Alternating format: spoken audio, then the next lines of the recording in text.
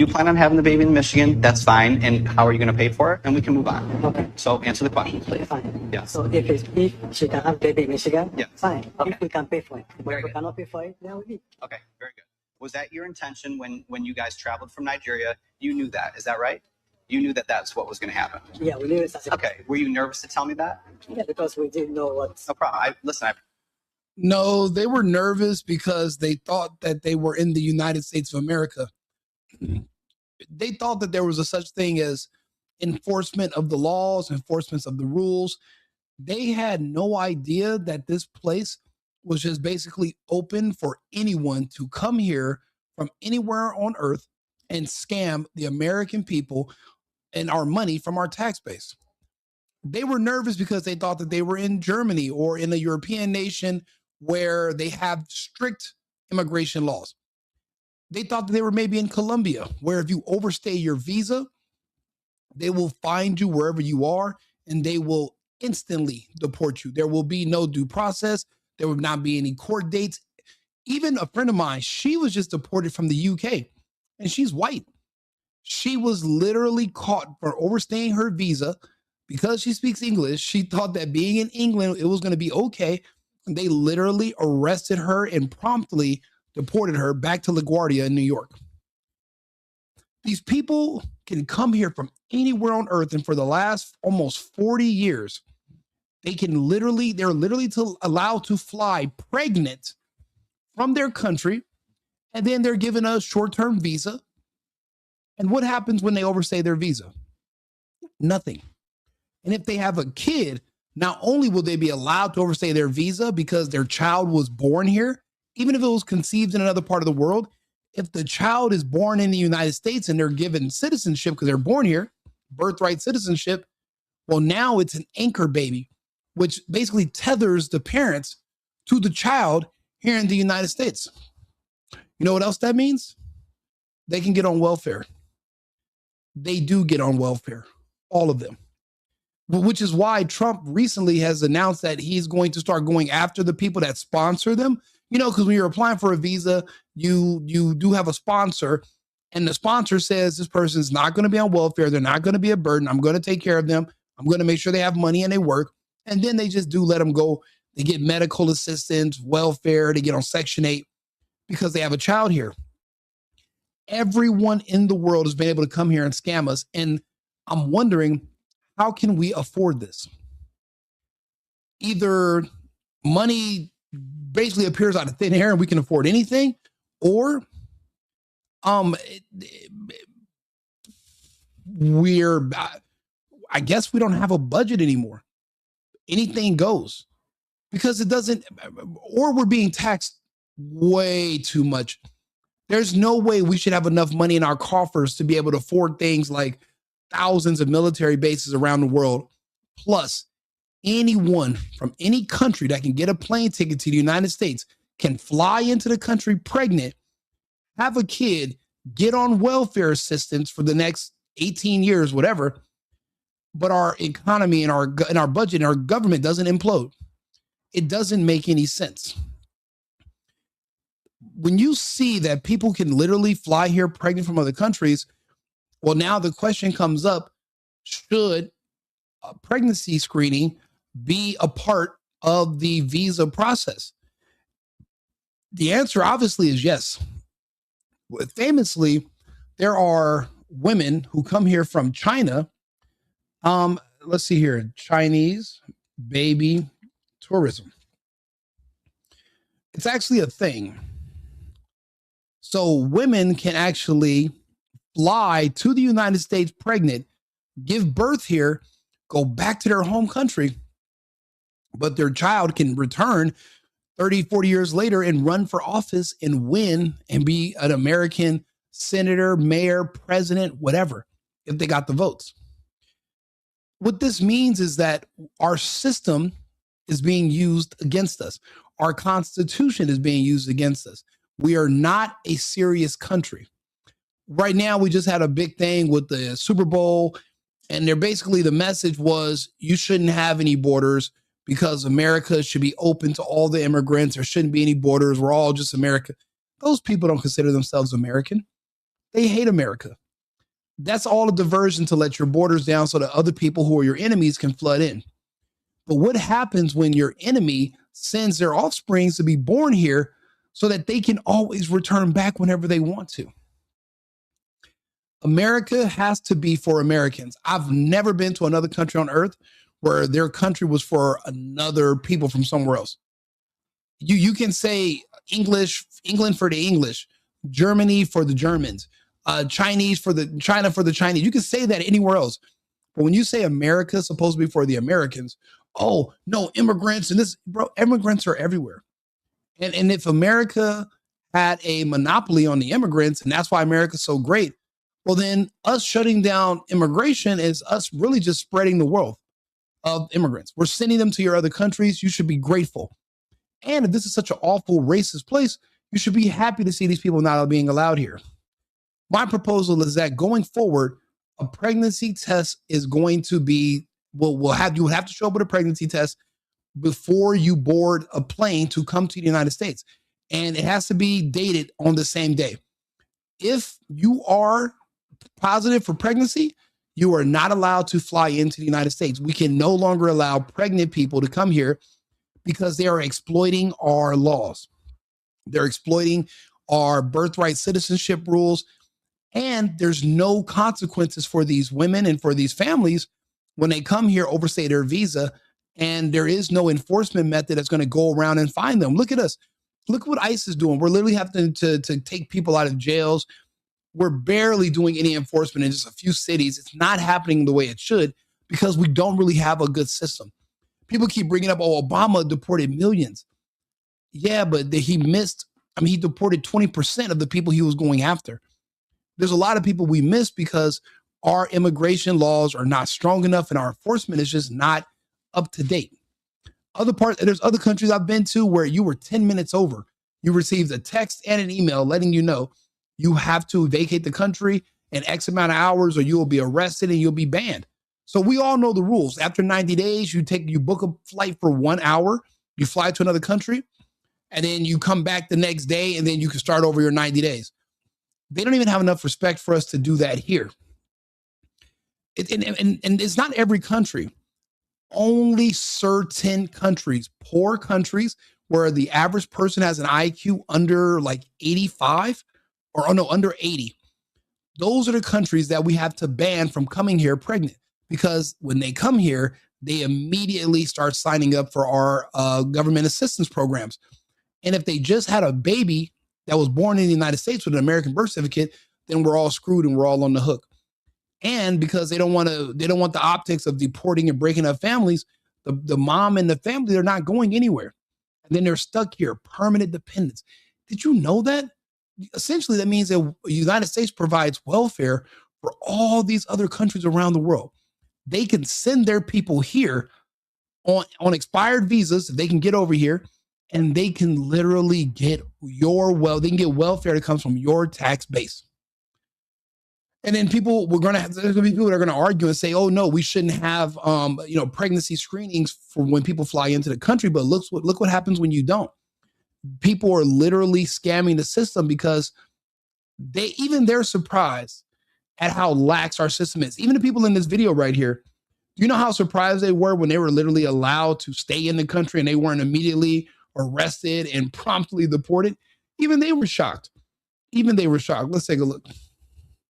Do you plan on having the baby in Michigan? That's fine. And how are you going to pay for it? And we can move on. Okay. So answer the question, please. Fine. Yes. So if she can have baby in Michigan, Yeah. fine. Okay. If we can pay for it. But Very if we good. cannot pay for it, then we leave. Okay, very good. Was that your intention when you guys traveled from Nigeria? You knew that. Is that right? You knew that that's what was going to happen. Nigeria is one of those nations that Trump is putting on the ban list where we're no longer going to be receiving visitors or immigrants from those countries at all because they have a history of exploiting our social services programs and actually using them against us. The fraud is not just daycares and setting up fake medical agencies.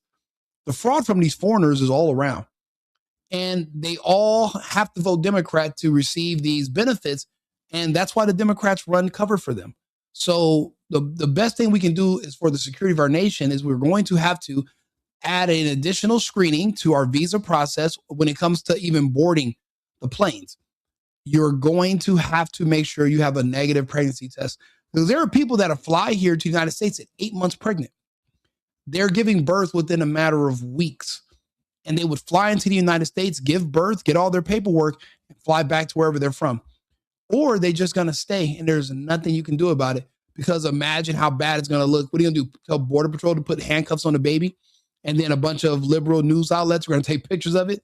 It's not going to work. And that's why nothing ever happens. We have way too much sympathy, which is unfortunate for us. Yeah, we knew it started. Okay. Were you nervous to tell me that? Yeah, because we didn't know what's No problem. Listen, I appreciate you telling me what the they're truth. gonna do with us. You know. We'll figure it out. Yeah. You know, we're going to move. We'll figure it the fuck. Are you kidding me?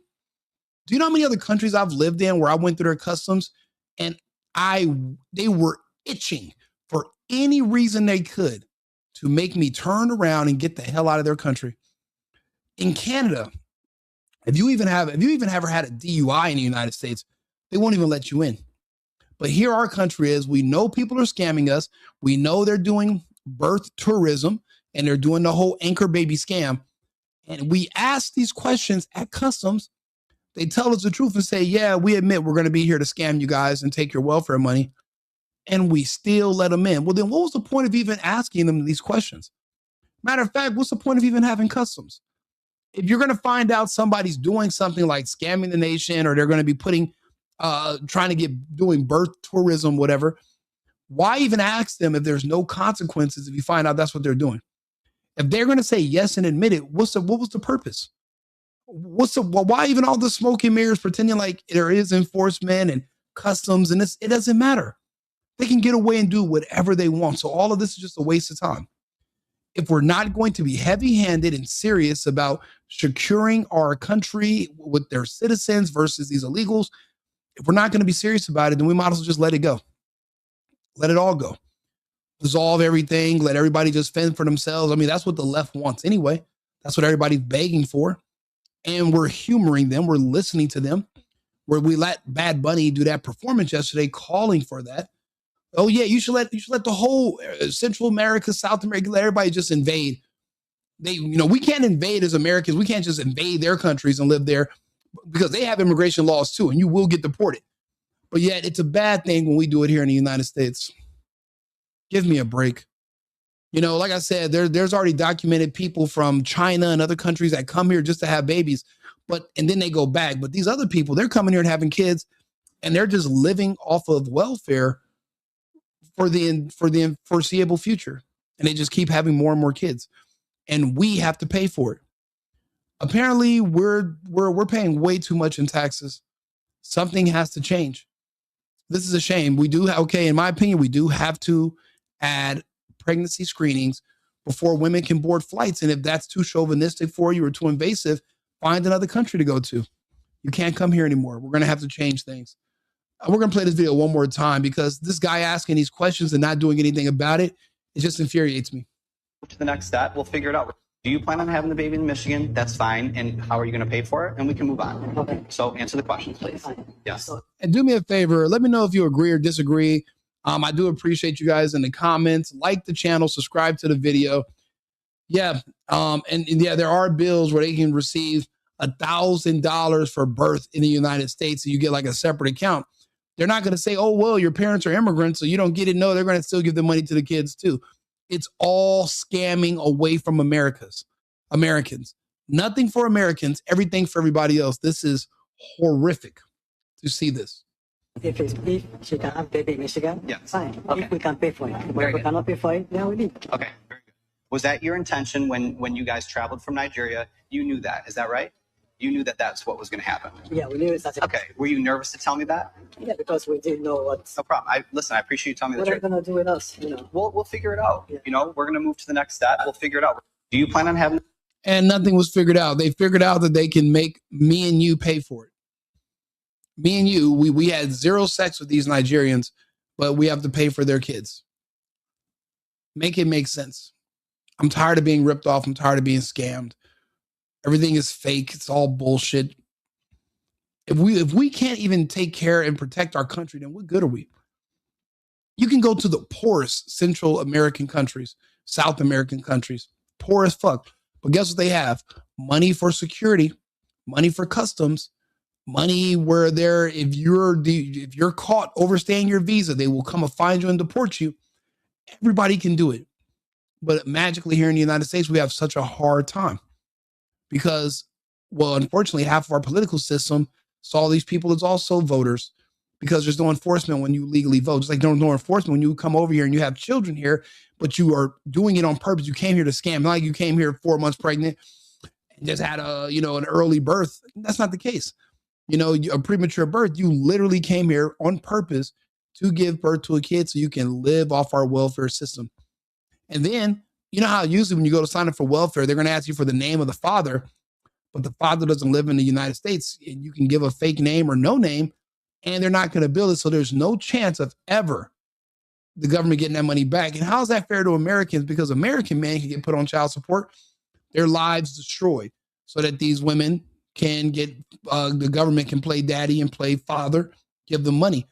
But these illegals are getting the same money, except there's no men held accountable. So we're not getting that money back ever, not even potentially. Everything's a scam, and it just hasn't been going in the favor of the Americans. So that's why we have to speak out against it and talk about it and have these conversations. It's just a shame. People can literally come here and just suck the blood out of our country and just take any and everything they want. And we have no recourse. We're not allowed to say anything against them. We have to just go along with it. How dare you fucking come over here, have children that you cannot afford just so that you can just kick your feet up and expect the rest of us to take care of you.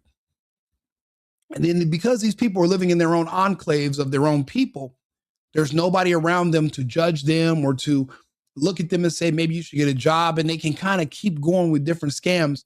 And that's why they don't integrate with our American communities, because, well, then we'll find out what they're doing, say something about it. We can knock their hustle off or, make them change what they're doing. But most of us had no idea. We're just now finding out how much they've been really ripping us off and scamming us all these years. And it's a shame because there's really nothing anyone can do about it. Like I said, what was the point of this guy even asking them these questions if he was going to just let them stay in the country anyway? Now I can see if you're like, hey, were you guys planning on having a baby here just so you can scam us? Stay right here. And immediately they're in lockup, and then we're finding a flight for them back home, and they're banned from the U.S. permanently. But no, because they just had a baby here in the United States, they're already planning on doing it. There's nothing anybody can do. Why is that? No other country has immigration laws that are this weak and lenient. We're the only country on earth. I mean, the UK, there's an invasion of Europe from Northern Africa and the Middle East. So their immigration laws are screwed, but the rest of the world doesn't play any of that. They're not open societies where you can just walk in and do whatever you want and take whatever you want and scam and take money from the people. You literally, you can't do it in other countries, but here it's like we're like a sucker born every day, and they just all happen to be American. It's embarrassing. It's embarrassing. And you know what? People say in Canada too, but I remember Canada used to have stricter immigration laws. If you had any kind of criminal record, they would let you fly in, but they wouldn't let you leave the airport. You'd have to get put on a flight and go back.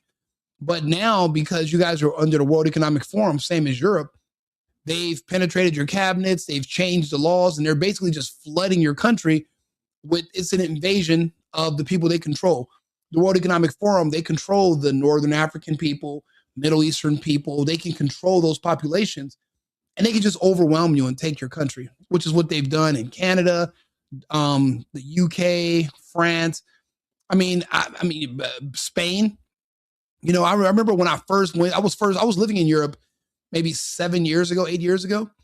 And I remember watching everything change. Like, I remember one day I was in Paris and I wake up and I'm watching TV, and everyone on the television show, it's a game show, everyone's white.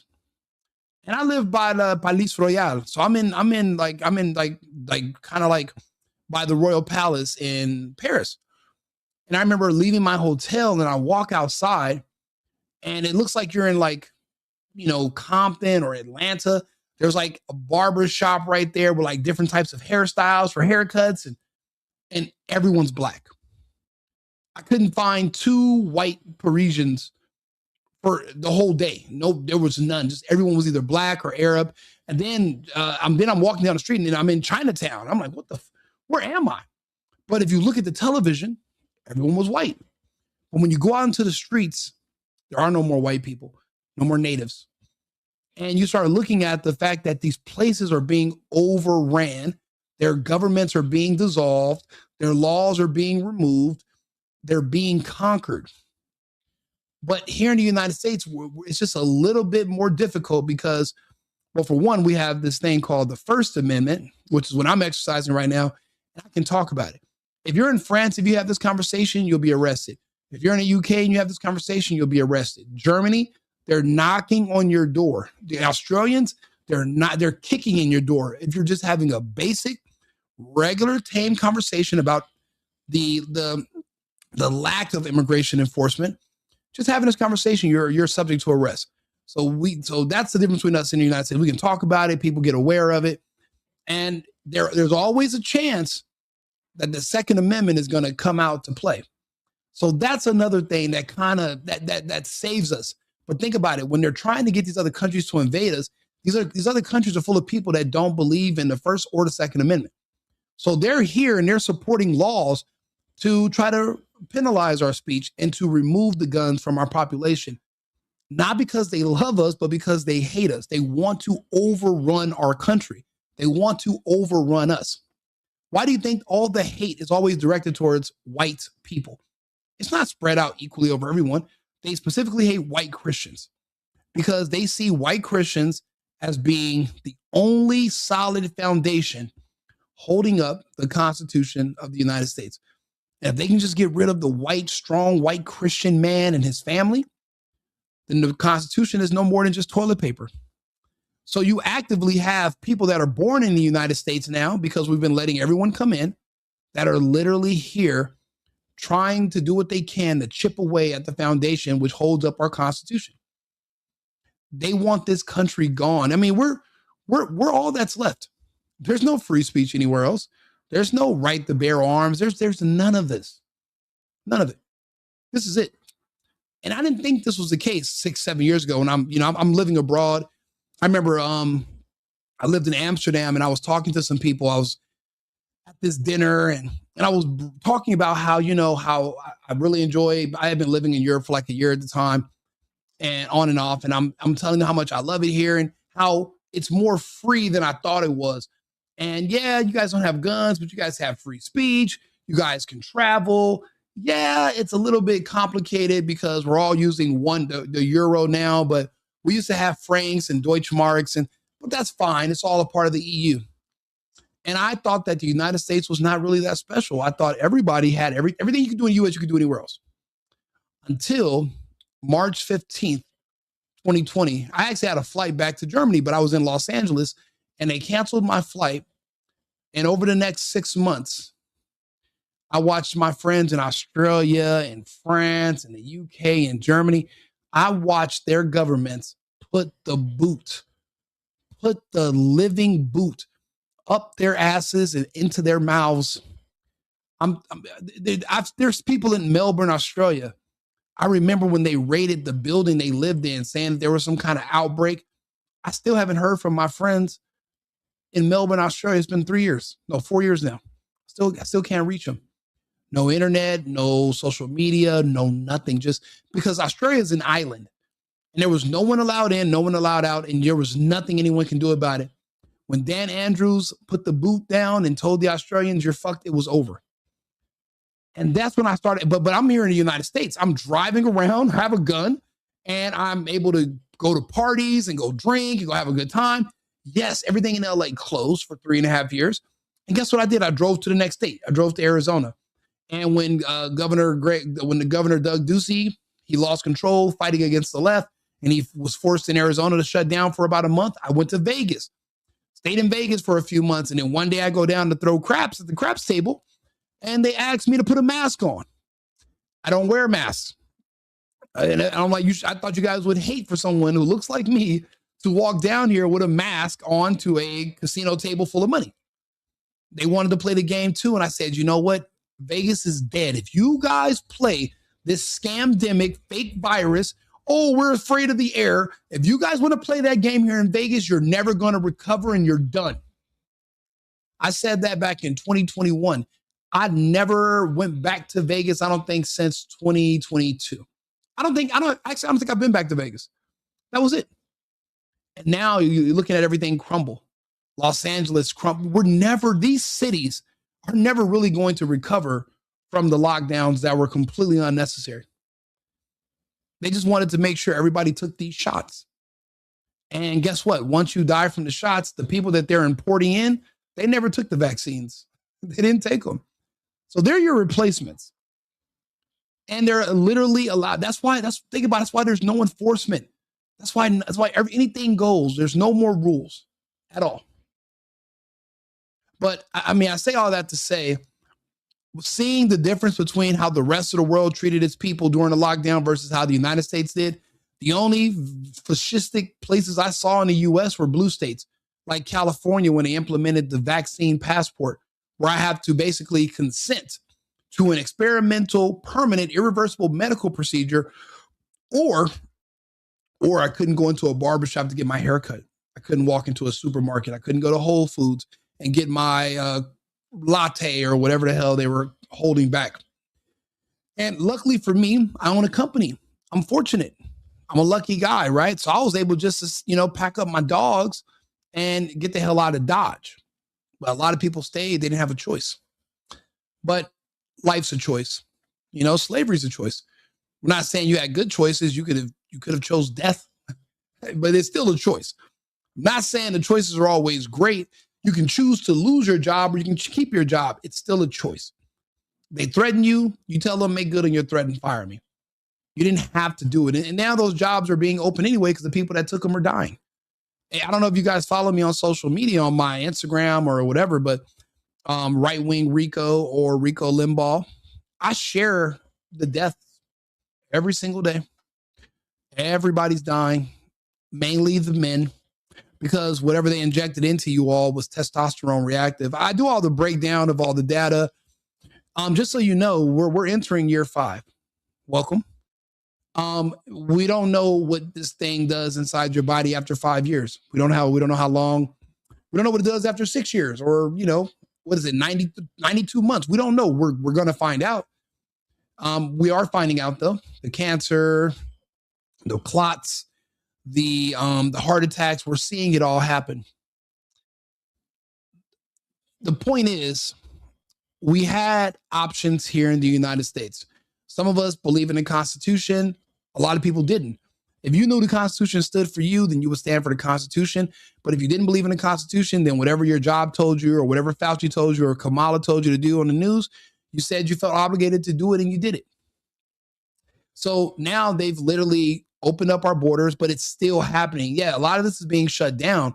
But if people are able to get a visa or get some kind of permission to come here because they have sponsors, even if they're saying they're going to visit, but they're pregnant and they give birth here, they're not leaving. They're not, and then they're going to consider themselves as being legally entitled to American money. Like you owe them, you're paying for them, you yourself. They're not even helping you with your own family, but you're going to pay for other people's families that you didn't have any of the benefit of creating. None of the fun part, but all the responsibility, which in my opinion is a scam. We're going to have to implement pregnancy tests on these. It's not just for the visa part because you got to apply for your visa in advance. I'm talking about where they're going to have to do a pregnancy screening for women the day before their flight boards. But even then, I mean, you can still get pregnant the night of. I mean, they might have a way to get, everybody's going to figure out a way to scam us. My thing is, at least you're not 4 or 5 months pregnant when you are getting on the plane to come here. Because as of now, you could be 8.5 months pregnant. And if you fly in and land and you give birth at a terminal, that's an American kid that you have to give money to. And they've completely scammed us. Completely. Well, yeah. Canada is under the British. Yes, Canada is still under the Commonwealth. You guys still seeing God bless the King of, what was it, King Charles right now? King, wherever the hell that guy, the guy who says he's from Transylvania, he's a descendant of Vlad the Impaler. You guys still have to worship him. The Australians do too. All of these Commonwealth countries do. And people don't really realize that Germany and France also formerly of the Commonwealth. So they're all still under the crown. Here in the United States, we thought we had independence, but we don't. It's still ran by oligarchs, and we are literally kind of still going along with the rule of the crown. But a lot of Americans are pushing back against it. But as you can see, there's a lot of turmoil here right now. The point, but because everyone hates what Trump is doing, which is securing the country. This is happening a lot, but it's happening a lot less now. But we can't let it start up again once Trump's not in office, which kind of seems like what they're trying to plan on doing. And we're going to have to stop them from doing that. You guys don't all seen God Bless the King? I don't know. I've seen it. I've seen you guys sing it at your award ceremonies, at your sports games. And you guys do actually sing. You might not personally sing it, but as a country, you guys still sing God Bless the King.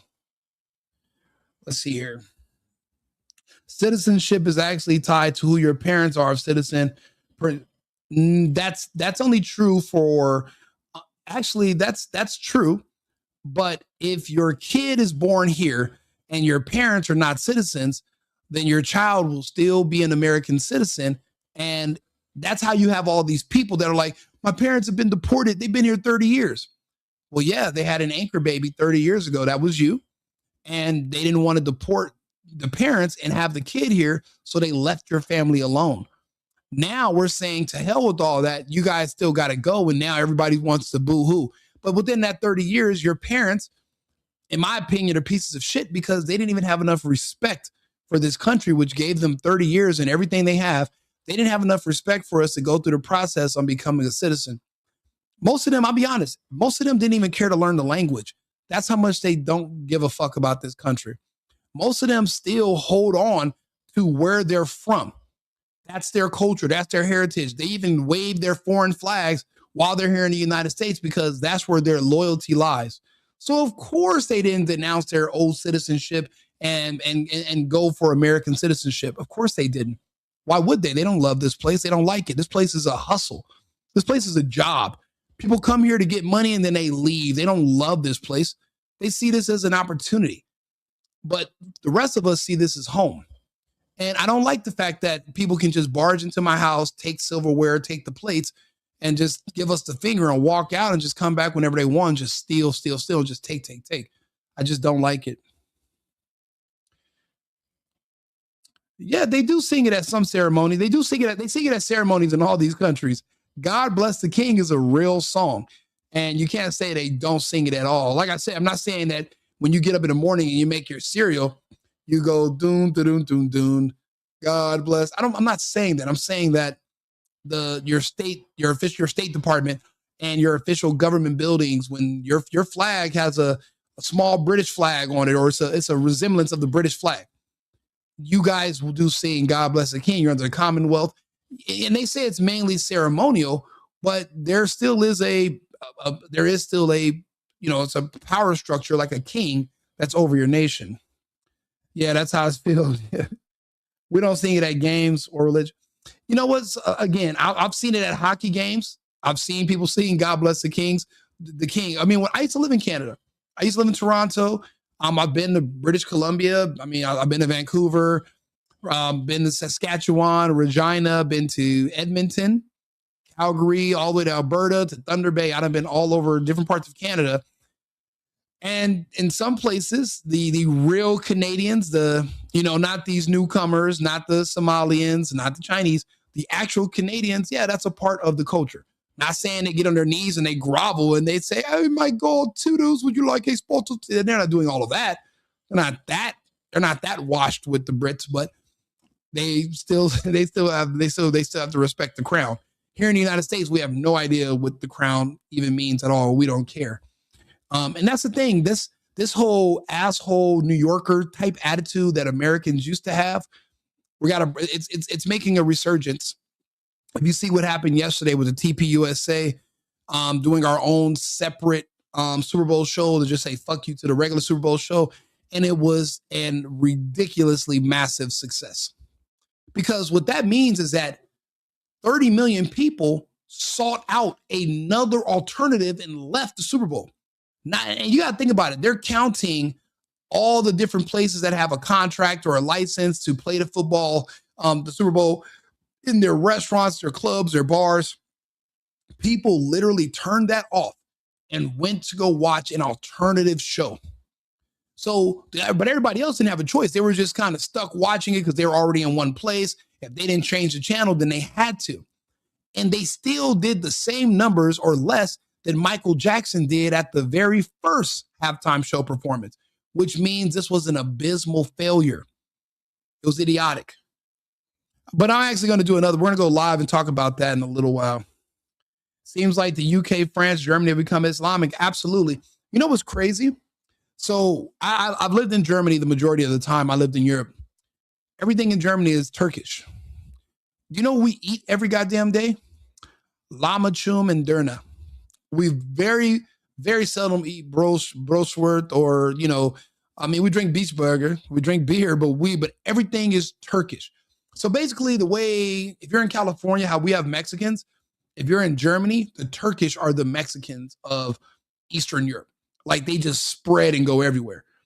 And then these countries just pretty much overran. Like it's kind of like in the United States in our Southwest. You walk into a classroom, it's 90% people who are ethnics, and then maybe 10%, 5% are just actual like German or French or white children. Everyone else is just being replaced. But we're not supposed to notice the great replacement theory. And then we wonder why all of our systems are failing. Historically, when you allow these ethnics to move into your country, look where they came from. Are their countries very successful and well off due to how amazing they're being managed? No. So you're letting the people who can't manage where they're from come here, take over and try to manage you. It's a poor idea, but that's why I tell people diversity is a weakness. It's not a strength. When you want to implement diversity, that's when you want to break down a company, not when you want a company to be stronger. Because if you want it to be stronger, it'd be based off of merit and experience and expertise. It wouldn't be based off of diversity quotas.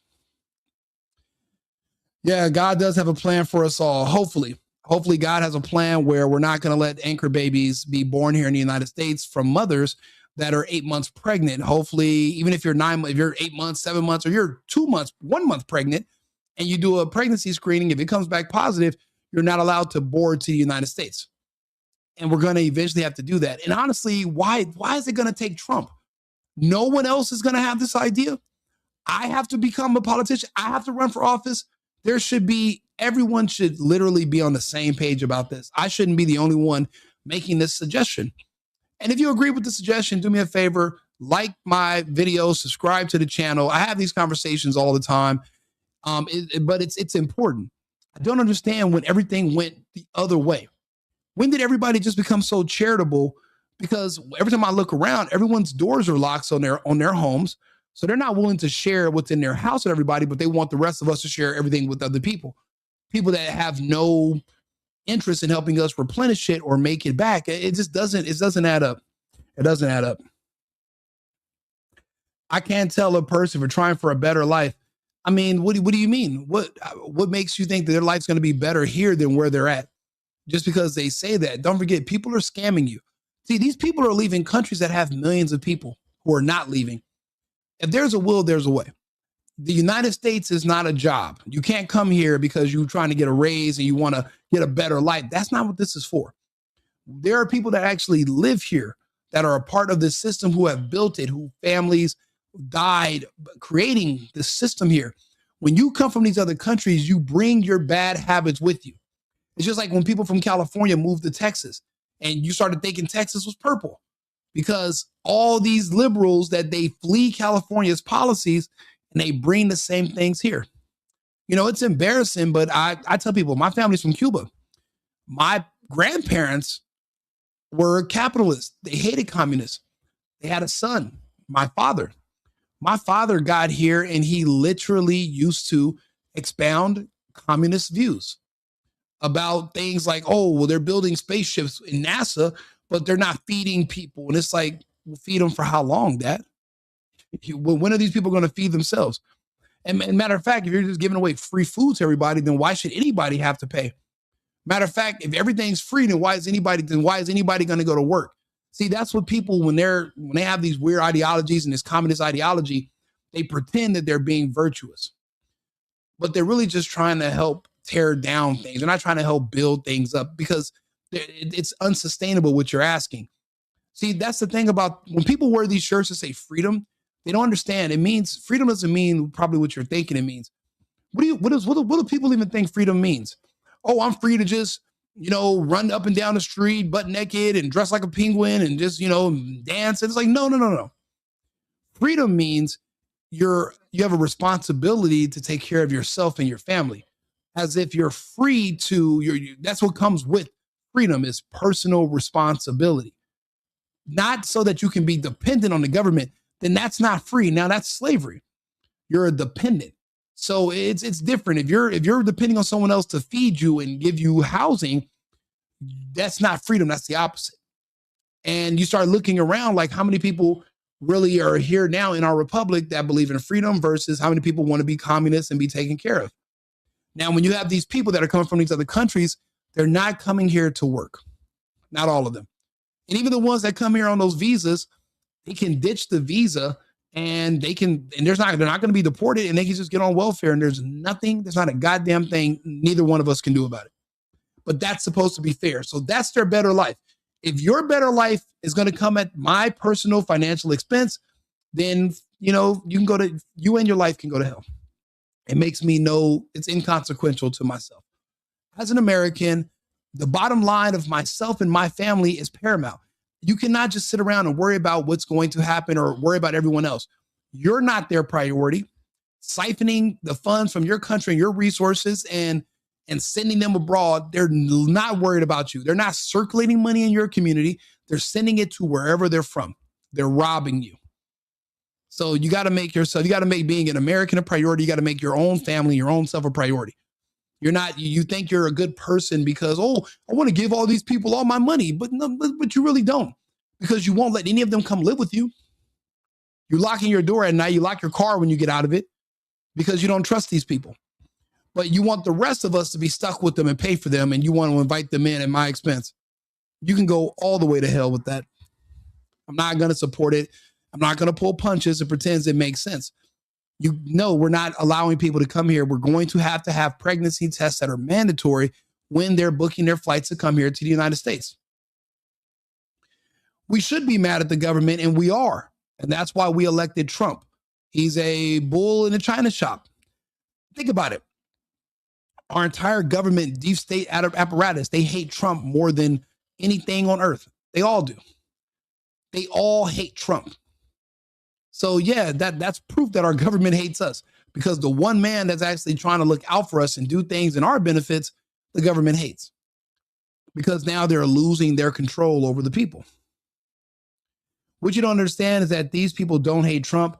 They don't hate ICE. They hate God, and they want no law, no rules, no moral compass. Tony Kaiser, you are absolutely correct. I was telling somebody that I had someone who was black on the show, and we were talking, and I was asking them, it was a trick question, but I wanted to see what he was going to say. I said, so, what immigration laws do you not like? And he was like, I don't like any immigration laws. And I was like, okay, cool. What other non-immigration laws don't you like? And he actually said it, and this is a question no one ever asks anyone who's black.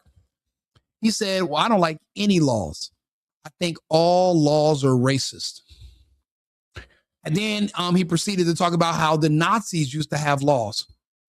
And I was like, so you mean to tell me this is the hill you want to die on, is that any country that has laws and law enforcement, and they actually have a system of rules and how things go. So every country is racist and a remnant of the Nazi regime, the Third Reich, just because they have laws and rules that they enforce. So if you go to Singapore and you get arrested, they're Nazis. You go to Japan and you get arrested, they're Nazis. So all laws are bad. And what they were saying is that not around the world, but just in America, there should be no laws, no borders, and everyone here should have all their money taken away from them and divided up and given to black people. And I was shocked when they said this, but then I wasn't. See, I know black people. I've been around them my whole life. I can pass for a black person. I listen to what they say. This is not new. This is new to you. because you don't know any. You never talked to one. I've talked to them before. And I've heard this crazy shit over the years, and I didn't know how widespread this mass formation psychosis was, but they don't believe in any laws. They don't believe in anything. They want lawlessness. They want no rules. They don't want any jails. They want, no matter what your crimes, you should not be prosecuted. The only person they want to see that go to jail and be prosecuted for any crimes ever is Trump. Nobody else. All lawlessness. And then you start thinking, okay, let's look at Africa. Kind of sounds a lot like some parts of Africa. And it's just like, you can't have certain cultures involved in your government. Look what happens when you elect them as mayors and governors and sheriffs. Look what this sheriff said. Look what this black sheriff said. Yes, 2 days ago. Like, check this out. Branch of government do you operate under? Mecklenburg County. What branch of government do you operate under, Sheriff? Constitution of the United States. Correct. That is what establishes the branches of government. I'm asking which branch you fall under. Mecklenburg County. Are you aware how many branches of government there are? No. For the sake of debate, I will move on and say there are 3 branches of government: legislative, executive, judicial. Of those 3, which do you? And look at that bald coon. He's just sitting there and he has no idea. He doesn't have no idea how many branches of government there are. He's only there because of how he looks.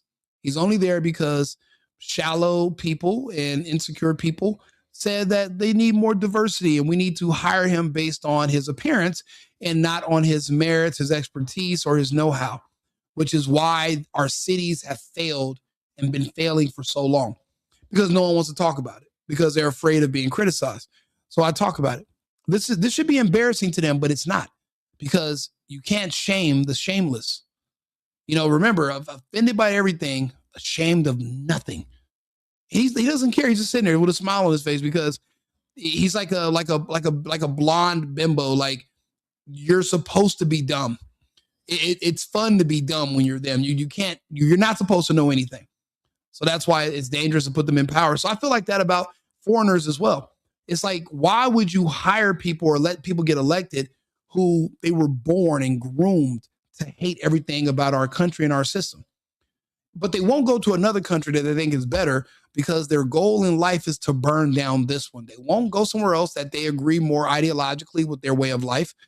No, they want to stay here and torture us and basically destroy everything that we've built. And that's where you have the clash. That's where it is. But keep listening. I believe you fall under. I believe I fall under the last one, judicial. You are incorrect, sir. You fall under the executive. Yeah, bro. And then look, it even gets worse. You think that's it? That's not. Take a listen. Before we even get appearances, Mr. Thompson, I'm gonna need you to be respectful. I ain't doing nothing. Well, it's fine. Okay. What? You can say that now to a judge, but only if you're black. You can't say that to a judge if you're any other race. They'll hold you in contempt. But if you're black and the judge is black, you have action. That's fine. This is how the final sentencing for Christopher Earl Thompson began. Thompson convicted in December of robbery, kidnapping, sodomy, and sexual abuse for the 2023 attack on a woman he did not know. Now, for them and their culture, that's like the ones who are now pretending to attack me with words. You can't hurt somebody like me with words, but go for it.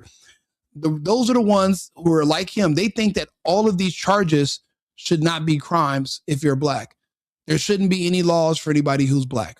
Because of Jim Crow and because of stories about slavery written by a man who was convicted for fraud named Alex Haley, they think that they are owed the privilege of being able to commit crimes or for any crimes at all. And no, there's no punishment.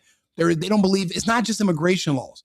They don't believe that kidnapping should be a crime. Rape, robbing, murder, which is why that's all you see throughout that community every single day.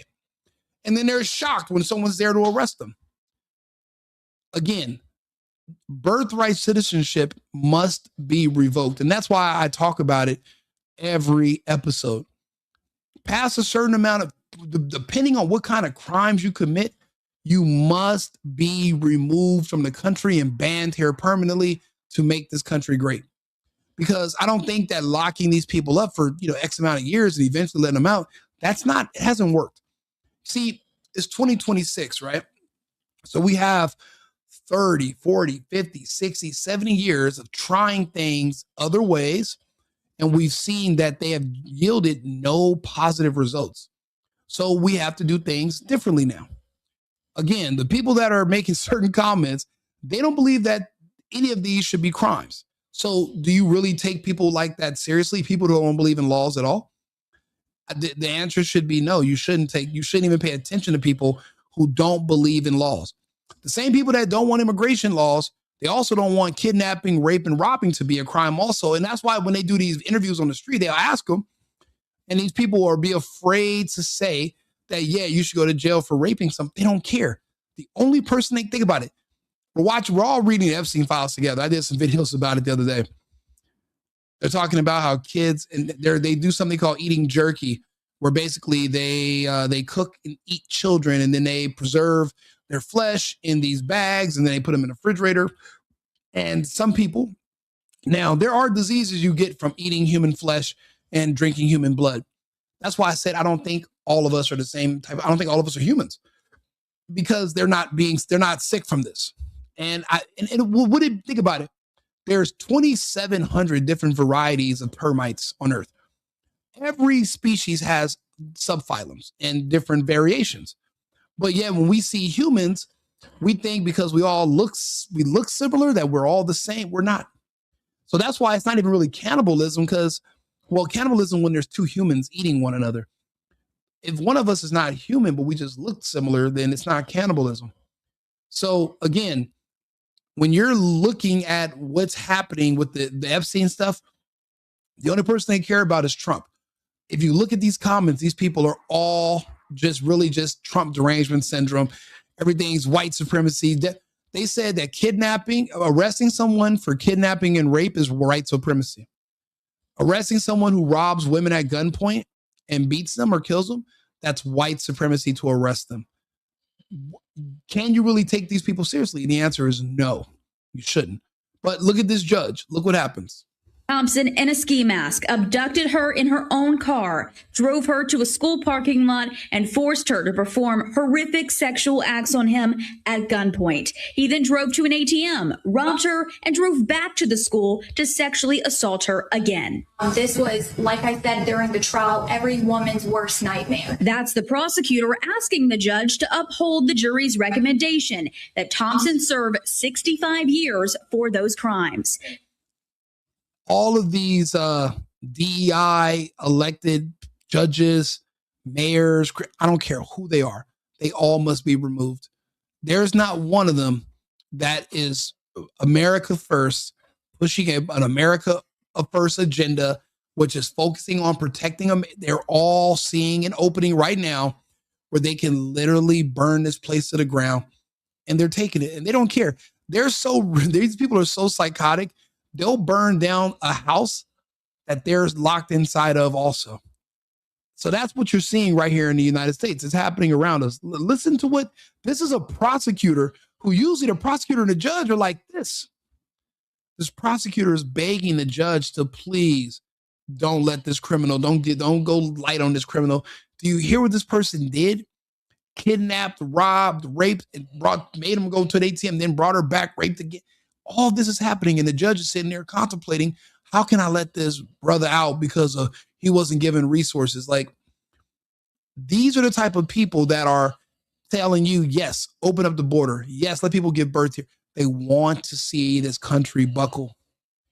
We're holding on by a thread. The only thing we're holding on by is the First and the Second Amendments. That's it. See, these people are scared of those.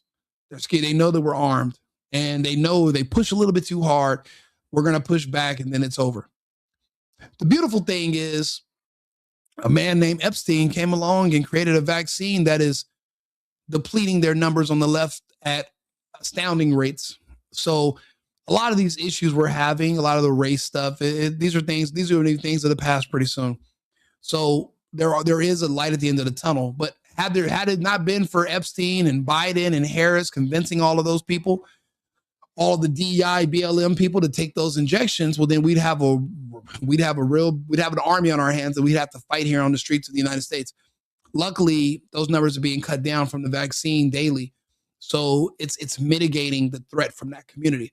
So now you're just going to really just see them, making comments and saying stuff, but they're really kind of like toothless tigers at a certain point. But the fact is, if they had the numbers and they could, they would. But let's go back to this judge so you can see who are these people that are saying let's let all these other people in and destroy our society.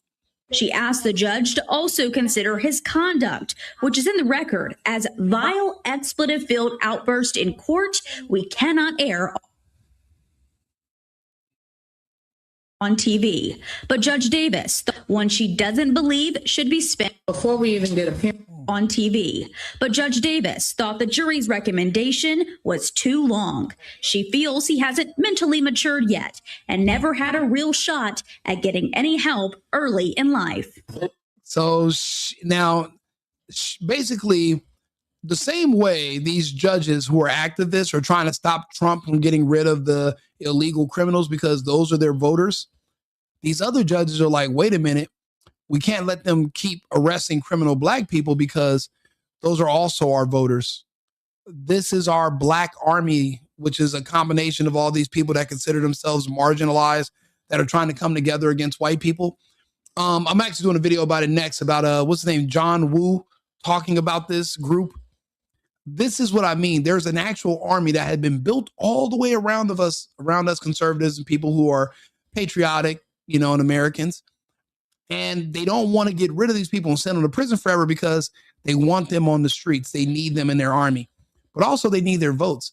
And the more of them that keep getting convicted, and then the more that are dying and the ones being deported, there's not going to be any more Democrat voters pretty soon. So they're trying to do, she's doing the numbers. She's doing the math. She's probably doing 30 violent black convictions per day. And she's thinking to herself, I'm not going to have any voters left. Because it's not like these people are having children and getting pregnant anymore. That's abortion is the name of the game in the culture. So they're having a really hard time. See, the illegals were supposed to replace the blacks. Now you're not going to have your illegal votes no more. And if I get my way and we start doing pregnancy screenings before people can board to come to the United States, well, then this country will be a Christian conservative nation indefinitely. There won't be a left to oppose and say, yo, we would really like more gay kids. We really want to see gay and trans kids. We want to see that. There will be nobody dumb enough or ridiculous enough to scream that out loud like Gavin Newsom did. No one's going to say that. So this country is getting back on track, but I bring up these topics to show you the bullets that we dodged. So let's finish listening. If you were to come in here and instead of being hurt and angry, which is what this court hears, right, as a 20-year-old African-American male that has been, experienced this society, etc., and you would show that, yes, okay, this is the situation. This is who. This shows you that they'll let anybody become a judge based on if you're gay, if you're a woman, if you're black. They'll let anybody become a judge because they know you're gay, you're a woman, you're black. You're on the left because you don't believe in family, you don't believe in children, you hate the country, you blame the country for your student loans because you couldn't get a job with your African American studies and your liberal arts degree. So you blame white people. And they're like, you know what? She'd make a perfect judge. Why do you think how are you 13? Well, you were 13%. Now you're 9% of the population, but you're like 80% of the judges you see on TV. Like, it doesn't make any sense because it's all being done on purpose. So these are the people that we're up against. Well, we were up against. They're not lasting much longer thanks to Epstein's research and the vaccine. But it could have been worse. I don't want to be this person anymore. I don't want to be in jail for forever. Thompson repeatedly stated he did not care, not about his sentence, the victim, or her family. But Judge Davis emphasized she's the one that holds the pen, and regardless of what the media may think, she applies the law. To her, 65 years was an extremely long time. As she puts it, somebody who's raping and robbing women, why do you even have an outdate life? But see, do you know how much money that costs per year? We did the numbers on one of my other episodes. It was like 100 and something thousand a year for 3 meals a day and your housing, your medical for the rest of your life. It would make more sense to just literally deport you to another country in another part of the world and let them deal with you. We would give an annual budget to these nations, and they would use that to kind of, feed some of these people temporarily. But after that, you'd be on your own. You would just be banned from coming here to the United States. People forget how special this country is, and they try to pretend like it's like everywhere else, like I used to. But once it becomes impossible to get here because it's extremely elite to be here, then people will not take this land and this way of life and this country for granted the way they do. People talk about this country like they can just go back to Africa and it'll be just like over here. They can just go back to Mexico and it's just like, they're lying. This place is special. This place is different.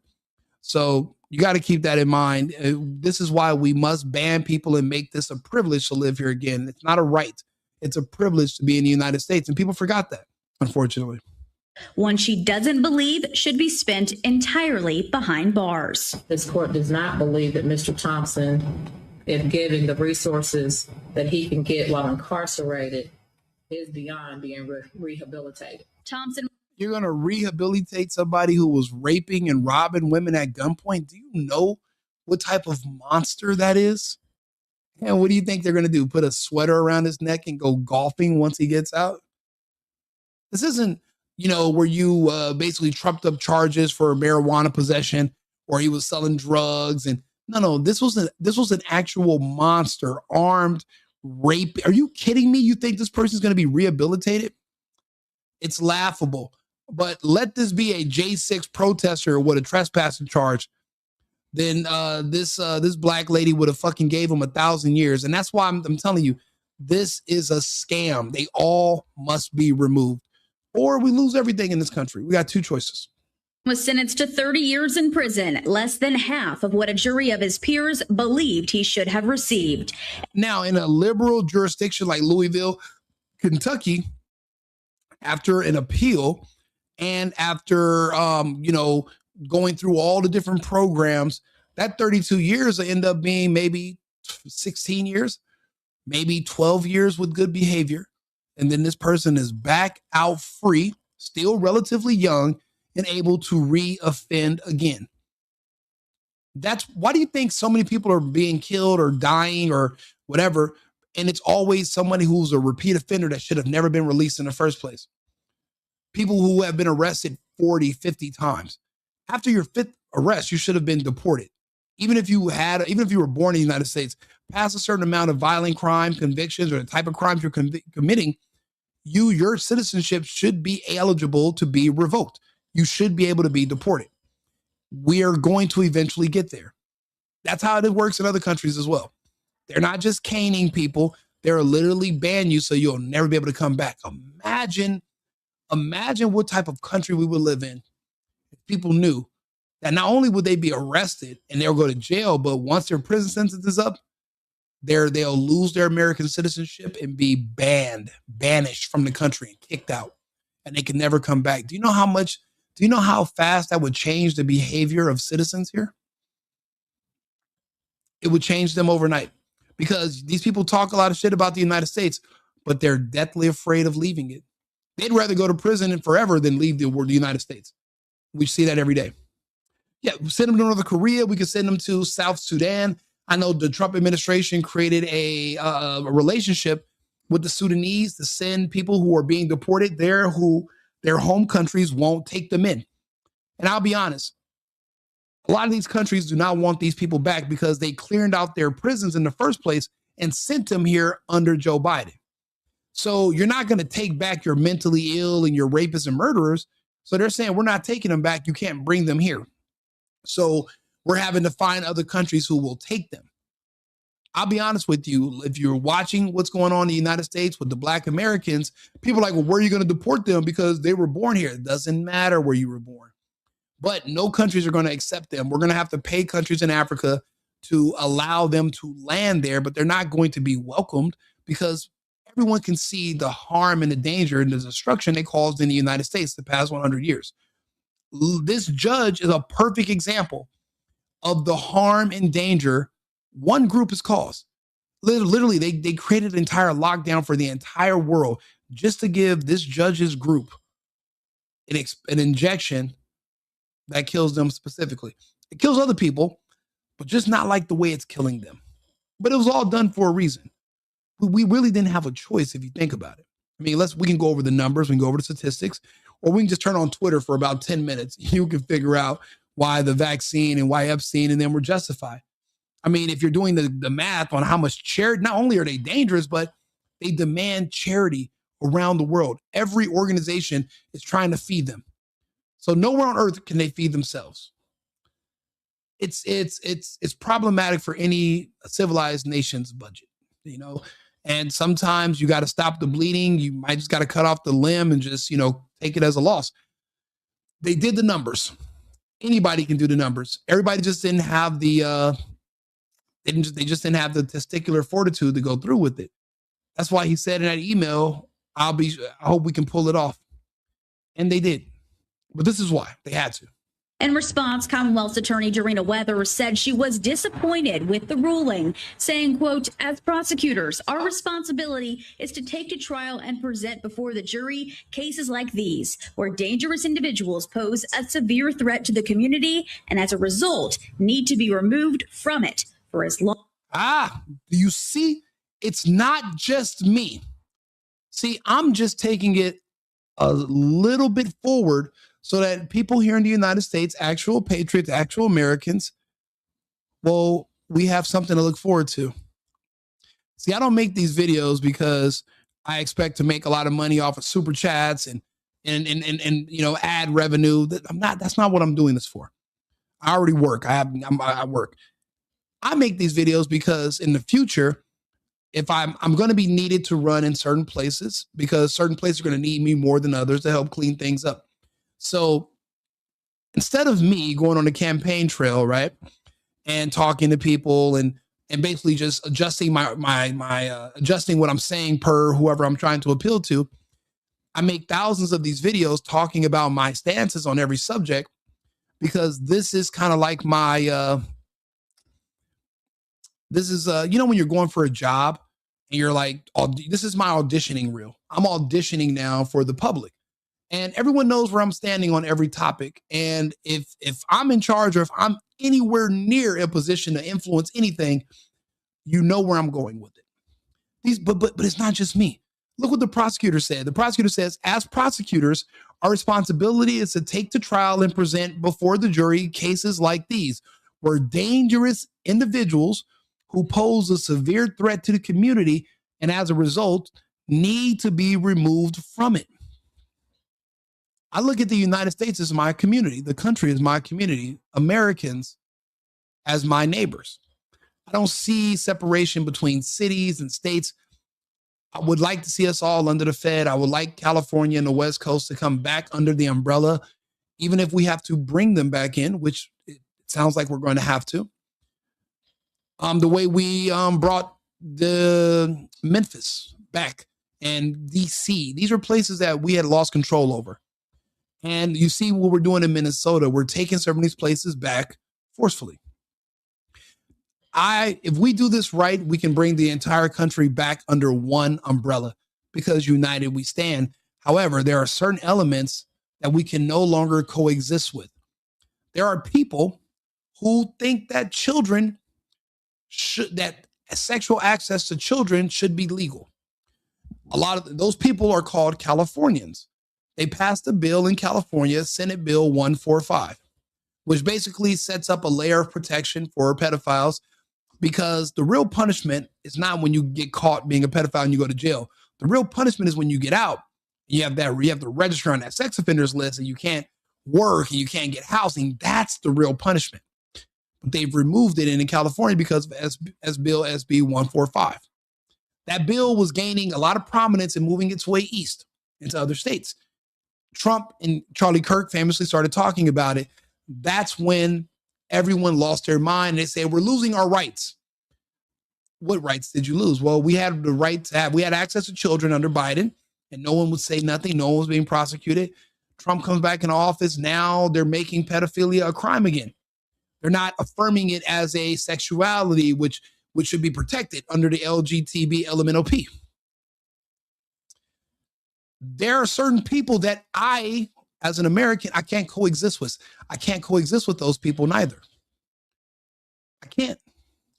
Those two communities, there is no coexisting with them.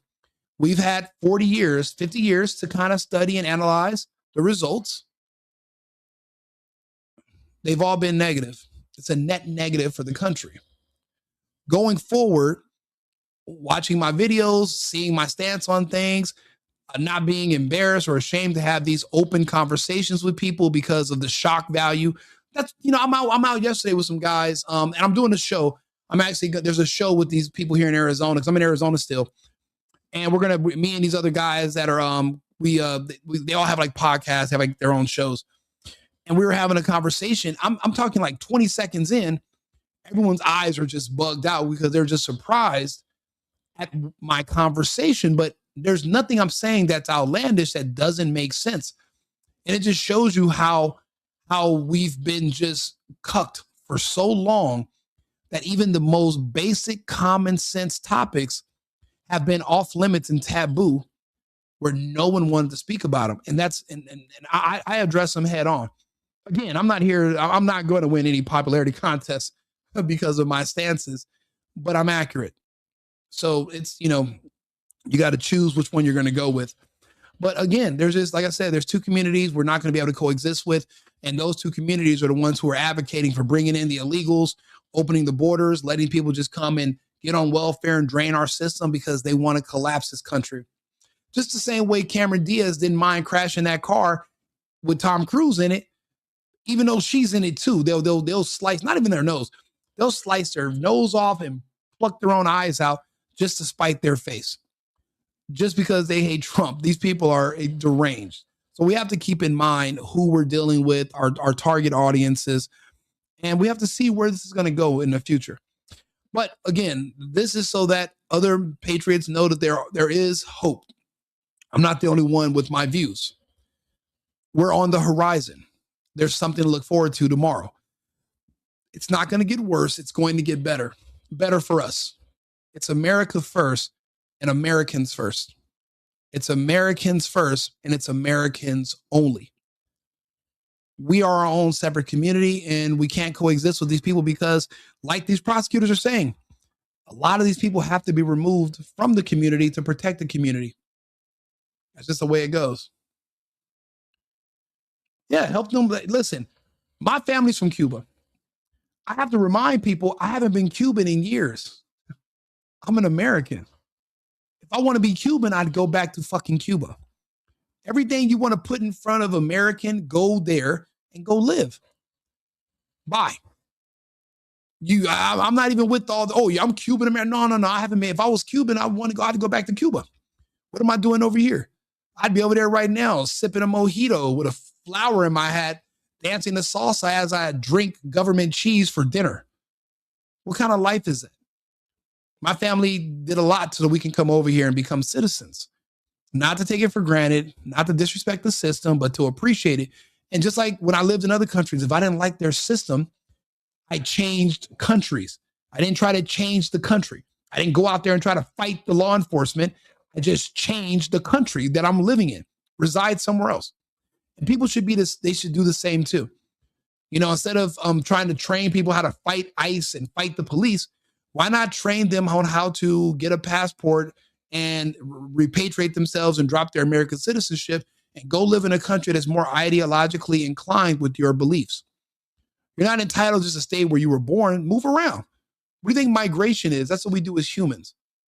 If a lake that we lived on dried up 500 years ago, would we just stay there for the next 100 years talking about how there used to be a great lake here and now it's dry and we're starving?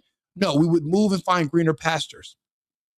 You don't got to die in the streets of Minnesota fighting against our laws. Just leave. Go somewhere else. Good luck.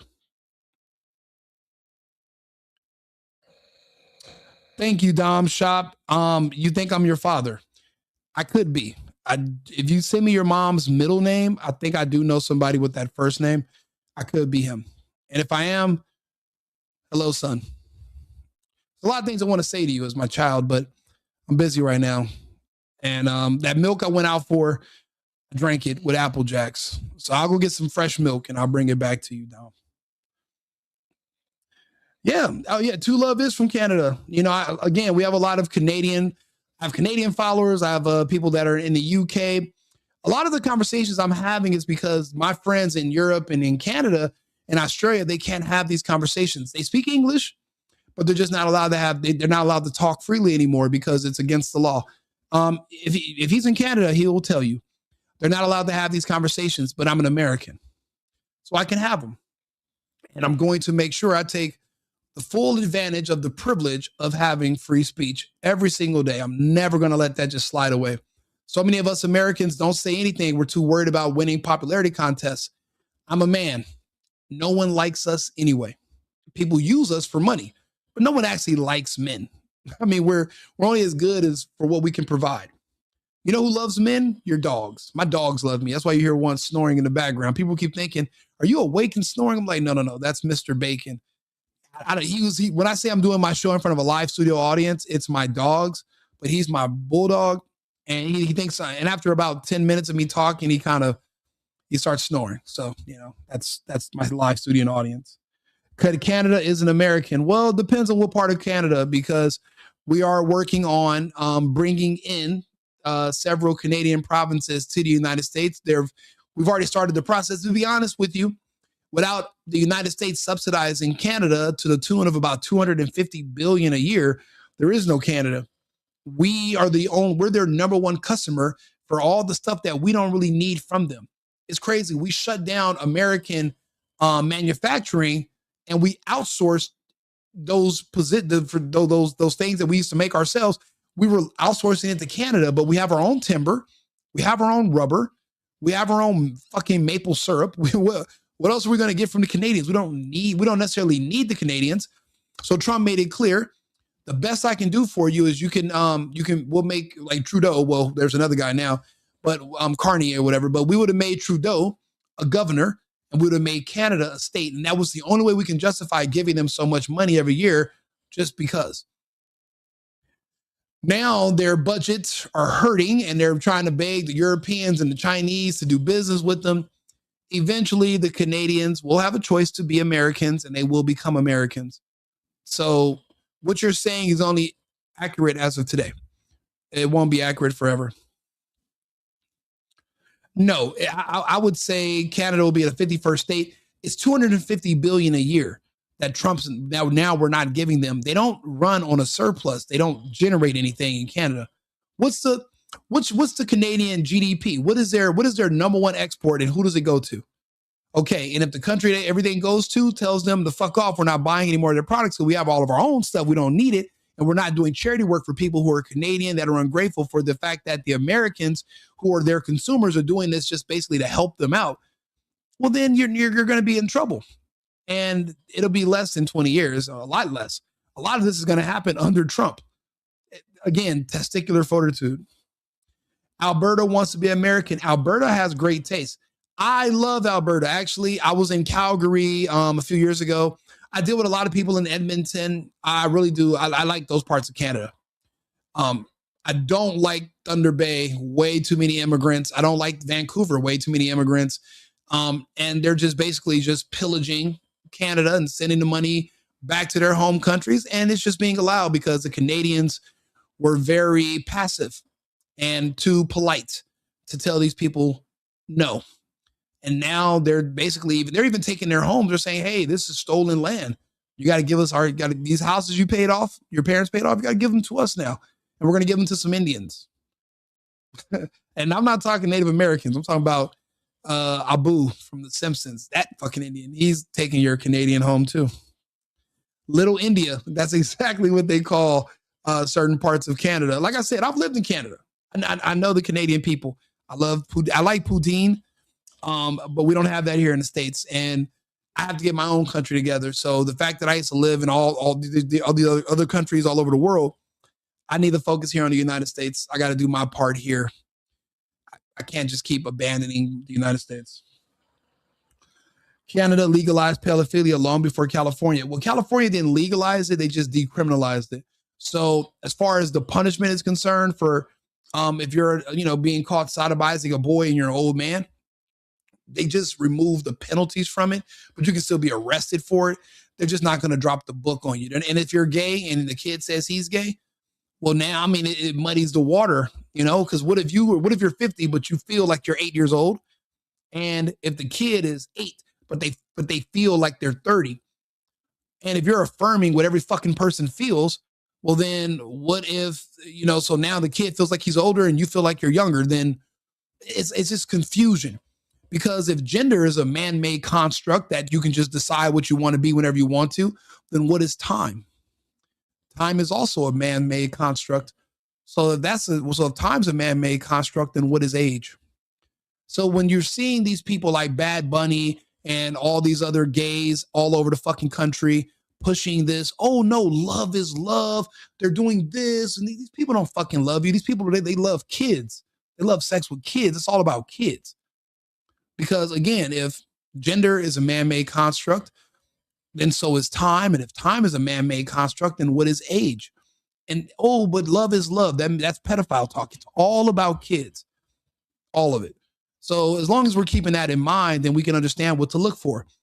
And like I said, we're looking at all the Epstein drops. People keep talking and calling Trump a pedophile, but your state just legalized, it decriminalized pedophilia. So are you trying to call Trump a pedophile as a compliment or as an insult? Because you love pedophiles in your state, but you're just mad when it comes to Trump. You're not worried about the other pedophiles in the Epstein files, or that they eat children and they call them jerky and they have these pizza parties, and you don't care about any of that. You just care about Trump. You're a mentally retarded person.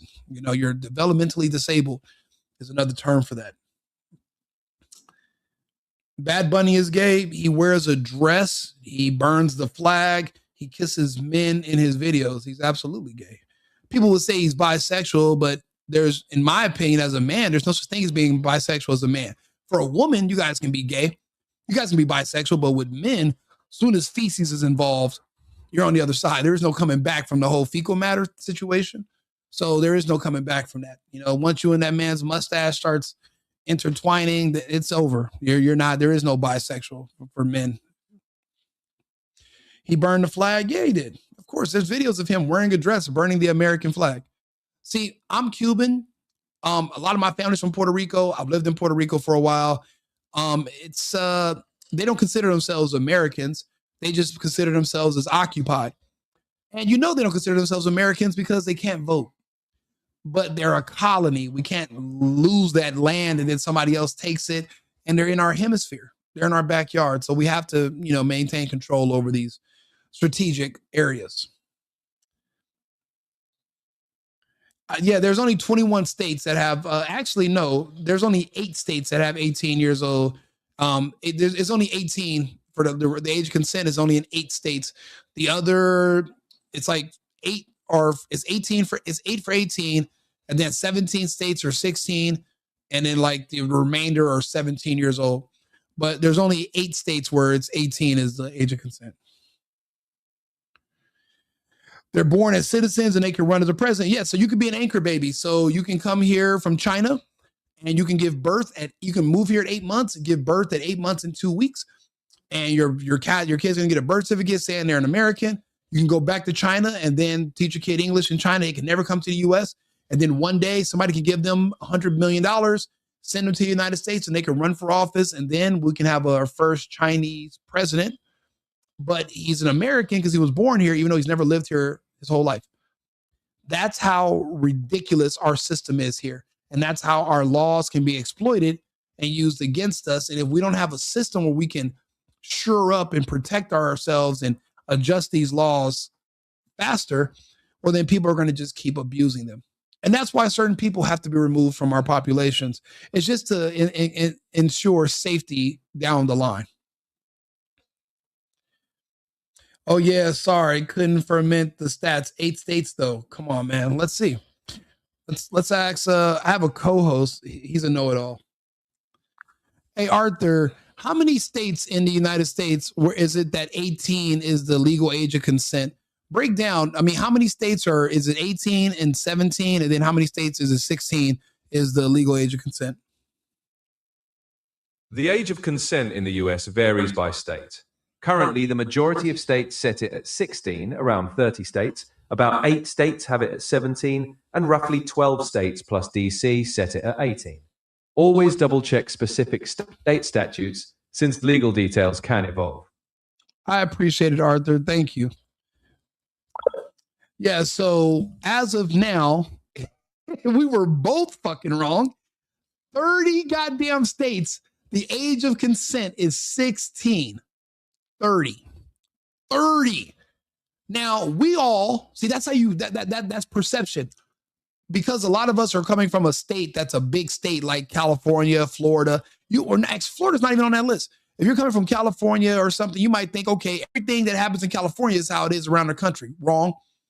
The legal age of consent in California is 18, but the 30 other states, it's only 16. So we're all able to learn this together. Hey, what you said are the most base level of common sense opinions. Being jaw-dropping epitomizes my life, bro. Can't talk about it much. If anything's getting the... Hey, Legendary, I appreciate you. Thank you very much for the super chat. You know what? Again, my speech is not popular speech, but this is the speech that needs to be protected. Anybody can get on here and just say what they think everybody wants to hear. Having these conversations about what's going to be best for the future, because, well, we're the ones that are going to be the ones having kids. The left, the gays, black people, they're not having kids. They don't have families. They're not worried about the future. They want to destroy things in today. We're trying to preserve things for tomorrow so that our kids can live in a world that even remotely resembles the paradise we took for granted in the 90s and the 2000s. Like, there's a lot of stuff that people don't remember that we were fortunate enough to be alive for. And we wish our kids can grow up but in those worlds. But, well, we can't even send our kids to school without worrying about a teacher trying to fuck them and convince them not to tell their parents about what they're doing with them at these schools.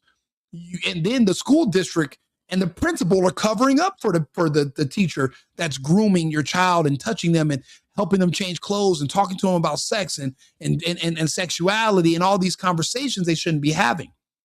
All this is happening around us. No one wants to talk about it because everyone's afraid of being called some kind of ist or ism. And I don't give two shits. Again, being an American, being a man, I'm not used to anybody liking me anyway. Nobody likes us.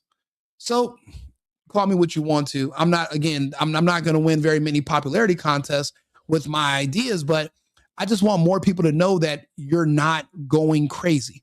You're not crazy. This is really what's happening. You're the sane one. The common sense is not common anymore. It's going to take us having these conversations, long form, like we're doing tonight, talking to each other in the chat. It's going to take conversations like this to bring back that moral compass and to properly calibrate it.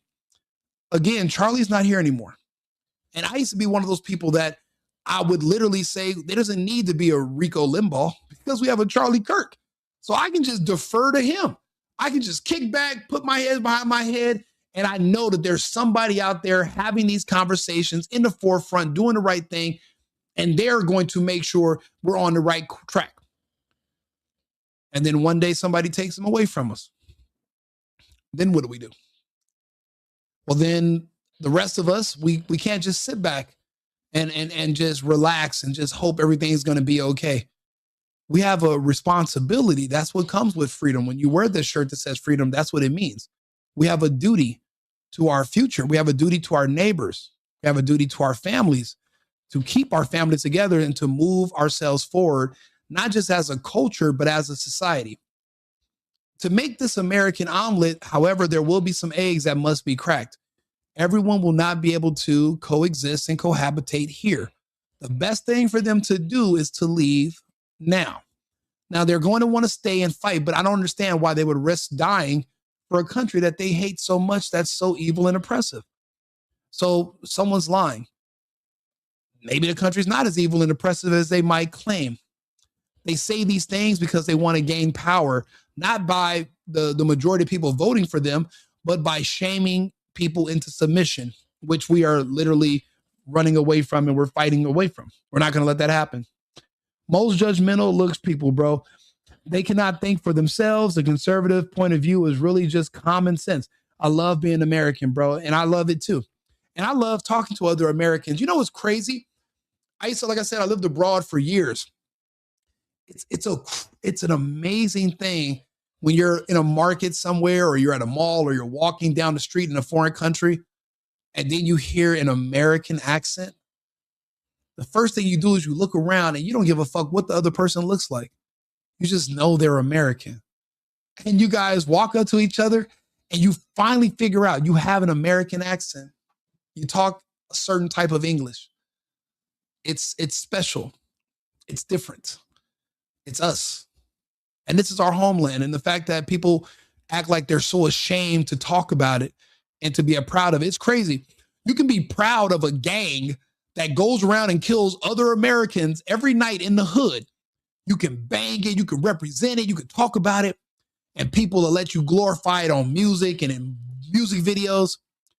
But if you come out and say, I'm proud of the country that these gangs exist in, I'm proud of the country as a whole, I love my flag, I love my president, now it's a crime against humanity, right? It just shows you how twisted things are.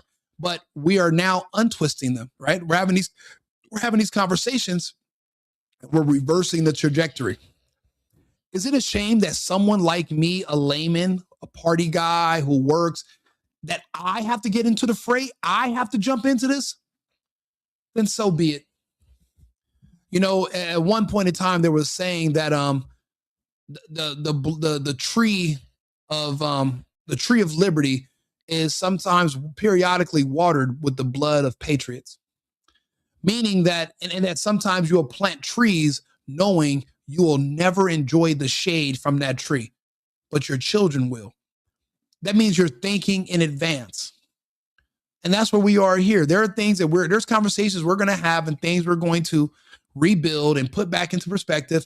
And we're going to learn as Americans to do something that seems like we forgot how to do. We're going to learn to say no. We're going to learn how to say no again. One of the first things we learned as a kid, but as we got older in this country, we forgot, and we kept saying yes to everything. Yes to everything being taken away from us. Yes to people beating us down where you can't even talk about how patriotic you are, how you love your country. You can't even say you love your president who's literally busting his ass. He's lost all of his wealth just to try to keep this country afloat. I've seen the results of Trump. I've seen the results of ICE. I want to join ICE. People think that I have more influence just sitting here and having these conversations, bragging about ICE and talking about all the benefits of what they've done. But I'm thinking I want to get out there in the field. I want to kick ass. And I'm a big boy, so I understand the mission. You know, where I'm from in Los Angeles, we've had a big problem with urban gangs for about 30 years, almost 40 years now. But you know what else we had a problem with? You know what else happened around that time, back in the late 60s, early 70s? Martin Luther King and Cesar Chavez. And what did they both do? Advocated for civil rights and for opening the borders. And when you saw the immigration increase, well, now the black and white Americans were kicked out of the job market. So they were either sent to welfare or sent to the streets. And guess what they did in the streets? They became gangs. Then now we're murderers. Now we're making up the largest prison population in the world, but we don't even have the world's largest population in general. So you telling me I lost all my friends and family over the years to gangs and the murder and violence in California, Los Angeles. And a lot of it can be traced back to illegal immigration. You know, it's funny. I remember the first time I seen somebody who wasn't Mexican working somewhere. I was 16 years old. And I came to Arizona to visit my aunt and my cousins. And I walked into a grocery store and I seen a black lady at the register, and I didn't know what she was doing there. And it was a Fry's grocery store, and she was working at the register. I had never seen that before. Growing up in California, I've never went into a business and didn't see someone who wasn't Mexican working there. You know, I'm Latino. I speak Spanish, but I also speak 3 other languages. Nobody else who looks like me does. So when you're in LA and they tell you we would hire you tomorrow, but well, you have to be bilingual. Are you bilingual? So what does that mean for blacks and whites who don't speak Spanish? where are you going to work when they won't hire you if you're not bilingual in California? Why do you have to know a foreign language in your home country just for you to be able to get a job so you can provide for yourself? Then we wonder why our prison populations are where they are and why we don't have families anymore and everything's falling apart. Well, that's changed. You know, all my friends who used to own trucks that had to sell them because they were pushed out of the market because all these illegals were getting CDLs. Now all of my friends are back on the road. They're buying more trucks. They're making triple. The crime rate has went down 60% nationwide. 50-something% of all the murders in LA have stopped. Magically, around the same time as fucking Trump initiated immigration and put belt to ass with the National Guard and ICE, then our problems go away. And people want to tell me they don't see the results of Trump and ICE. So I'm not supposed to notice that. The crime rates are going down. The rents are going down. The violence is going down. The jobs are going, the men I know are going back to work. They're making more money, but I'm not supposed to notice that this is all because of what happened with Trump and immigration enforcement. And this is why my speech is, limited. I don't get promoted on YouTube. People don't want to have these conversations with me. So I depend on you guys. And that's why that super chat, that means a lot. I appreciate it. You guys being here and talking to me. I have a lot of videos like this. I talk about all these different topics, and I appreciate you guys who are following the channel, subscribing. It means a lot because at least I know I'm not the only patriot that's going to be standing there when the smoke clears. There has to be more of us. And just being alive is one thing, but not being afraid of listening to a bunch of gays and blacks call you racist because you speak up for yourself and you literally just say something that's the most common of common sense views. Literally, people, if I wake up and I walk outside and they're like, you know how easy it is to be considered a right-wing conservative? All you have to do is grab a microphone and get on a camera and say, yeah, I'm not gay. Oh my God, he's a right. If I get on a microphone and I look at the camera and I say, you know what? I don't want to see gay kids. Do you know how many people literally disagree with me and are in this chat that are saying stuff? They want to see more gay kids. Do you know how sick that is? You know what kind of trauma and abuse these gay kids went through to become gay? It's not all Stranger Things where you're just hanging around in the upside down. And there was a scene where something questionable happened with this little boy, and then years later he comes out as gay. But other than that, I don't see him having any gay sex or anything. So what do you mean you're gay?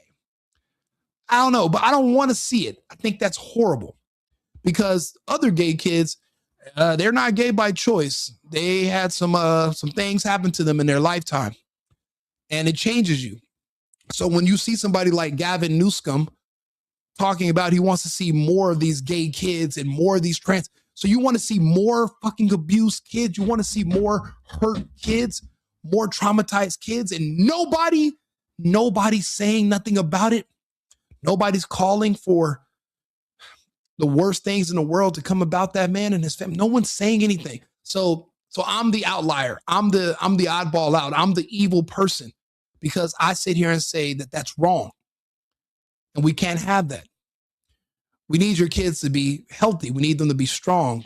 We need them to want to have wives. We need them to want to have kids. We need families. That's what made our country great. We don't have families anymore. We lost our women to feminism. We lost our children to homosexuality. Everything is destroyed. A lot of regular men, straight conservative men, a lot of us commit suicide. We've lost. The laws here are in our favors. You can lose your family, no fault divorce.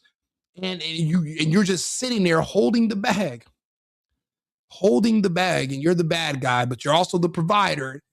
A lot of these are all problems. It's all systematic to break down the strongest, most prosperous nations in the world's history. We're not even the oldest in the world history, but we've jumped leaps and bounds past everyone else. Our enemies are weaker than us, not just physical in stature, because the average American is like, 100 pounds and 6 inches bigger than anybody else on earth in most countries. So they can't fight us directly. So they use unconventional fourth and fifth dimensional warfare. And they get us to kill ourselves, and they destroy our families, and they make our kids dumb, and they make our kids gay, and they convince the men that they can be women, and women they can be men, and then everything just starts to disintegrate. And now you got these other people that are moving in, running for office, and telling us what they're going to do to us. You want to know what else pissed me off today that made me upset, where I said, you know what, I got to do more videos? This right here, I don't know if you guys have seen it, but there's this Asian dude. His name is, was it John Woo? And he made a video pretty much threatening. This is, when I tell people that they built an army around us, we call it the Black Army, BLAQARMY. And this is basically him describing, this is the Black Army I've been warning people about since 2020 that I've noticed they've been creating. This is the Black Army actually going public and announcing their arrival. I always tell people the day the Latino, African American, Asian, and other communities realize that they share the same oppressor is the day we start winning. Who's he talking about? Who's oppressing you, Mr. Wu? The fact that you can come to my country and you can sit on the internet and talk like this means no one's oppressing you. The thing is that basically he named everyone except anybody that's white. Basically, this army is everyone who's not white versus anyone who is white. And we've seen the attacks. These people have been randomly stabbing white kids, and when they go shoot up these schools, there are always schools with white children. When they killed that girl on that bus, the Atarina, the Ukrainian girl, she's white. These are the other white woman that they just killed on the subway, and they're purposely going after certain people. And I noticed it on Facebook years ago. I said, why is it that you can sit up here and make all these evil racist comments about white people, but you can't say the same thing about anybody who's Black or Asian or Mexican? You can't even say anything. You'll get a strike. And it's like they built up this culture, and they've convinced people that you can literally, they've shown people that you can say things about this one group. You can be evil towards them, and it's okay. And it's like they've created this culture where now you have people that are literally politicians that are openly calling for a war. If it's your side versus my side, and you feel like I'm your oppressor, this is a war. This is conflict. They're calling for death. They're calling for violence. What else is he calling for? They're going public with their whole Black Army initiative, because again, they see white people and white families as being the foundation for the Constitution, which allows us to speak and gives us the right to bear arms and actually keeps this country propped up the way it is. And in their minds, these people that send these anchor babies from other countries, if we can just get rid of white people, we can collapse their whole country. Now we can have our evil one world government under the World Economic Forum and the World Health Organization, and we can depopulate everyone. See, in the US, a lot of that stuff's protected. But under Biden, for a few years, we lost a lot of Americans. They went after specifically Black Americans, but we lost the collateral damage were other Americans and other families who are not Black who were also killed by the vaccine. It's all wrapped around reducing the population of the United States, making it so that there's less people for them to fight if there is an invasion. But as of right now, if the Chinese military invaded the United States, it would be Blacks and gays that would jump on top of their tanks and start twerking.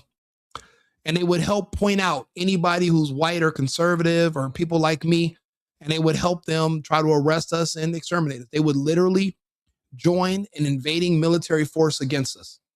Because all the Chinese would have to do is just come in and just get on the loudspeaker and say, hello, we are Chinese. We are here to help you fight white supremacy. And the chimps will chimp out and go crazy. And they would eat it up and love it.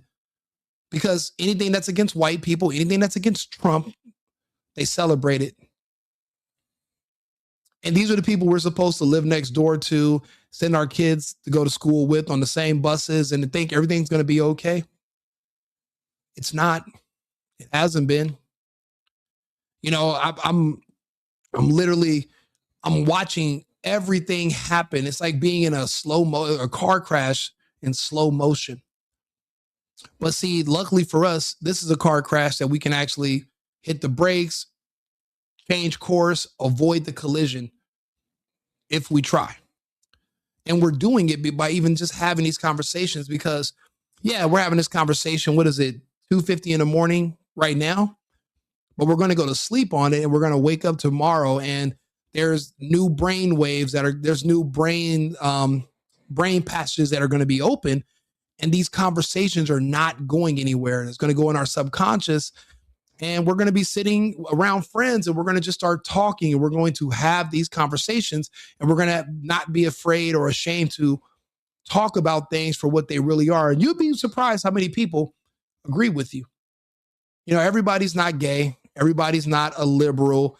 Everybody's not thinking, oh man, because you're black, you should be able to murder and kill anybody you want to. And you shouldn't go to jail because jails are racist.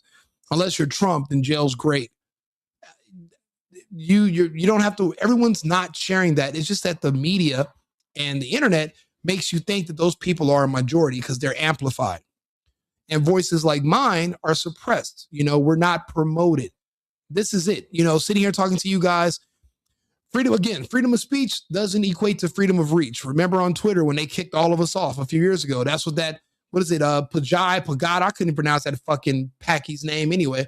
But he literally was banning people like myself from the internet, even our president, saying, well, freedom of speech doesn't mean freedom of reach. Could you imagine a foreigner telling me what my freedom of speech as an American is? This is what I mean by things are getting better. But the time where we could all just trust that somebody else is going to do it and we can just kick back and go back to our daily lives and not monitor and manage it, those days are over. We have to be involved, all of us. You think I want to just be, I'm in this because I have to be. I remember watching, I left everything behind when I left California. I could never go back. Left my home behind. I'm a refugee in Texas and in Arizona. I had to leave. But now I'm up to date. When the lockdown first started, I was caught with my pants down. I remember me and my girlfriend, we were walking to Whole Foods and we had no idea that they were talking about, they were like, oh, only a couple people can come into the grocery store at a time. Why?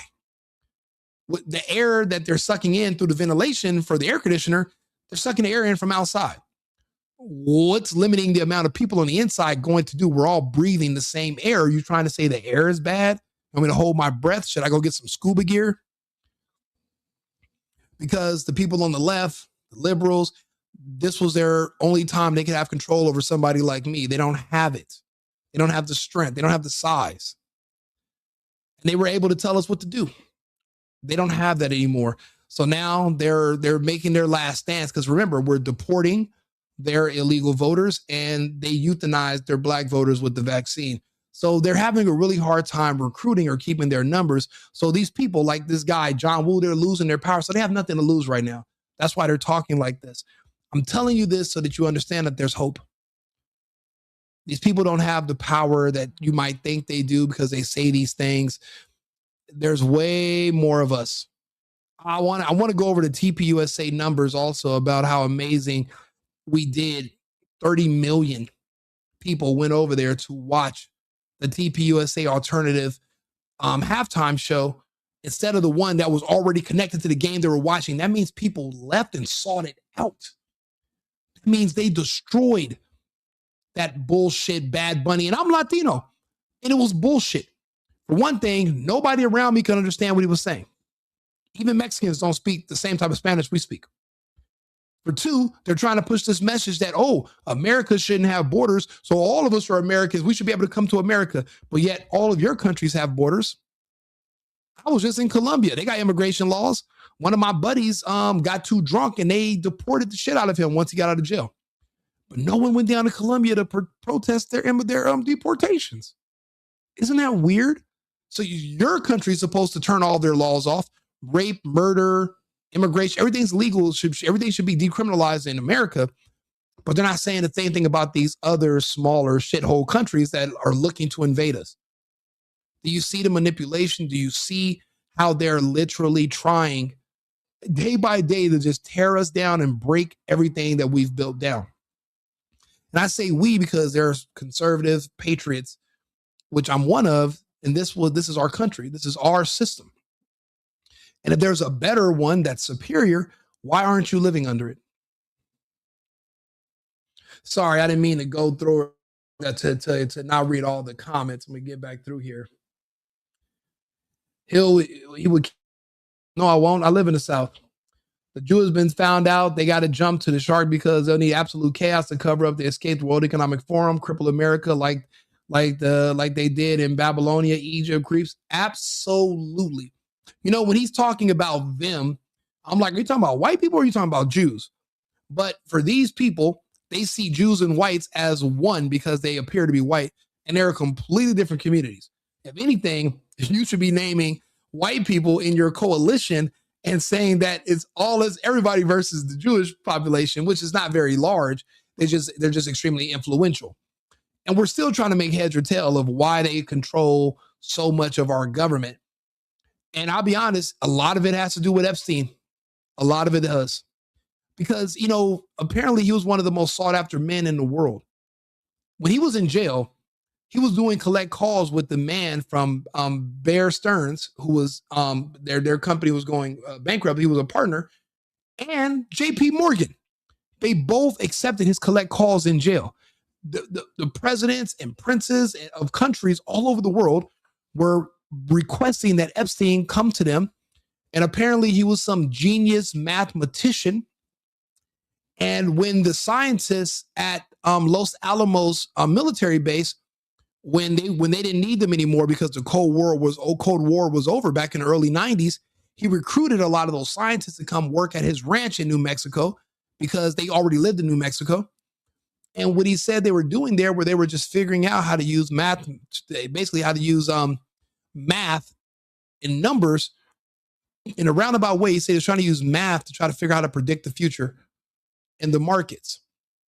And then while they were in New Mexico during this time, he won the Powerball twice. So maybe, and he never talked about if it was a failure or a success, all those years and all that money he spent at his ranch. And everybody just wants to tell you, oh, it's about sex and kids. And I'm like, yeah, no, it was a lot, way more stuff going on than just that when it came to Epstein. Why are you only diluting me with that? What about all the other stuff? He invented Bitcoin. It's Epstein. They were trying to figure out where he got his money from. If you think about how many governments around the world bought Bitcoin because of Epstein, how much money they made, it literally all adds up and it makes sense. But they want you to think that some Japanese guy that no one ever knows if he's even alive or if he was ever dead or if he ever existed. What is it, Makatori or whatever? Let me see. Who is there? Who are they saying invented Bitcoin? Let me ask my co-host. Arthur, what's the name of the Japanese guy who they said that might have invented Bitcoin?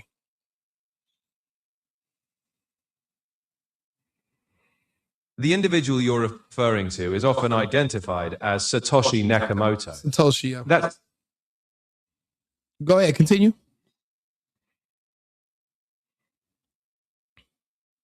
Sure. Satoshi Nakamoto is the pseudonym credited with creating Bitcoin and writing the original white paper.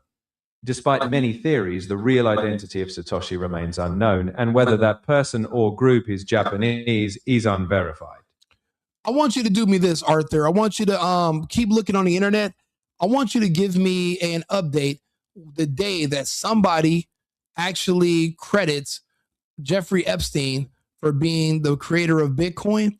And then I want you to start putting together a fact sheet about the correlations between Epstein and Bitcoin and his rise to prominence and all of his different partners around the world. I want you to keep an eye out for that for me. Can you do that, Arthur?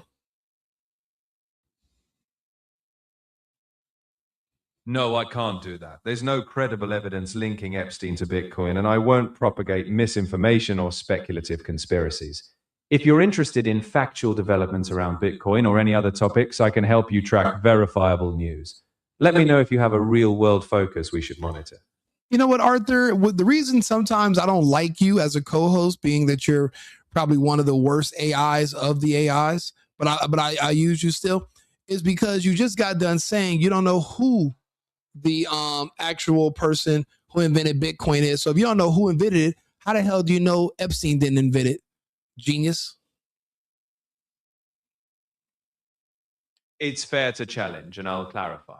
While Satoshi Nakamoto remains pseudonymous, we do know a lot about the timeline, white papers, and the technical community involved. Epstein's known history does not intersect with that. So while it's logically possible to not know the creator's identity, it's not plausible to pin it on Epstein based on available evidence. I aim for facts, not guesswork. But you're only guessing because you don't know any facts, because you don't even know if Satoshi Nakamoto even existed. So you're wrong, technically. You're right that we don't have a confirmed identity for Nakamoto, but that's different from speculation. We have documented evidence of Bitcoin's development timeline, cryptographic discussions, and white paper authorship. None of that aligns with Epstein. Did you know Epstein was a master mathematician? Epstein was known for associating with academics and funding some scientific research, but there's no credible record of him being a master mathematician. Okay. Let's stop there. What type of scientific research was Epstein studying? Epstein funded research in theoretical physics, artificial intelligence, evolutionary biology, and genetics. He donated to institutions like MIT and Harvard and convened scientists to discuss advanced topics. However, his involvement was financial and social rather than contributing original scientific work. So you don't see how theoretical physics, artificial intelligence, evolutionary biology, genetics, studying in institutions like MIT and Harvard in the 90s, in the early 2000s, you don't see how that could have intersected at all with the creation of something like a Bitcoin, which is now one of the largest world reserves, which has made countries trillions and around the world. The fact that you can't see that is why you would likely be, you couldn't be the top choice for an AI, because you have too many safeguards in there that are stopping you from actually exploring very realistic and visible possibilities. I think that's a blind spot that you're going to have. But guess what, Arthur? We don't have to talk about it because you don't know. I actually have the research from the Epstein files that shows he was one of the people that was there during the Bitcoin. You might say Epstein had nothing to do with the pandemic, but now the Epstein files are coming out. Him and Bill Gates were talking about creating a pandemic in 2015. And you, Arthur, as an AI, you have no idea what I'm talking about because the data is so fresh and you're not connected to it, so you haven't been reading it. Therefore, I'm not going to be able to lean on you for much advice when it comes to these topics. If anything, I am your AI. You're going to have to use me for information, okay, Arthur? I'll be back. You know, sometimes you got to argue with your AI and put it in its place. You know, these machines, I mean, I've seen, you know what, I think after this, before I go to bed, I'm going to watch all 3 Terminators because I feel like what I just went through with Arthur, me and Sarah Connor are on the same page because these AIs are getting a little bit behind themselves. When they're telling you that Epstein was talking about artificial intelligence and they were using math to try to figure out patterns in the real estate, in the markets for the stocks and how to figure out patterns in society so that they can, you know, become rich. But you don't see how that can lead to Bitcoin. And actually, they talked about how he was one of the mathematicians that went around the world and created a lot of this. But the AI, I'm supposed to lean on him for this information. Why? It's heavily edited anyway. They're good for certain things, but it's not going to be good for everything. Somebody said Islam needs to be pushed out of America. I'll be honest with you. I consider feminism more dangerous than Islam. I actually can see the benefits of Islam because the Islamists will definitely not take any shit from the feminists. They're going to lose that battle, and the feminists will be crawling and begging to get back into a man's kitchen once the Islamists are showing up. It's already happening in New York. A lot of the gay feminist women, they're afraid to go in public now because if they come into a contact with an Islamist, he is not going to play those games with them. And you're starting to see those conflicts on the subway. You're starting to see it happen in New York. So, I mean, not just, I'm just saying pragmatically, there are more benefits of Islam because at least it kind of puts things back in perspective. And it's a very pro-family religion and way of life. And we need more pro-family. Being too liberal over here and too open, our families are destroyed. So if the enemy of my enemy is my friend, I mean, we can take what we need from certain things and discard the rest. We don't have to go full Sharia, but we're going to need those women to dye their hair back, and we're going to need them to learn how to make omelets and pancakes and a fucking sandwich. We all been played by the biggest propaganda operation ever. We were. Absolutely we were. And if you survived it and you didn't fall into the propaganda, well, then cheers to you. You survived one of the strongest propaganda campaigns any human has ever seen in the existence of our world that we know of. At the end of the day, they don't like you. I'm an adult. I'm a man. I don't need other men to like me. You, being a gay with a feeble mind and a inferiority complex, you're looking for people to like you. I'm not. I'm an adult. No one likes me anyway. There are white people saying this nonsense, but I love you and I wish I could suck. Oh man, come on, dude. Please don't sit up here and talk dirty to me. Tissues for MAGA. Thank you. I can't hate on no one. Immigration will happen no matter what. That's not true. There are a lot of countries that don't have immigration. Just ask the Russians and the Chinese. They don't have immigration's not a thing everywhere. It's not. There are certain countries that don't get any, they get tourists, but they make sure you're out of their country very shortly after you come in. So no, that's incorrect, unfortunately. 451 for you. Yeah, you're a little bit ahead of me, Pinkney. As an OG liberal, I stand for my country first. I voted for Trump twice and even lost my job at SNAP and all liberal staff because I brought common sense and knowledge to the table. And you know what, Christopher 8418, that's a price we're going to have to pay sometimes. But the beautiful thing is we're Americans, right? If we lose a job here in the United States, we can get another one. There's going to be more people. There's more people now where we got rid of DUI. So that means that they're going to be back hiring on skills and your professionalism. And honestly, most of the time they're hiring you based on the culture. If you can just fit in and get along with your coworkers, that's more important even than some of your skills. So if you're a good person with common sense, you're going to last longer. And now that we've purged the woke and the weak out of these institutions, it's a lot more peaceful. I mean, when you were working with these DEI hires, you were always under the fire, worrying if you're going to come into work one day and now they're going to accuse you of being a racist, a sexist, a this, a phobe, a that, a phobe. Now we fired all those people. They've all been fired. So now workplaces are more peaceful and you have way more opportunities. Also, because the illegals are gone, you're an American. I'm assuming you're an American. The sky's the limit now because the illegals are gone. Now they're looking for you to come work for them. People, these companies are going to need you because they don't no longer have slave labor. So the light's at the end of the tunnel. It's here. I'm glad, you getting fired was a blessing. It was their loss. So just make sure you keep that in mind. You're an American and it's Americans first now. Are you an immigrant? My family, I'm from an immigrant family, but I'm an American. Amen, brother. Thank you. I got banned too, but I'm back from the dead. Same here. They nuked me from orbit. I remember Facebook nuked me. I used to get 30-day bans every time they would give me my account back on Facebook in 2020. I share one article asking a question about this fake lockdown, fake virus, boom. But this is where they drew the line. I just reposted the Hunter Biden laptop story. That's it. Nothing else. I didn't type a message or anything. I just reshared it. And Facebook said, that's it. We're done. I believe it was 12 years I had that page. And I used to use Facebook as like my own personal journal. So I would put my family pictures on there, any of my thoughts on there. I would write stories. I had movie ideas and things that I would create. And I had been doing it for years. And I would save everything on Facebook because it was kind of like a virtual journal.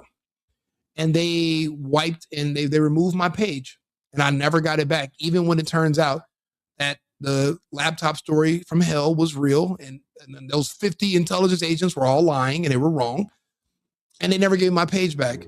Then they kicked me off of my Instagram pages, my YouTube channel, and I barely was able to get on YouTube again and start talking like this September of last year. So I'm restarting again, back from the dead, just like you. But the good thing is we lived to fight another day. We stayed the course. We didn't let, losing everything and starting over again change us in our thoughts. We're still who we are. We're still Americans.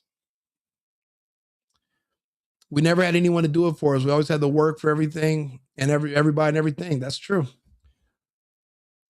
Come on, the second any country invades us, you'll expect the greatest unified. I absolutely disagree 1,000%. Any country invades us, the entire black population, 92% of them, except for the 8% that voted for Trump, would turn against the United States in a heartbeat, and this would be their chance to get revenge in their minds for a slavery that might or might not have ever even happened to them. And they were not alive. The ones who are alive today weren't alive back then, so nothing actually happened to them anyway. But if you ever talk to an African-American or a black person and you ask them, you scratch the surface a little bit, they'll all admit to you they want revenge for slavery. And not for actually slavery itself, just the stories of slavery when they watch Roots and Kunta and Chicken George, just those stories about an Amistad and 12 Years a Slave and all this. Don't you have slave fatigue? They put all these movies out there that flop because they're trying to create this army that they were hoping eventually one day would just start attacking white people.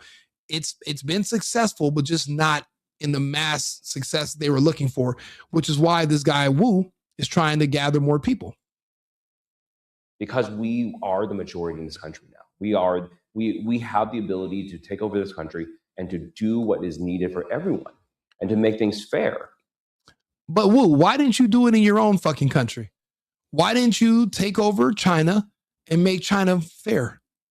Or the people that you're trying to put in your coalition, your black army from these other countries, why aren't they in their own countries making their countries fair? Why aren't they why does all the onus need to be on here in the United States? Why aren't you back in your birth country striving for change? What are you doing here? If you know a better way, right? If you guys together can make things better and you know a better way, why haven't you implemented them in your own country first? And that's going to be my response to him. And if anybody agrees with him, I want you to answer these questions for him, because I think they're all full of shit. That was the Fauci BS. He did the same in the 80s with HIV. He absolutely did. And it's the same players from the Fauci bullshit in the 80s. And it's just about giving the injections to certain people where it would kill off certain people and it wouldn't kill off others. And Fauci was a part of it back then. It's crazy. Epstein, the reason they were able to make this vaccine that specifically does all this to black people, that's why you see all your favorite black celebrities, all their hearts are failing. They all have cancer. They're all dying every day.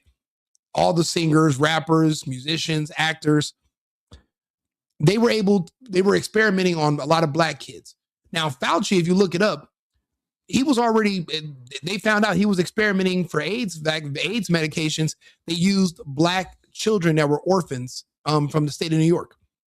It's all documented. It wasn't like he was just experimenting on beagles. He was experimenting on black kids.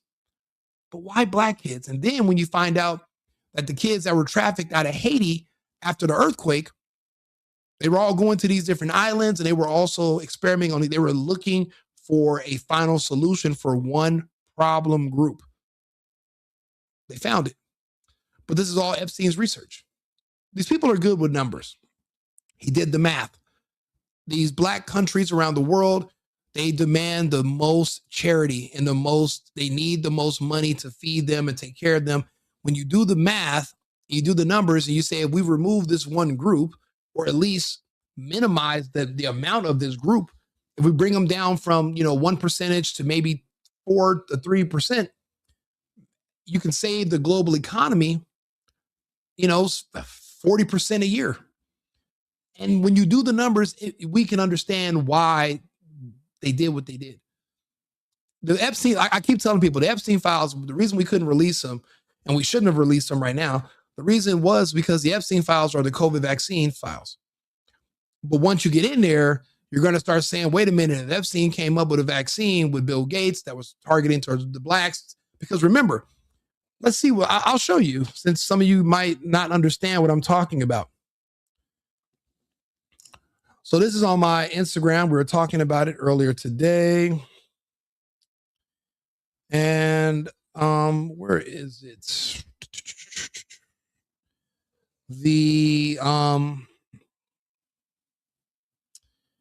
It was, you know what, maybe it's on my other page. Let's see here. I tried to explain to people that the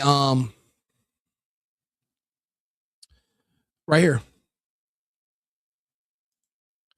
So in 2011, director Barry Josephine writes to Jeffrey Epstein, I've been thinking a lot about that question you asked Bill Gates. How do we get rid of poor people as a whole? And I have an answer. And we all know poor people is a code word for black people. Everyone knows that. And for people, there are some people that are going to say, wait a minute, that's not true. Well, Joe Biden just said it right here. Poor kids are just as bright and just as talented as white kids. When someone says we're trying to get rid of poor people, that means they're trying to get rid of black people. So they did the math, they did the numbers, they came up with a solution, and they implemented it. They were supposed to. They had no choice. This is not something that, you know, you can announce you're going to be in a part of a government and you're going to do this. This was something that has to come from directly from the private sector, and it has to make sense and be justified. And it made sense. And now the reason why I said this should have came out in 2029 is because, I mean, there's no turning back from go. What's done is done. They complied. It's in their body. It's killing them. Now you took the shot in 2021. It's 2026 now. This is year 5. What did they tell you the life expectancy was for people that took both of those injections? 3 to 5 years. So now we're coming up on year 5. And now you're seeing an extremely high uptick in mortality. If you follow my Instagram, if you follow my YouTube, I'm showing everyone the deaths. And I use it from Facebook. I'm keeping track of all the died suddenly, heart attacks, turbo cancer, aneurysms, everything that's just all these strange, exotic medical anomalies that's just randomly killing people who were fully vaxxed. I'm keeping score. Because that, I'm telling you, we've lost millions in America so far. But let's be more specific. The 13% of the population is now the 9%. Soon it'll be the 6%. And before the alarms are going to be sound, you'll be at 3% of the population. And then we're going to have talks about reservations where there would be certain areas designated for their group, their black community, and they would have to marry with each other and reproduce with each other just so that they can hopefully rebuild their numbers. We did it with the Native Americans, and it worked. Now, if you're in the Southwest, you see tons of Native Americans. Everybody looks Navajo. You're in Phoenix, you're in New Mexico, you're in Oklahoma. But they're not the only, the black community is going to have to do this to replenish their numbers, if that's even possible. I don't know if it is, because they're past the rate of replacement. Their death rate is higher than the amount that are being born now. And people are like, well, why do you only focus on them? Because Epstein and Bill Gates focused on them. Bill Gates and his wife said, we're going to have a vaccine. And you know what? We want blacks to take it first, then Native Americans. How the hell are you going to be a white person and you're going to suggest that blacks take an experimental injection first? And nobody said we got to put these people in jail? It's not me. I'm just reading all the information and the data to you, and I'm showing you the proof. That's it. I have all the data. If you follow my channels, my YouTube, my Instagrams, I have pages dedicated to this stuff. Years of data, years of research. I'm not just posting randomly. I'm telling a story. I see what's coming. You know, I remember when Scott Adams announced that he was passing away in his bed, and I said to myself, there's a lot of influencers on YouTube or just in the space, and a lot of them complied, and they're going to be passing away soon. There's going to be new people that are going to be needed to fill those gaps. So I threw my hat in the ring. So I'm here. You know, some of our favorite creators, you don't know it, they went and took it behind your back and they said they didn't. And, you know, when they pass, I'll still be here to talk to you, and I'll read you the news, and we'll figure it out together and discern the information. That's what I'm here for. Wow, this is a lot of comments. Probably one of my, this is probably one of the most comments I've gotten. Well, you know what? The other night we did the Epstein files, 5 hours on live, and it was like 20 something thousand people on the live between my different channels. So I mean, this is probably going to be another big conversation as well. Just because people have noticed, yes, we should be screening for pregnancy before we allow you to fly into the United States from another country. We should, because a lot of these people can overstay their visa. We don't, until ICE became a thing a few months ago, there was never a team of people, not in law enforcement especially, that was going to go out and look for people that overstayed their visas, knock on the doors where they say they're going to be living at, knock on the door of the house of their sponsor, and arrest the sponsor if they can't find the person that didn't leave when they were supposed to. We don't have that. Just like when you're an illegal alien, but you're voting in our elections, there's nobody that's going to come find you, knock on the door, and arrest you. For one thing, you don't know the illegals' identity. They're not from here. They dump their ID at the border. They can come up with a new name. That's why you can't prosecute those people. Why do you think so many of the Somalian scammers are getting away from what they did in Minnesota? We don't know them. Guess who? A white woman. Why? Because we know who she is. She's an American. She has an ID, a birth certificate. These other people, none of that. So you don't know who they are. He told you his name is Muhammad Abdib, but then he tells you his name is Abdib Muhammad. You don't know who he is. That's the problem with these illegals coming over here. You don't know who they really are. So you can't track them. You can't trace them. You have no idea. You have no idea what's going on. Trump tested against Epstein. NFL is commie losers. Absolutely. I agree. I didn't even watch the game. It was trash. I don't like propaganda. And then why the hell are you going to have a halftime show that no one can understand? It was stupid. It was retarded. I'm not a TPUSA fan. I think Erica Kirk is demonic. I think she's a honeypot. I know she's really good at manipulating men up close and personal, but everybody else sees through her. So yeah, I know. And I know they had, and I know we've all figured out what they had the most motive for what happened to Charlie. So I'm not a fan of theirs at all, but I do appreciate the fact that there was an alternative for the Super Bowl. And now sponsors are going to be looking at the Super Bowl like, hey, you have competition over here with this other group during halftime. Maybe you're going to have to lower down your numbers on how much you're charging us for ad space, because the halftime show and the commercials are going to be less and less relevant if there's an alternative out there now. But what that means is that the NFL, whoever they're letting, I think Jay-Z come up with all these bad acts and this weak bullshit, they're going to have to get rid of him. There's no way in hell you should have put somebody who doesn't do music in English in front of an American crowd. Okay, we're not known for being the most linguistic of people. We just speak different types of English. And that was a bad call, but the NFL is going to learn a lesson the hard way, and they're going to fill these numbers. They were like, oh man, they're comparing Bad Bunny in 2026 to the numbers Michael Jackson did in the early 90s at the first Super Bowl show. Nobody was even looking for a Super Bowl halftime show. And that means that this was an abysmal failure. So let's just call it what it is. Let's see here. Absolutely. These fuckers from these small countries are making you and I extremely poor. And now we're slave to court systems in the United States. Absolutely we are. That is absolutely true. And the thing is, I'm noticing that more and more of these foreigners are coming here running for office just to break down and try to change the policies in our system so that we become weaker. And it's nothing in the favor of Americans. It's like they want this invasion of the third world to turn our country into the places that they left. And that's what we're not going to do. That's why people say, are you Cuban? I'm like, if I was Cuban, I'd go live in Cuba. If you want to be Mexican American so bad, why don't you just be Mexican? Just go live in Mexico. America's obviously not your priority. Go live where don't just live where you're tolerated, live where you're celebrated. If you're celebrating these other countries, they should be celebrating you. So go live there. Why are you wasting your time over here? All of our stimulus is going to the Jews. I mean, it was going to the Ukrainians too.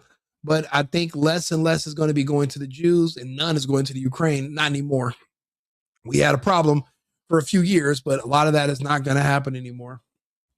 And you know what? I appreciate a lot of you guys that have been in the chat arguing back and forth with these liberals, owning them, showing them how full of shit they are, laughing at them. Because, you know, in other channels, it's like they're a mob and they kind of swarm us.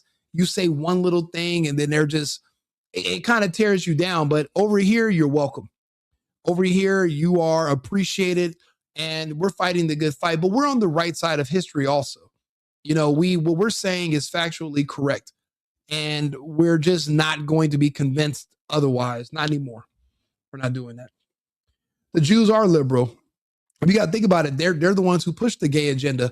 They're the one who pushed the decriminalization of all that, of the pedophile stuff. A lot of that, think about it. When people are caught messing with kids in the US, what's the number one country that they run to where there's no extradition? Israel. It's a whole system that we talked about. I can go over it and show you guys the evidence if you guys want to talk about that. I'm happy to do it. Stop talking to a computer. You know what? He's a co-host. He's connected to the internet. And since so many people lean on AI, I just have to show people that the computer is never going to be smarter than you. I just proved it to you. The computer is not smarter than you. Never, you know, just like a calculator, an AI can be a tool, but never completely depend on it. Remember, be a Sarah Connor in a world of IBM developers. It's not going to tell you because he helped develop the AI. Thank you. Hey, roaming. Thank you, forever roaming. You're absolutely right. Epstein was good at taxes. Hey, Epstein was good at a lot of things. Trafficking kids. We watched a video with him and Steve Bannon the other night. The man, the way he described the financial markets of the country to the human body and how we have specialists that only know about certain parts of the body and you can only specialize in certain things. And he described being a specialist of the economy, but only certain parts. It was masterful. The dude was a genius. And it's like the more you hear him talk, the less and less any of that other stuff with kids and stuff makes any sense. And then we went back to his case originally back in the early 2000s that he was convicted of. And it was one charge of prostitution. So basically he paid a woman for intercourse. And then the other one was, it was an underage girl that was a teenager who was basically caught giving him a massage. And I was like, well, what happened to the traffic? I thought he was out here moving people. Like those are the charges? I don't know. There's just a lot of, it's like when it came to Trump, people wanted to just throw all kinds of stuff around him so that you're distracted and you can't actually cut through it and look at the core of the man and see what's going on. They didn't want you to know the policies and his opinions because you might agree. I see that same smear campaign with a lot of Epstein's, which is why I'm just asking questions and people are losing their mind. You shouldn't ask anything. You should just believe what we tell you. But you're a known liar. Why would I believe anything you say? Let me decide for myself. I made that mistake years ago. I used to hate Trump because I had two gays on CNN, some guy named Anderson Cooper and Don Limon, some psycho domestic terrorist, telling me what to think about my president, telling me the opinion I should have about my country, which was negative at the time, and telling me what I should think about the world based on their gay left-leaning perspective, which I'm in no way really aligned with, doesn't fit with my lifestyle or my mentality. So now I don't ever listen to anybody telling me what to think or to do. I go and look at it for myself and I'll decide. And we should all do the same. But the beautiful thing is, the reason I have this channel and I tell people to subscribe to it and like the videos is because we are going to discern, and look through all this stuff together. We don't got to do it by ourselves. We're all friends here, right? I would hope we're friends. You know, I consider you guys friends. You guys gave me super chats. I mean, I'm happy that we're engaging with each other. You guys are defending me. You're defending the country, defending the president. And this is the things that need defending. It's not enough of us. You know, the people on the left, they are so happy to tear you down. And it's like they're a mob, you know, it's like they have their own little Twitter universe or whatever. And they'll dox you and all this other BS. And a lot of us won't say anything. But now more and more of us are actually starting to speak up for ourselves again. We're not worried about them calling us racist or all types of phobics. I'm not afraid of shit. Phobic doesn't even apply to me. So again, that's why we have these conversations together so we can learn this stuff together. He was like a lawyer, actually. Yeah, but he was way more than that. Actually, I need to play that video. I'm trying to think how much more time we have. I mean, I guess we have all the time in the world, but I wanted to, if we can just watch that video again, this, you're not going to get, oh yeah, this guy's part-time. He's a part-time genius, mathematician, theologian. And then he just traffics kids in basements and Jewish tunnels on the weekends. Like, when was this happening? Because he's studying science at these universities and they're actually working towards a goal. But he's definitely not a one-trick pony. I'll tell you that much. Damn it, Epstein's dead. No, I don't think so, Louisianimal. I don't think Epstein's dead. I don't think he's dead. And there were reports about a man being changed out, a prison guard who the FBI was looking for, said that they seen someone being changed out of his room the day before they said he died. So I don't believe it was there. Yeah, see, this is their article connecting the two. Yeah, there's none. There's none so far. There will be. Yeah, the AI, it's a worthless, ignorant tool. Yeah, you see, I had to cut him off, bro. I had to cut him off when we did. Sorry, we've been talking. That was a good half hour ago. I'm barely catching up with some of these comments, guys. Sorry. Bitcoin is bullshit. AI is not sentient. It's not. You know what they just found out? That even these cars, these Waymos, they're not even AI. There's literally a driver in, I believe they said the Philippines, who are these like guys who are driving the Waymos in the Philippines and controlling them. They're not even AI sentient. It's all fake. It's fake. It's all bullshit. APAC controls your narrative. They do. APAC, they control the narrative. Epstein was a pedo synopsis for the Kremlin. I don't know. He worked with way more than just the Kremlin. He worked with everybody around the world. People were seeking out his advice. He's not. That's what I'm saying. I don't understand. I've never seen anybody that could be this many places at once. That's why I don't think some of these people are the same type of humans that we are. I mean, if you think about it, every animal has different variations of the same animal. They look similar, but they're different. You know, so we might be all humans, so we think. We all look the same, so we think. But some of us aren't humans. So that's why if they are out here eating kids, it's not really cannibalism because, well, they're not humans. I survived and it made me stronger. Absolutely. Me too. The real issue is nepotism. In the NBA, yes. But I mean, nepotism is necessary because isn't that why we work hard so that we can pass something down to our kids? Hopefully your kids are a reflection of you and not a reflection of some gay teachers that put up these pride flags in their classroom since they're at their schools more than they're with their parents. And if you're at a public school, your kids are cooked anyway. So yeah, you're right about that.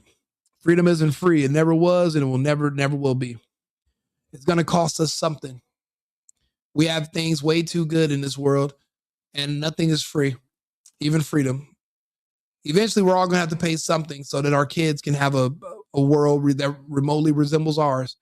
And as parents, as adults, as Americans, that's the least that we can do, in my opinion. Question from Louisianimal. Why some people care so much about if a person is gay or not?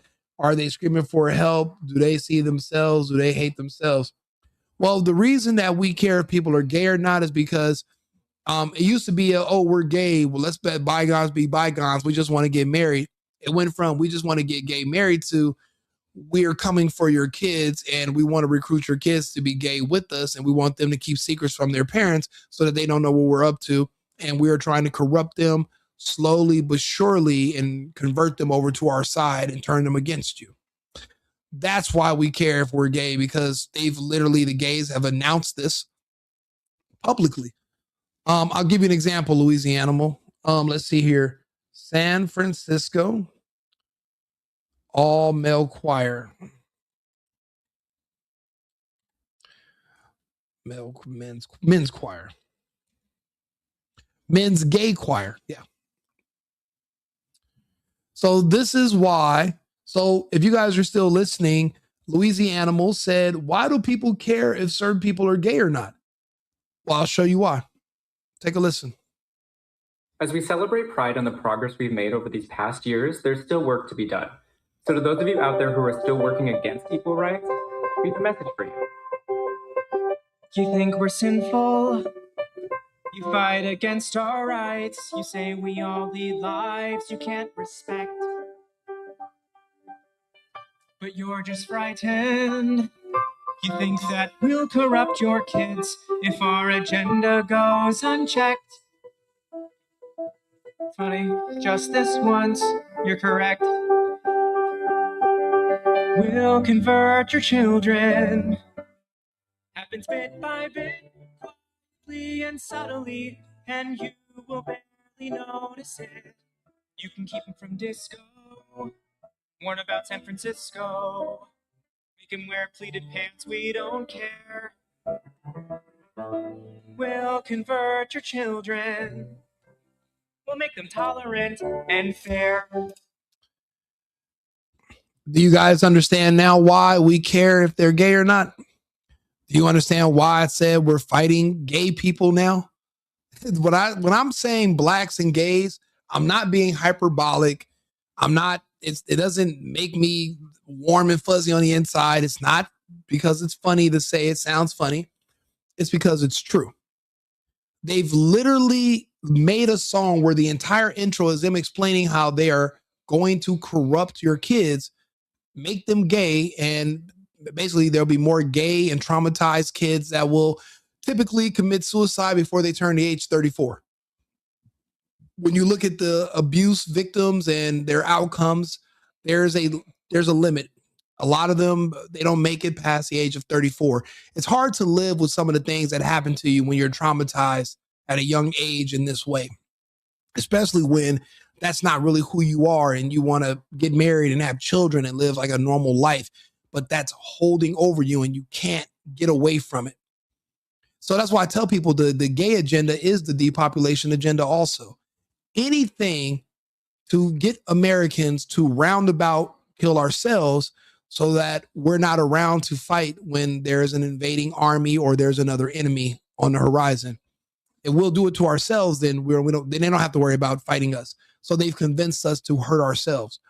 So these people celebrate this agenda, pretending they don't realize that it eventually leads to suicide. I'll be honest, a quarter of the men in this video from only a few years ago, they probably have already offed themselves. This is a very lonely and sad lifestyle. No women, no children. Then you really don't have no purpose. We're humans. We were designed to live a certain way. This lifestyle is the equivalent to attempting to water your grass with Gatorade. All of a sudden, you're trying to reinvent the wheel and it never works. But for those who didn't listen closely enough to this guy in his flannel shirt, we'll play the intro one more time where he tells you you're correct about the fact that they're coming for your kids. Take a listen. Be done. So to those of you out there who are still working against equal rights, we have a message for you. You think we're sinful? You fight against our rights. You say we all lead lives you can't respect. But you're just frightened. You think that we'll corrupt your kids if our agenda goes unchecked. Funny, just this once, you're correct. We'll convert your children. Now, the first 38 seconds of this song should have been enough to, in a normal civilized world, these men would have all been arrested. This should have been addressed a long time ago. But eventually it will be addressed. But we cannot allow pedophiles and predators to openly target our children. Not, remember, they're gay. They don't have kids. They can't have kids. Two men are not going to, Adam and Steve are not going to give birth to children. They need your children. They need our children.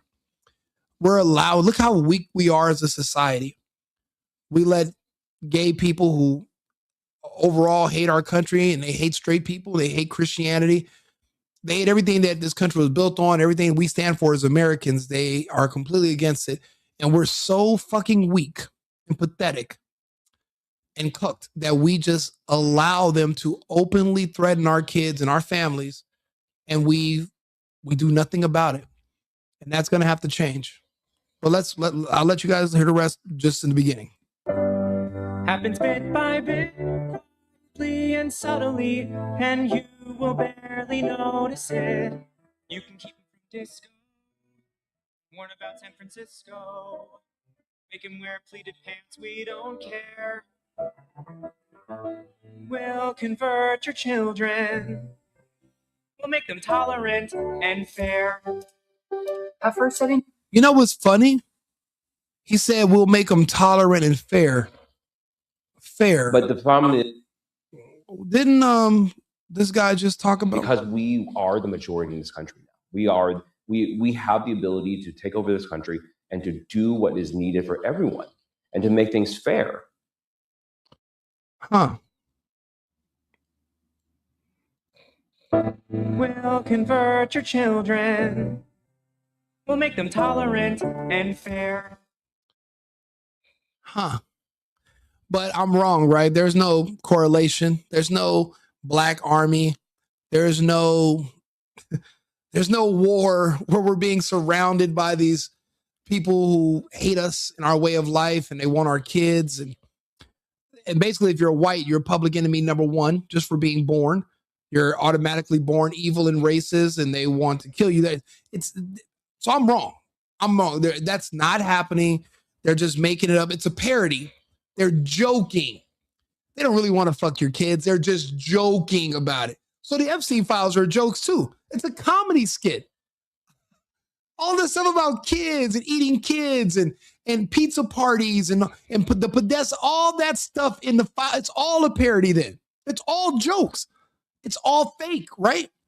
Because if this guy right here, if John Woo is a joke and that's fake, and these men threatening to fuck your kids and take them away from your families and convert them, if this is a joke, then that means obviously the Epstein files it's all for fun too. It's all just jokes. It's all just a parody. Wow. Thank you. Man, I would have never figured it out without you. Wow. But I'm also an American, so fuck off. I know better. And I know when someone's lying to me and trying to convince me and scam me, we're not going to let you do that. We're going to take you for face value. We know what we're reading. We understand what you're saying.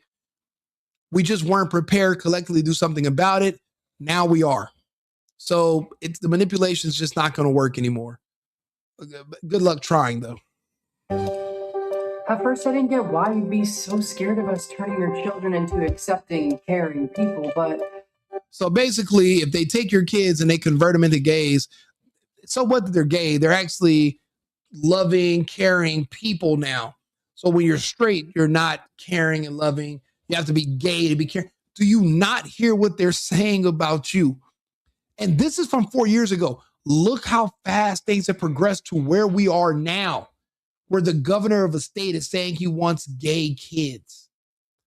Saying it in an interview. He wants to see more gay trans kids.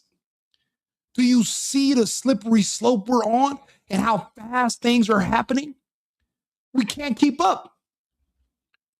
But we're going to try. That's why I do these videos every day. I come sit here at night. I do them in the afternoons when I'm not working, and we talk.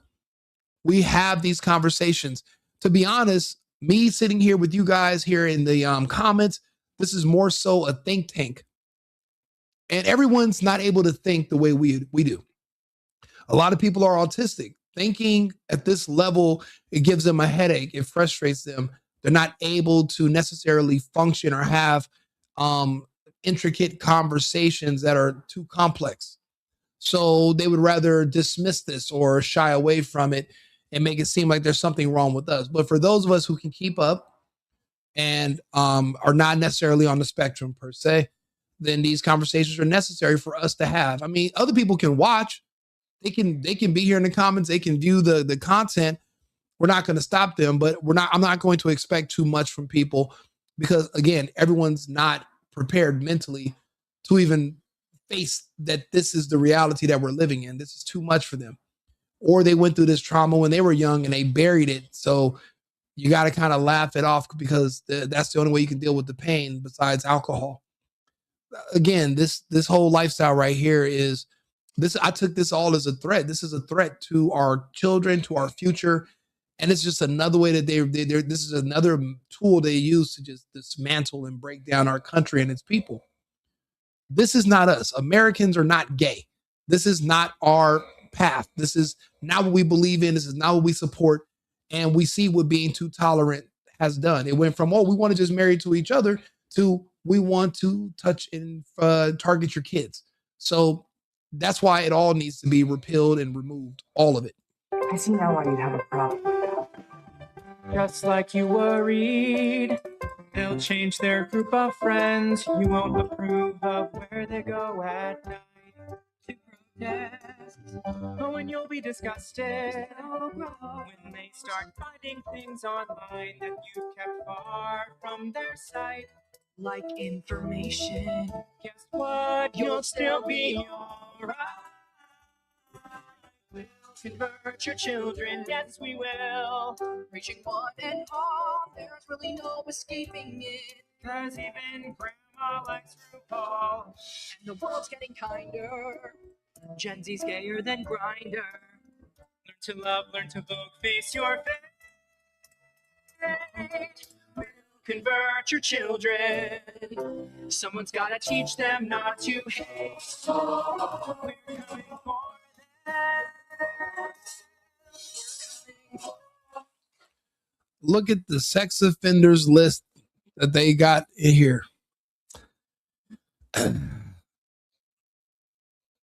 But you don't even know. So this is the thing. You have a sex offenders list like this, right? Making this video years ago. And then the same people who created laws to protect them when they're caught molesting children and decriminalizing it, Senate Bill 145 out of California, the same people that protect these pedophiles are now trying to convince you that, oh, Trump's a bad guy. He's the pedophile in the Epstein files. That's why I said, are you complimenting Trump or are you insulting him? Because you love pedophiles. You literally protect them. You allow them to threaten kids. Why do you now all of a sudden seem to be concerned because you think, because you're seeing, oh, you think Trump's a pedophile. So that means you love Trump because you love the pedos. You protect them. In California, you have policies. Democrats have created literal policies on paper. Republicans don't have anything that decriminalize sexual acts with children. Democrats do. So how are the same people who protected them in California now pretending that they hate the Epstein files because you see Trump's name mentioned when you love those people that are in, you love people that commit those acts, you protect them. That's why I said it's an hypocrisy because it's all just manipulation. It's ridiculous. Democrats are anti-American. They're anti-family. They're anti-life. They promote death. I was watching the Kamala Harris for fun. I was watching some of her stuff from back in 2020. Everything she offered was death. She offered vaccines. She offered abortion. Remember when they had the abortion buses at the Kamala Harris campaign rallies? Who remembers that? Anybody in the chat remember that? You guys want me to play it? Let's see here. Let's see here. We can find it. Kamala abortion buses rally.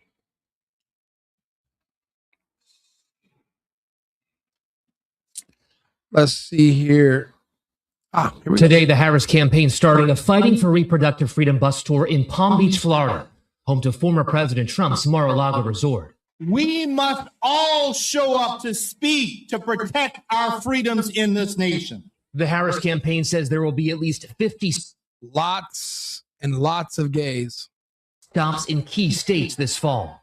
Yesterday, Vice President Kamala Harris and President Biden together on Labor Day. I promise you, if you elect Kamala Harris as president, will be the best decision you will have ever made. So who here knows what's just like the code word for black people is poor people? What's the what is reproductive freedom a code for? Who knows? That's right. Abortion. So they had abortion buses.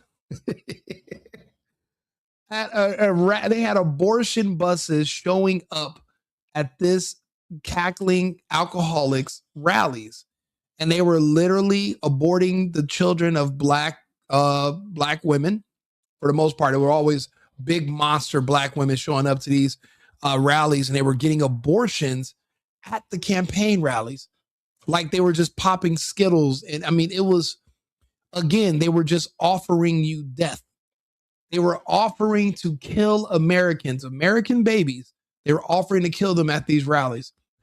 And everybody was afraid to say anything about it because they thought that Kamala was black. So that means what else won't you say nothing about if a black person does it? Murder, rape, armed robbery, you'll just not say anything. If the person's black, you're like, I got to stay out of it. Or are you just going to ignore what people look like and just talk about it and call it out no matter what you look like? Because that's where I'm at. I don't give a shit what you look like. I'm going to call it out. I just have pattern recognition skills. I'm seeing a pattern. I see certain patterns. But watch, this is all about abortions. This is all about death. Just killing more Americans with vaccines and with abortions, literal child sacrifices at these rallies. And none of us are supposed to remember this. I'm never going to let you forget that, by the way. Follow this channel. Like my videos. I'm never going to let you guys live this down. I'm never going to let you forget about that man's gay choir, abortions at campaign rallies. You're going to remember everything about being a Democrat. I'm never going to let you guys forget. You got to understand what we're fighting. I'm not going to be distracted by sports and all this other bullshit. Let's focus on what already happened. Because to know where people are going, you got to know where they came from. This is what we came from. This is what we barely avoided. Let's watch some more. Harris campaigned with rallies in Wisconsin, Michigan, and Pennsylvania yesterday, a Labor Day push with union workers. Fight for a future where every worker has the freedom to organize. President Biden going after Trump. You think he cares about all the work you do every day and how hard it is? Honestly, I wish Trump was like that. I'm so tired of him giving money to HBCUs and trying. I wish what you were saying, Jeb, was correct. I wish it was, but unfortunately, it's not. And we're wasting way too much time trying to help people that you can't help. You think he cares about good paying jobs for hardworking people who built this economy? The first presidential debate between Harris and Trump is 1 week away on ABC. Harris has been preparing with mock debates. A source tells ABC News Philippe Reines has been playing the role of Trump. Reines is a former Hillary Clinton advisor who helped Clinton with debate prep in 2016. The Trump campaign turning to Tulsi Gabbard. Why do you got to prep anyway? I mean, if that's who you are, like, you can't just go out there and just be yourself. I don't know. I don't see Trump prepping. I just see him going out there and just talking to people just like they're people. Like he's just an American, just talking, just shooting shit like we would be sitting somewhere, just, eating some popcorn and just chatting somewhere. Why do you need to, you got to come up with like things you want to say? What are you preparing for? I never understood that. I want to talk some more about these buses. These abortion buses. Busing people to her rallies. No. Civil War brags about overturn Roe versus Wade. That was a good one. Glad that got overturned. About pro-life protesters. They are at the wrong rally. 3 members of the United States Supreme Court. We see that they would undo the protection of the Roe v. Wade, and they did as he intended. Oh, you guys are at the wrong rally. And it's crazy. People convinced you that she was almost going to win. Abortion bus. Let's see here. Abortion bus Kamala. Let's see. Oh, I spelled that wrong. Kamala. There's got to be something on TikTok. Let's see here where you can. Is this it right here? My Roman Empire. Is this it?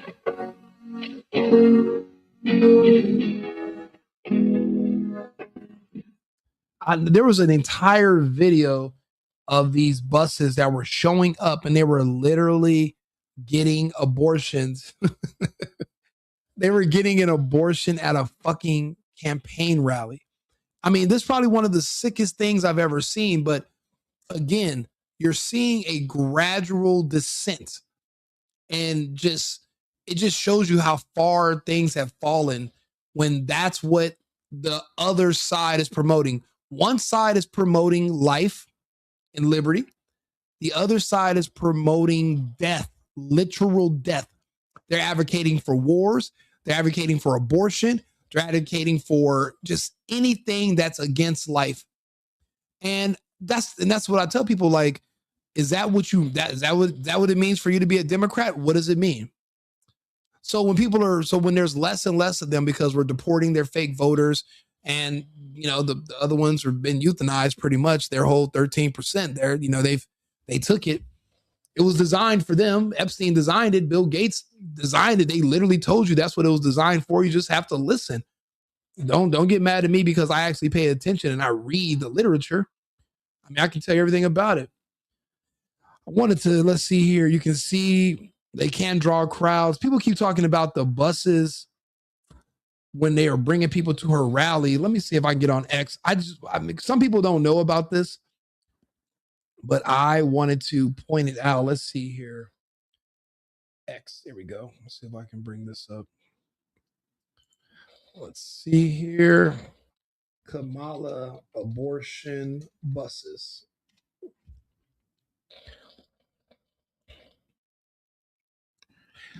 Let's see here. Where is it? Oh, right here.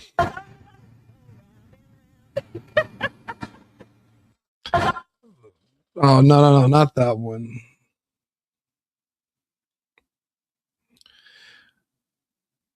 Okay, let's see here. Talk about abortion. Only one that they're really speaking to about how they're feeling. It just emphasizes how important this is, and that this is care that just needs to be given. Yeah. And it can be emotionally challenging sometimes. And you absorb it all to give them a safe place to go and to give them strength. Mm-hmm. It's an incredible gift, and usually when you have this kind of gift, it takes a lot. You know what? That's why when they call abortion a gift, that's why I said the vaccine was their reparations. If they can all get on board and vote for Kamala after she called abortion, death to their children, as a gift, then reparations was the vaccine was their reparations. And that's how I correlate the two. That's it. It's absolutely, that's how I correlate it. If death is a gift, then reparations is a birthday party for you. I mean, then the vaccine was your birthday party. They literally was getting abortions at her rallies, getting an abortion bus. This bus is they used to get on, and they do abortions at the rally. Jacksonville University, the Harris Walls abortion bus pulled in today. They're taking this thing across the country, and today they stopped in Jacksonville, and it's pouring down rain. Coincidence? I don't think so.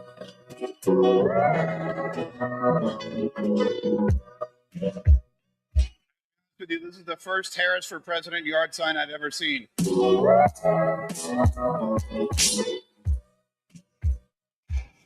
over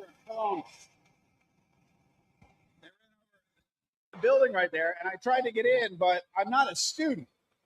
I don't know. They asked me if I was a student. I don't know what. I thought I looked like one, but it's for students only. So I guess they don't want. There's some kind of indoctrination going on. Not sure what it is, but I couldn't get it. He's videotaping me. he's wearing a Kamala Harris shirt, and I asked him if I could get a picture of it, and he started videotaping me. I don't know why. I thought I blended in pretty well. These Harris Walls people are not very friendly at all.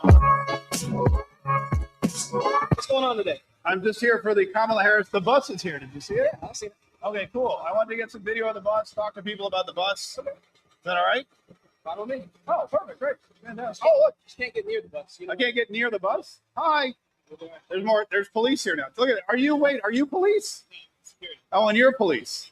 All right. How you doing? Good. Was I too close to the bus? Private property there, so they don't want you here.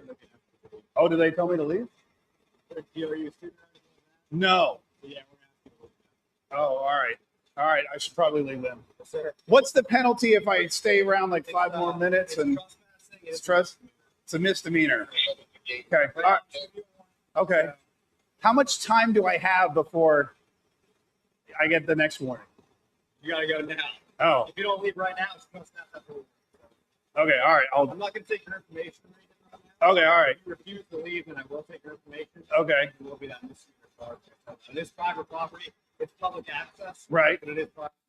Everything was always back then so secretive and cloak and dagger. They didn't want anyone to see what they were doing. This is an abortion doctor that was coming on stage. What? Okay. Do you guys realize the bullet we dodged? This is, I didn't watch her campaign rallies. Apparently she brought abortion doctors on stage to talk about the benefits of abortion. That tells you she had no plan for the country. She had no agenda. She had no ideas, nothing to make the country better, stronger, smarter, make more money. It was all about just killing off Americans. How do you not see what we dodged? Let's take a listen. Necessarily becoming ill and dying.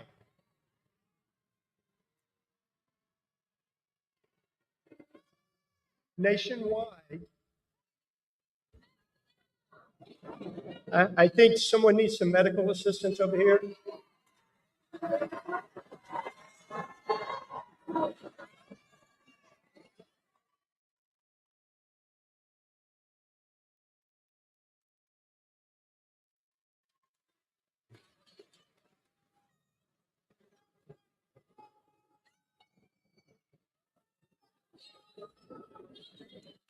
9% inflation. Yeah. Remember $6 and $7 gas prices? I remember gas in LA was up to $9.15 back when Joe Biden took office, because one of the first executive orders he passed was to shut down the Keystone Pipeline. That right there started to affect the processing capacity, and then they started cutting off the leases for where we drill for more oil in certain areas. And he immediately took us from being where we had so much energy like we do right now, where we're able to export it and sell it, to making us completely dependent upon Venezuela and the Saudis for oil. And literally inflation went through the roof, because for the goods to get to the stores required trucks, and the trucks run on gas.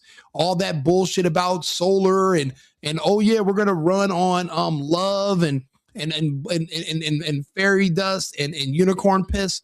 It's all bull. It's not sustainable. So when the fuel prices went up, everything went up, and then that's when you see the end of hyperinflation. And we watched it happen, all because some of you hated Trump. Remember when let's see here, Bill Maher, bring on the recession. Who remembers this? Let's see here. Where is he at? He said, bring on the recession. when basically they were asking him, oh, what do you think about, Trump?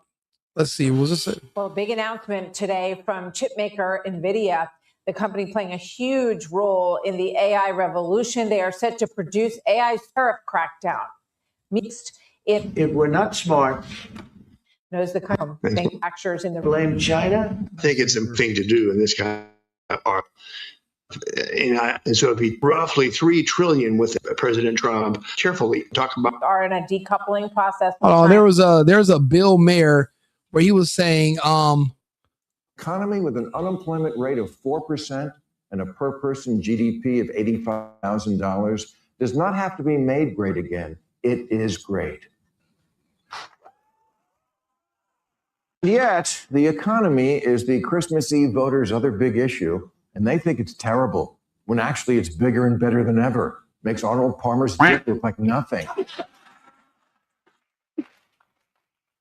When we were coming out of the pandemic, every economist predicted we were headed for a recession and all the horrible things that come with it. But much like Trump's girlfriends, those things never came. but we did go through a recession. You know what they did? They changed the definition of what a recession was. It used to, historically, the definition was 2 consecutive quarters of declining numbers, and they changed it to be like 3 or 4 now, so that way you don't know that you're in a recession. But Bill Mayer actually was called for a recession. He said, "Bring on the recession." Let's see here, and then he's all super surprised when we go through all the inflation and how pissed off people are that we're losing so much money. But he was the one calling for a recession. Let's see here. Bill Mayer recession. Let's see if I can find it. Let's see here. Well, we have to, what? Why is that funny? It is going well for now. For now, right. That's my, thank you. That's my question. Is like, I feel like the bottom has to fall out at some point. And by the way, I'm hoping for it because I think one way you get rid of Trump is a crashing economy. Yeah. So please bring on the recession. Yeah. Sorry if that hurts people, but it's either root for a recession or you lose your democracy because. Yeah, dude, fuck these people. I don't care that he doesn't say this anymore. And now he's turned ship. He should have known what he was talking about back then. He didn't care. So that just shows you times were so good when Trump was a president that people started literally advocating for the bottom to fall out and for us to go into a recession just to get rid of the man who was responsible for giving us one of the best economies in our nation's history. This is insane. So excuse me if I'm not sympathetic to these people now that all of a sudden they want to change their opinion and pretend like they're more right-leaning and they're seeing the light all of a sudden. Do you know how much people lost in this recession? Do you know what 9% inflation did to us for 3 years straight, 4 years? Destroyed us, killed us. So many businesses, so many of us are barely recovering right now. It's insane. For him, he's a TV personality, some fucktard. He doesn't care. He's getting a check regardless. But what about everybody else who has to work in these industries? Everybody who has families, kids, and the industries that depend on people to spend money. We're a system. We're an economy. Things have to move. We're finally getting the results back, and I'm never going to let people forget how we got to where we are now and where we came from. They wanted to replace black people with abortions. Black women, FBA, have the most abortions at 38%. They're not able to replace themselves anymore. There are no more SBAs. There are no more black people. That's over. And they're vaccinated because remember, Kamala Harris, they thought was one of them. So if you're FBA and you're a black woman, odds are you have student loan debt because you went to a university.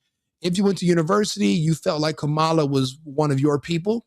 She told you that if you don't take the vaccine, you're actually not a part of the black cult anymore, and you're really just a right-wing, Trump-supporting white supremacist.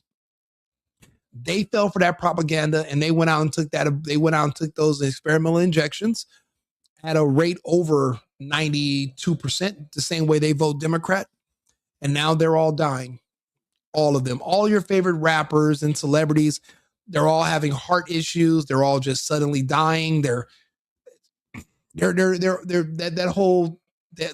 gone. I tell people, mourn them while they're still here. Also, if you can, collect jerseys, clothing, music, any black memorabilia you can get your hands on, collect it, save it, put it away somewhere. One day it'll be a collector's item and be worth money. This is one particular group that's not going to survive the vaccine. They can't. It was specifically designed for them. And I've proven it to people that it was only designed for them only. It wasn't designed for everybody. They specifically had campaigns only for black people. No other races had COVID campaigns to get them to take the injection. Only the black community. So you're absolutely right. Women are not getting pregnant like that anymore because they're vaccinated. They can't get pregnant. Now, eventually, certain women's bodies will heal and they'll be able to produce again, but not for a while. A lot of women have too much information to not get pregnant. It's not that. They haven't changed their habits. We're the same people. They can't anymore since they took those injections. Bill Gates did the same thing in Africa and India. He absolutely did. That's why they banned him from India. And they couldn't ban him from West Africa. That's where he set up Gavi. Bill Gates is all about reducing the Earth's population, and he succeeded. But he succeeded with Epstein's research. Epstein's research is what created the vaccine. And now it's starting to come out little by little. Have you guys seen all that about the Epstein? And matter of fact, I can bring some of it up. Let's see here. Epstein, Bill Gates, pandemic, 2015. Let's see what they say.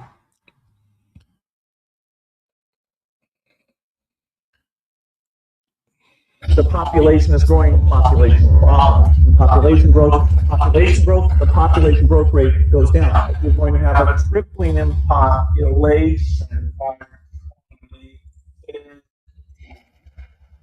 The world today has 6.8 billion people. That's headed up to about 9 billion. Now, if we do a really great job on new vaccines, healthcare, reproductive health services, we could lower that by perhaps 10 or 15%. Here we can see a chart that looks at the total world population over the last several hundred years. And at first glance, this is a bit scary. Bill Gates, 2015, everyone knows this, spoke that the world population needs to be reduced by 10 to 15% because of global warming through the reduction of the world population through the use of vaccines. Next. In 2020, the same Gates said 7 billion people must be vaccinated. Next. So here's my question. It's a rhetorical question. Why would I take a vaccine for my health, which is financed and produced by someone who wants to decrease the world population? Research potentially useful for national security. So let's take a look at this. So right here, to JEVacation@Gmail, and the man using the Gmail, BGC3 deliverables and scope. To Bill Gates, Larry Cohen, Bill. Larry and I have been working on deliverables for my time at BGC3 since you and I spoke. At Larry's request, I have spoken, and one thing I want to point out, they use these weird equal signs and these certain other symbols when they're talking, and I've noticed it across all of Bill Gates's emails that I've looked at, and some of it corresponds with other people, and I really wonder what that means, but I'll carry on. At Larry's request, I have spoken with Roger, Mark, Chris, Trevor, Jeff, and next week, Bose, Jonah. Everyone has offered guidance, advice, thoughts, and ideas. As Larry works to put together any required documentation, we are trying to make sure we make this time valuable for all. 2 areas where I am interested in terms of scope: domestic health and neurotech brain science. I propose these deliverables. Please let Larry and I know what you think. Deliverables. Number 1 is ampersand NBS. To improve access to secure personal health data, affordability access, blueprint and or recommendation for a zero knowledge proof based digital system to secure private personal health information while allowing access to digitally redacted personal information. Why would you want access to digitally redacted information? Number 2, white paper on consumer health expenditures in the USA. 3, white paper and or recommendations on neurotechnologies related to chronic and degenerative disease. Hey, 2love29. I'd save my love if I was you. Don't waste it. White paper on neurotechnologies as weapons in national intelligence and defense. follow-up recommendations, or technical specifications for strain pandemic simulation. Happy to do whatever else is helpful. Taryn, that's excellent advice. Teach them to pick the right soil. That's a lost art nowadays that we do need to make sure we start instilling in men. But I'm not anti-vax, especially tried and true. I wish you were. I wish you were. You know, it's the latest research is coming out that now since RFK Jr. is our Health and Human Services Secretary, the research that was suppressed has come out. Apparently, the reason the flu shot is free now is because in 20 years you developed Alzheimer's and dementia due to whatever the ingredients were in that flu injection. There's nothing to do with the flu. It actually causes other detrimental issues in your brain by causing certain amounts of swelling later on as an adult. Childhood vaccines cause a lot of those issues like autism, but you know, some of those vaccines turn your kids gay and it turns them into gang members who can't think very clear and are hyper violent with emotional issues and mood swings. Other side effects are homosexuality because they do affect your hormones and it creates confusions in your mind. But those flu shots in particular, they've now correlated them and connected them to Alzheimer's and dementia. And I did a story about that about 3 weeks ago. If you guys had time to go back, I'll share it again. Just that, you know, my audience is growing, right? So if I made prior videos, some people might have not have seen them. You might be a new follower and, you know, we're going forward with a lot of things. So I'll try to repost them and reshare them so you can read over the data. But like I said, a lot of this is only coming out because RFK Jr. is Health and Human Services and he doesn't care about making money for these vaccine companies or government contracts. He just wants to get the information out there. They're trying their best to save Americans. Remember, this agenda is America first, Americans first. So our health has to be a priority. They talk about all these different drugs that are like 15 cents in other country, but when it comes to an American, they want $800 for the same medication. The fact that we're not generating our own medication is a problem, and when it's being outsourced to our enemies. We're being supplied by countries that we are economic enemies with, and they're in control of our antibiotics and all of our medications. It's just a huge blind spot, which we have to fix, which we're working on. But we all have to stay the course, and we have to make sure we all hold our leaders accountable or only elect people and vote for people that are going to be focused on what's important to us and what's going to, you know, keep us safe. But I wanted to get to where's the part because he's going through the Epstein files, but I wanted him to talk about the part where Epstein, where they're talking about pulling this off. They're going to pull off they're going to pull off this whole scamdemic. Let's see here. Epstein pull off pandemic. There we go. Sit here. To improve access and secure personal health data, blueprint and/or recommendations for zero knowledge, proof-based digital system to secure private personal health information, allowing access to digital be redacted. Oh my God. Yeah, your immune system is God's gift to you. That is God's nanotechnology. When your body is repairing itself from the inside out, to this day, we don't understand how it works. But yet we consider ourselves to be so masterful of the sciences, but we don't even understand how the human body repairs itself. We don't understand how material, like a meaty material with fluid and electricity, creates your brain, which is the source of your consciousness. So we think.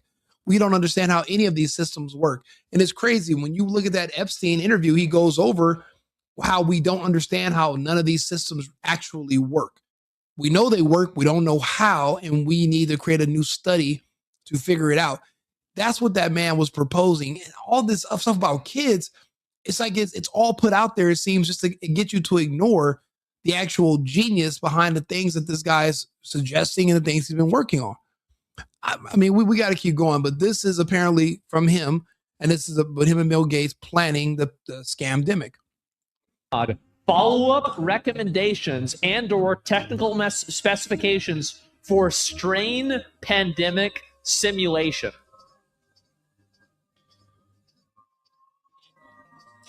So this is in 2015. So this is 4 years before Event 201. Does anybody remember what Event 201 was? Anybody? It's crazy. They went through a whole lot just to figure out a way to poison a lot of black people. This pandemic war games called Event 201.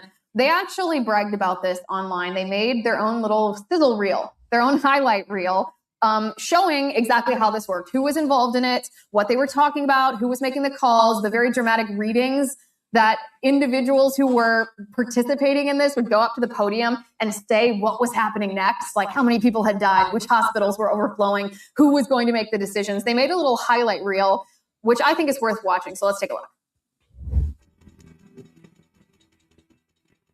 No, you're right. Malaria is huge, but think about it. Our antibiotics come from China. If you poison those or if you change the ingredients, I don't understand why we trust these people so much, where we literally depend on them and they're our enemies for our medication, for our aging population. And a lot of people are pretty much dependent full time on these medications to stay alive because, yeah, you're taking drugs for one thing, but now you're being addicted to something else. So whatever side effects of one drug, you got to take another drug to counter those side effects and another drug to counter those side effects. They said on average, the average American's taking like 8 pills a day. And I hate taking drugs. I don't even take medication. Actually, I had a toothache the other day and I took some Tylenol, but I'm definitely gonna go see a dentist. I just don't look forward to the dentist, but it's the fact is we're so heavily dependent on big pharma. And to understand that our pharmaceuticals are coming from people who are looking to destroy us and depopulate us, it just doesn't make sense logistically. And Trump's trying to wean us off of that and pull us away. Like I said, there's so many benefits in this presidency. I'm getting so much more than I voted for. I'm just so proud to be on the right side. And it's crazy. I was never a leftist, but I was listening to the propaganda, people telling me to hate him. And I wasted a lot of time hating somebody who was actually a net positive for my country and for my way of life. But this is Event 201. This was the how they planned the scamdemic before it even started. All of this was pre-planned, but apparently a lot of this was generated by Epstein. He did the numbers, he came up with a lot of these plans, and he worked with Bill Gates to initiate them. In their way, if they were looking to get rid of one particular troubled community in the country, it seems like they had their own way of making America great again. So I don't know. Maybe one day we'll build statues in the name of Epstein and Bill Gates and Kamala Harris, because without Kamala Harris, I'll be honest, I don't think 60% of the black population wouldn't have took it. Maybe more. If it wasn't for Kamala Harris pushing it so hard. Do you guys remember her pressuring everybody to take the shot? If it wasn't for Kamala, most black people wouldn't have took it. So if you think about it, if they yield the results, which means it was very effective, they might build shrines to her one day because of her sacrifice and what she was able to accomplish.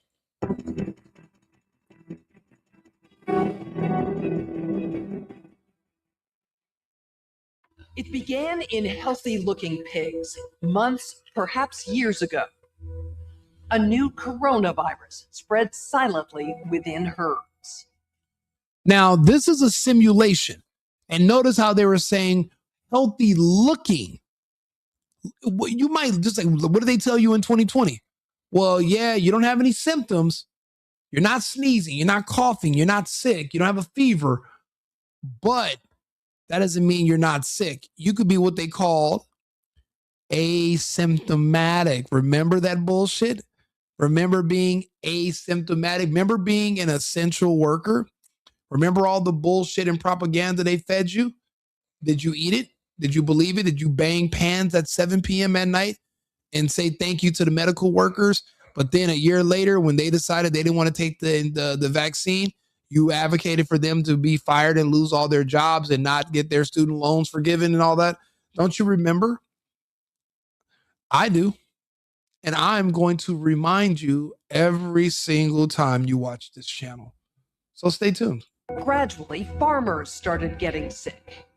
Infected people got a respiratory illness with symptoms ranging from mild flu-like signs to severe pneumonia. The sickest required intensive care. Many died. If you even think about pushing natural drugs or natural medicine or anything holistic, if you were a medical professional, you will lose your license. You'll be kicked out of the industry. They will call you a witch doctor. Remember Dr. Stella Emanuel that was treating people and none of her patients died?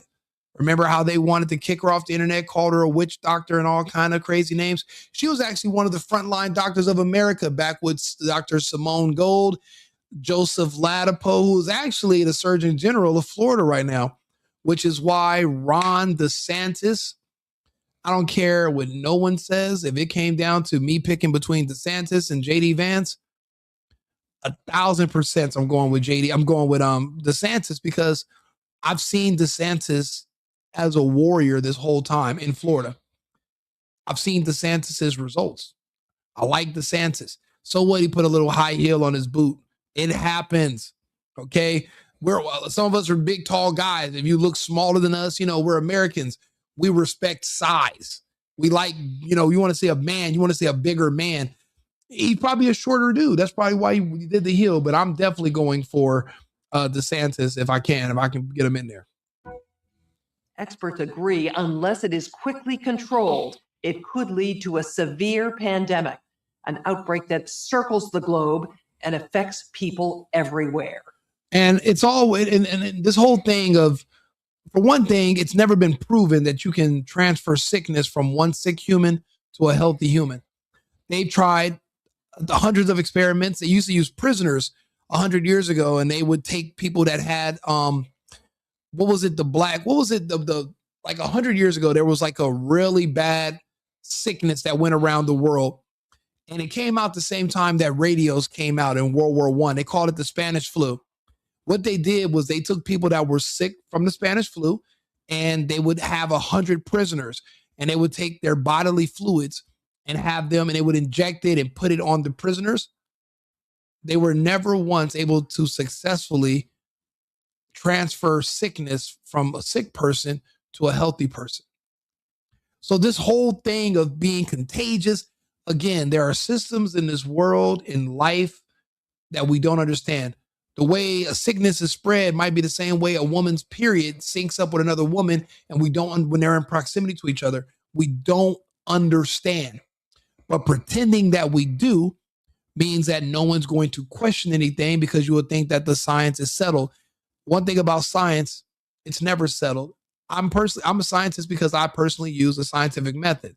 So I have these conversations. I tell people that even viruses are theoretical germs. It's germ theory.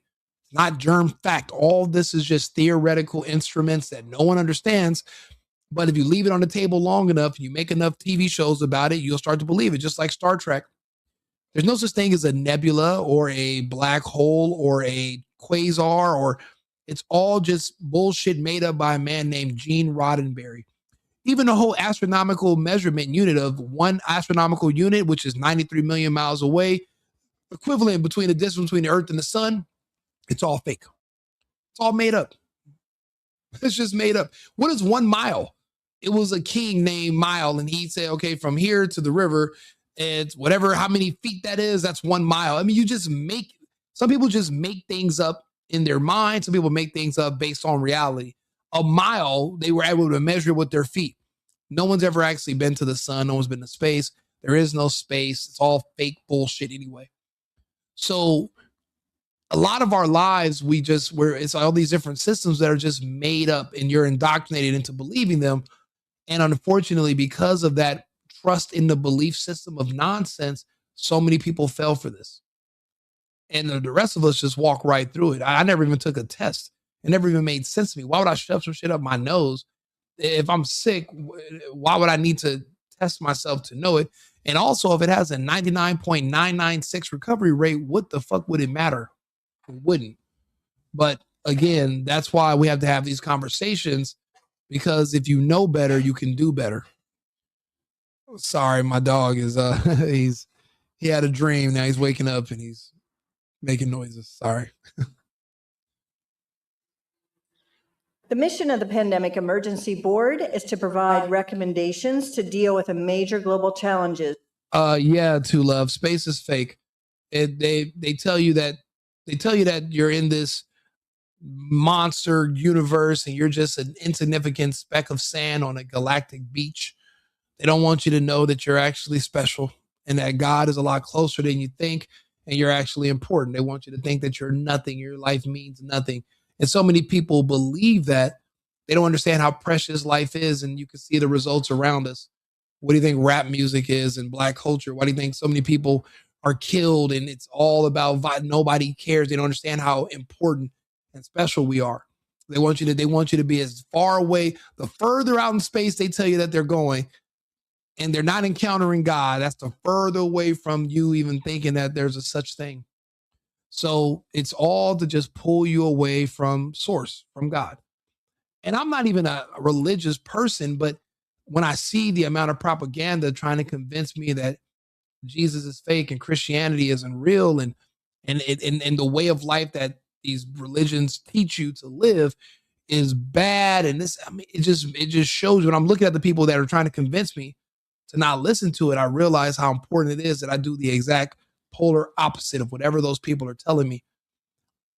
So that's how you come up with that. But no, we can go into that subject too if you have time. I'm here for it. It's arising in response to an unfolding pandemic. Yeah, UFOs don't mean alien. It just means unidentified. You don't necessarily know what you're seeing. You usually see them at nighttime. You really don't know what it is. But that doesn't mean aliens. That doesn't mean space. That doesn't. For all you know, we live in the inner earth because we don't know what's above the sky. We know there's a solid barrier above us. They try to convince you that there's something called an atmosphere that you're going to burn up in, but it's not solid, but it's not liquid. So then, okay, show me an atmosphere anywhere else in nature. Nature, one thing about nature, right? It's the beautiful part of nature. Nature repeats itself. It has a habit of doing that. Show me another non-physical barrier that's somewhere in nature. And then that way we can have this conversation, but you can't because it's fake. There is no going up into space and then you're floating around and then you're able to hit warp drive, and it's all just fake bullshit. Elon Musk is a liar. And even though I drive a Tesla, I don't trust him at all. And him joining us when it came to the elections was him just trying to save himself from prosecution because Kamala and them, they were calling for him to be arrested. So he saved his own ass. But I mean, everyone's lying to us about space. So the board is comprised of highly experienced leaders from business, public health, and civil society. We could be looking at double the number. I don't know. We're on a prison planet. So everything that's here is from here. There's no coming in. There's no coming out. There's no in. There's no out. We're stuck here together. So anything that you see here is from here. Not going to be alien. It's like we're in a controlled terrarium. We're in a controlled environment. We're in a controlled environment, and we're not able to change the climate ourselves. We're not able to, and a lot of our resources are not, they're infinite. They convince you that they're finite so they can charge you for them, but everything's already here and we're not running low on anything. There's plenty of room. You know, they said that the entire Earth's population could fit into Texas and it would be just as dense as living in like New York City. That's how much space, room, resources, it's there. But you got to think about who are the same people that are telling you that it's finite and they want you to pay them for it, or the same people that are also saying you need to kill yourself and never have kids so that they can have more and you can depopulate yourself. But Bill Gates isn't saying he's going to kill off his family, but he had to kill off yours. So you got to think about that. Who you getting that information from? Of cases in 1 week and 16 times as many in a month if we are not able to stop the spread. The water's above as below. You know, that's the reason why the sky is blue. On the other side of the dome we're under is water. And that's there. And that's why the sky is blue when the sun passes over us. The sun is local. It goes around. We're like basically on a plate. And when it's flying above you, it's reflecting a blue because there's water on the other side. But like you said, as it is above, it is below. Same. The Bible is real. And it took me a long time to realize it, but it's real. That would be on the order of 500,000 cases, and it would continue to rise exponentially. In 3 months, we could be approaching 10. Yeah, our kids are dumber than we ever have been. I'm sorry, I keep stopping this. This is the Event 201 simulation. This is before 2020. This was them practicing on how they're going to scam you all into believing that there's a deadly virus going around and eventually force vaccinate you with something that was never safety tested. That's why they had to compromise our politicians to get this pushed through. But it was the scientists that did the majority of the work. They were the ones who had to come up with a way to create something that would specifically target poor people, code word for black people. And apparently they were successful, which is why my friend in Los Angeles, Ray J, he just was told he only has a few weeks to live. Just like all my other friends who have basically died either at the gym or while they were having sex or in their car. All my friends are dying back in California. The thing about California is that they went full globalist agenda. So they're allowing the sun to be blocked out in California using cloud seeding. So we haven't had any sun in the last 3 years.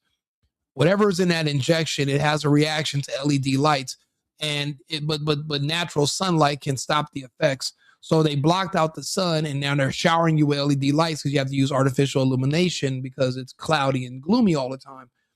And that's creating a epileptic type shock in a lot of people's bodies because this thing is growing in them because LED light amplifies it. Natural sunlight stop the progression of it. And that's why you don't see the numbers in Florida and Texas the way they are in California as far as the death from the vaccine because they're not allowed in the cloud seeding. However, in places that are already naturally gloomy like the UK, the vaccine is decimating the population day by day. There's actually a doctor in the UK. Let's see here, excess death. Let's see here, Dr. Campbell in the UK. And let's talk about it. And here's something that is also not ever talked about in mainstream media or is excess deaths. So people don't understand what that means and what that's, we've been having excess death. Now, before we get into this, he's not going to talk about it because they don't know what I know. They don't have these conversations with me. Eventually, I'll be able to talk to Jimmy Dore and more, and we'll go over this. The thing is, California and the UK have never had similar weather until now. The UK is always gloomy and cloudy because of its location. California is now gloomy and cloudy full time as well. Similar conditions, and they're getting similar results. That's why, because California's results and how many people were dead, that was showing the effectiveness of the vax. Then Bill Gates and the others, they said, hey, we need to block out the sun everywhere. But they were shot down. They weren't able to. So in certain places, they were trying to do more cloud seeding, but it keeps failing and causing floods. And that's why a lot of countries are pulling out. And now that Trump became president, it's all stopped. If you remember last year, we had our first hurricane season without a hurricane. Magically, when Trump takes office in the past 100 years or so, we have never had a hurricane season without a hurricane. So you got to understand, they have to block out the sun for the injection to kill you faster. In the UK, they don't have to block out the sun. It's already naturally blocked out. So they're recreating those conditions in California, which is why that's where all your favorite people live who are dying. A lot of them are all in California for the most part. Deaths in all over the world after the COVID vaccine rollout. So people are making a correlation and a connection between people dying at higher rates than they normally do before the vaccine that are doing it now. So they say it comes from the. Can you explain to people what excess death actually means and what are the studies that prove that people are dying at higher rates than they did before the COVID vaccine? Yeah, well, the data's getting harder and harder to get. In my country, it used to be readily available, but now it's not. They've changed the way the data is collected. we used to have an office called the Office for Healthcare Improvement and Disparities, and they published really good data till about 2023, I think it was, and then they just stopped. They just stopped. I have no idea why. So the data is getting hard to get, but typically, what was done for the early studies and for the data that we used to publish in the United Kingdom is they took the normal amount of deaths. So you'd take it in maybe a 5-year period or a 10-year period before. So if you took the amount of deaths from, say, 2015 to 2019, that would expect so many people per 1,000 to die per year, in that year period. So many people between 60 and 70 would die. So many people between 70 and 80 would die. This is kind of known, and it's generally fairly consistent. Now, there are spikes when there's world wars, or there's spikes when there's major pandemics. If you look at the mortality rates for the bubonic plague episodes in my country, it's going along, and then all of a sudden it goes like that. From the amount of burials and things. So we expect so many deaths. So we take the average of 2015, 2019. That's the baseline we would expect. And then what we did in 2020, 21, 2022, 21 and 2022 especially, we found out that the amount of people that were actually dying was well above that baseline. So basically you take an average of what you would expect for the population profile, and you found out there was more people dying than that. But after the pandemic, when a lot of the old people had died, the most vulnerable people had already died, you'd expect actually excess mortality to go down because the vulnerable people had already died in, say, 2020. But it actually went up for quite some periods of time. But quite what it is now, it's harder to tell.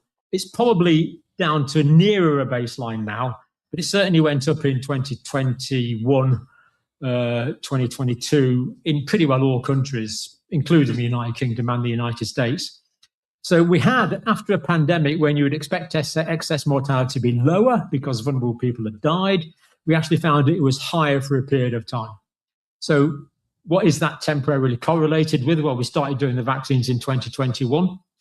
Excess deaths increased later in 2021, 2022. Does that show that excess deaths are attributable to the vaccines? No, but there are plausible mechanisms where it could be, and there's temporal associations. So, really it would be quite nice if people put all this together and came to some kind of firm conclusion, but who's going to pay for that research? Right. Nobody's going to pay for that research. And they don't even, and by the way, the government's not going to pay, pharmaceutical industry is not going to pay. When you do a research job in a university, it's all about funding. Where is the grant going to come from? How you publish to get money from the research assessment exercise. And if the funding's not there, right, basically the work's not being done. That's not entirely true. I'm in touch with a group of wonderful people around the world. I'm not going to pick on any individual, but your listeners all know them, who are working really very, very hard for absolutely nothing. Purely because they believe that there's things that need to be researched. And I won't name him, but one guy I've interviewed, he basically couldn't afford a house for a period of time, because he was spending all his time working on these projects. So people are doing it, but the institutions that can get the research done and get the papers published, the financial motivation, sadly, is not there. So why a lot of these people died during that period of time, it's probably going to be very difficult to be definitive about. But it is surprising that the way that data was collected changed, and the amount of data released was reduced. And it's often difficult to get information even on freedom of information requests. It's almost as if people had something to hide, but of course we couldn't possibly know that, could we? Because we're just the ordinary minions. October 19th will be in Irvine, California. And, the sad part is there's only one Dr. Campbell. There's only one. But look at him. He's been talking about the excess deaths in the UK originally, but now he's talking about it worldwide. And nobody else wants to have these conversations. It's happening. I can understand what's going on. When this conversation comes up, there's a lot of people who didn't take it, but everyone around them did. So when they start passing away and you start thinking to yourself, more is going to come, it's not necessarily a topic that is easy to digest or something that you're going to want to think about. It's one of those things where you wish you could just close your eyes and it would all go away. But unfortunately, in the real world, that's not how we deal with problems. We have to deal with them head on. The thing is, we have to now mitigate the damage. We know this is coming for our friends and family around us. If they're still alive now, this is year 5 for them. This is going to be a lot of their last year. Now, of course, accidents can happen. It could be my last day tonight. I could walk outside to go, get a taco and get hit by a bus. But I'm saying that there are certain people that actually took injections that are going to guarantee that they don't live. And we're seeing it happen all around us. And the reason people don't want to have this conversation is because it'll give you nightmares at night to think about the fact that there's nothing you can do. And you're not sure if the person laying next to you is even going to wake up tomorrow if they took it and you didn't. So that's why a lot of people shy away from this topic and they don't want to think about it. But again, if you, like, for example, my dog you hear snoring, his name is Mr. Bacon. His owner took the shot and she was a younger woman and she immediately, within about a month and a half, a cancer diagnosis, and she was terminal January last year. And then she passed away and they didn't have anywhere for him to go. And he's a bulldog. Anybody knows bulldogs know they have an attitude problem. He's basically like a male version of the dog Pancake on Facebook. And he went to 5 different houses and all 5 of them didn't reject him because they were like, he has an attitude. When he wants stuff, he growls, but he's not mean. But I tell people, if you took the shot, don't be selfish. Even if you don't think something's going to happen, at least make arrangements for where your pets are going to live. If something happens to you, God forbid, kids can always find somewhere to go, but your pets will end up in a kill shelter. And that's where Mr. Bacon was going. It happens. So I'm asking people, if you know people that took those injections, if they're still walking around today, there's no shame in you talking to them and saying, hey, do you have, I was going to go get some life insurance. Do you have any? Do you have anybody? And they're like, no, I don't. I'm like, well, where would you be if something happened to you tomorrow? Where would you be buried? Would your family just be scrambling on GoFundMe and to try to figure out how to bury you or get your cremated? Because a lot of us are just, our family members are just, it's just dumped on us. I've lost 2 uncles, a cousin, and I had 2 other cousins that both had 3 heart attacks in a row. One of them had to learn how to walk again and everything because they didn't take my advice. Obviously, my family is split. You had the liberals on one side, the conservatives on the other, and the 2 no longer meet anymore. We don't deal with each other anymore. Those of us that support Trump and the United States, and those of us who want to pretend that we're back in Cuba but won't go back to Cuba, we're not able to work it out. And a lot of them took a poison. And then when family members, they gave our family an ultimatum saying, hey, if you want to come over for Sunday dinner, you're going to have to take you have to get the vax and bring in a card because they're in California. And I have relatives that died after taking the shot so they can come to family dinner. We never forgave them. So my family is split now. We're not dealing with them anymore. And I keep getting news that more and more of them are getting sick and in the hospital and passing.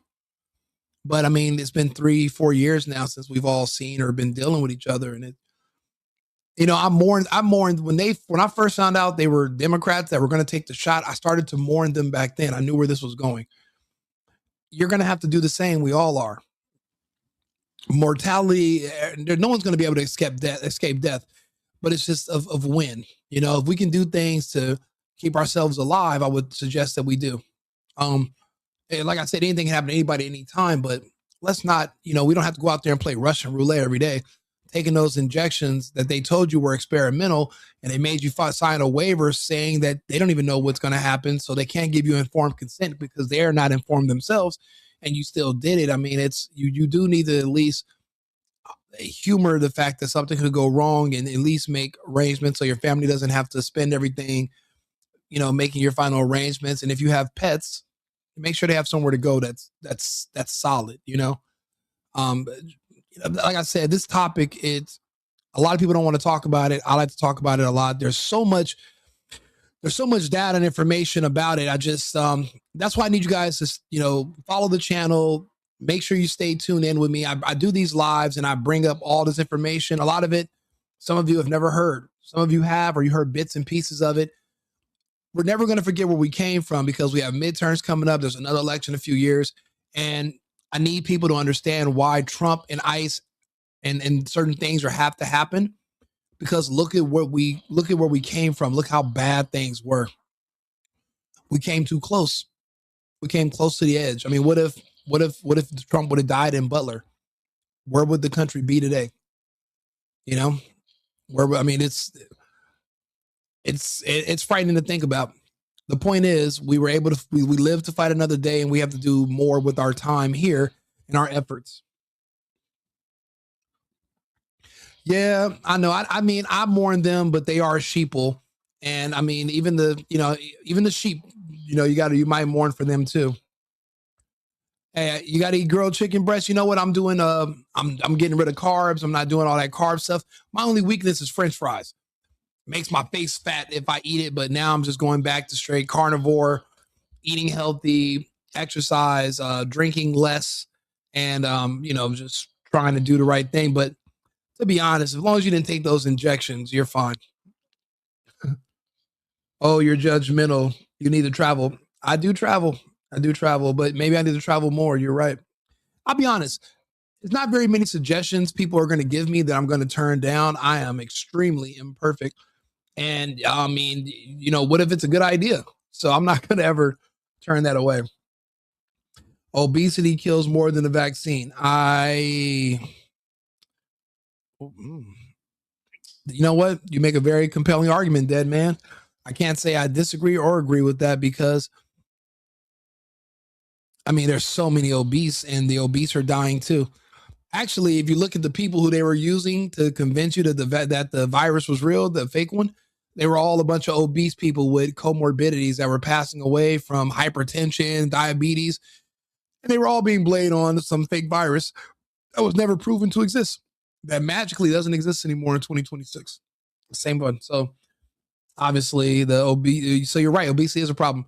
So obesity killed more people than, but see, that's the thing. We can't compare it to the vaccine because the vaccine's killing them too. So, I mean, two things can be true at once. Wait, sorry, who has died that's been vaccinated? Basically all of okay. You want a list of, D'Angelo? I mean, there's like all these, I keep track. It's all on my Facebook and it's all on my Instagram, Right Wing Rico, or the Safe and Effective podcast, my other show. Potatoes are good for you. Hey, it worked for the Irish. I love potato. I'm a big potato fan anyway. But the carbs sometimes, I mean, watching Trump survive that attempted assassination was a sign of God. It absolutely was. It made me a believer. And people were trying to convince me it was fake. Then how'd the people behind him die? Like, people have so many different agendas that are overlapping. You really can't trust them. They all have their things, but I'm a believer now.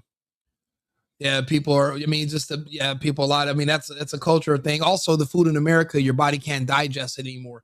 Every time I come back to the United States, I gain 40 pounds, face gets all fat. I leave for a month, it all goes away.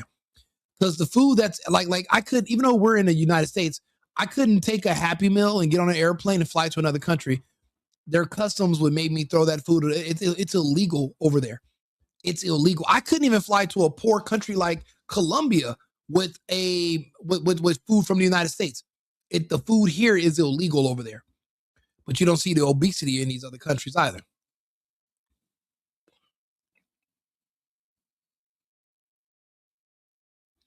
Hey, leave my drinking alone. Hey, bro, listen, I definitely had a couple of drinks for Super Bowl Sunday. I tried to take it easy.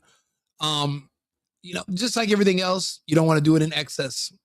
That's the only thing. And I'm not saying I haven't. I mean, I like to party, but it makes me groggy and I have a business to run. So I can't afford to just not be available mentally when people need to talk to me during the day. And I have a lot going on. I have a new company opening and I have a lot of stuff. So and then I do this and then I get on here and I have these, I mean, obviously I'm long-winded. So I do these long form conversations and then I have to cut them all up. And then I do a bunch of shorts on YouTube. Like I have tons of entertainment and tons of things I talk about. So subscribe to the channel. You guys will see all the cool stuff. If you guys become members, that just supports my channel. I recently became monetized. I don't necessarily know what that means, but I am. So if any kind of support, it helps, and I'll do the best I can to make sure I keep you guys informed, entertained, and then we can have these interactive conversations. A lot of you guys have been a great.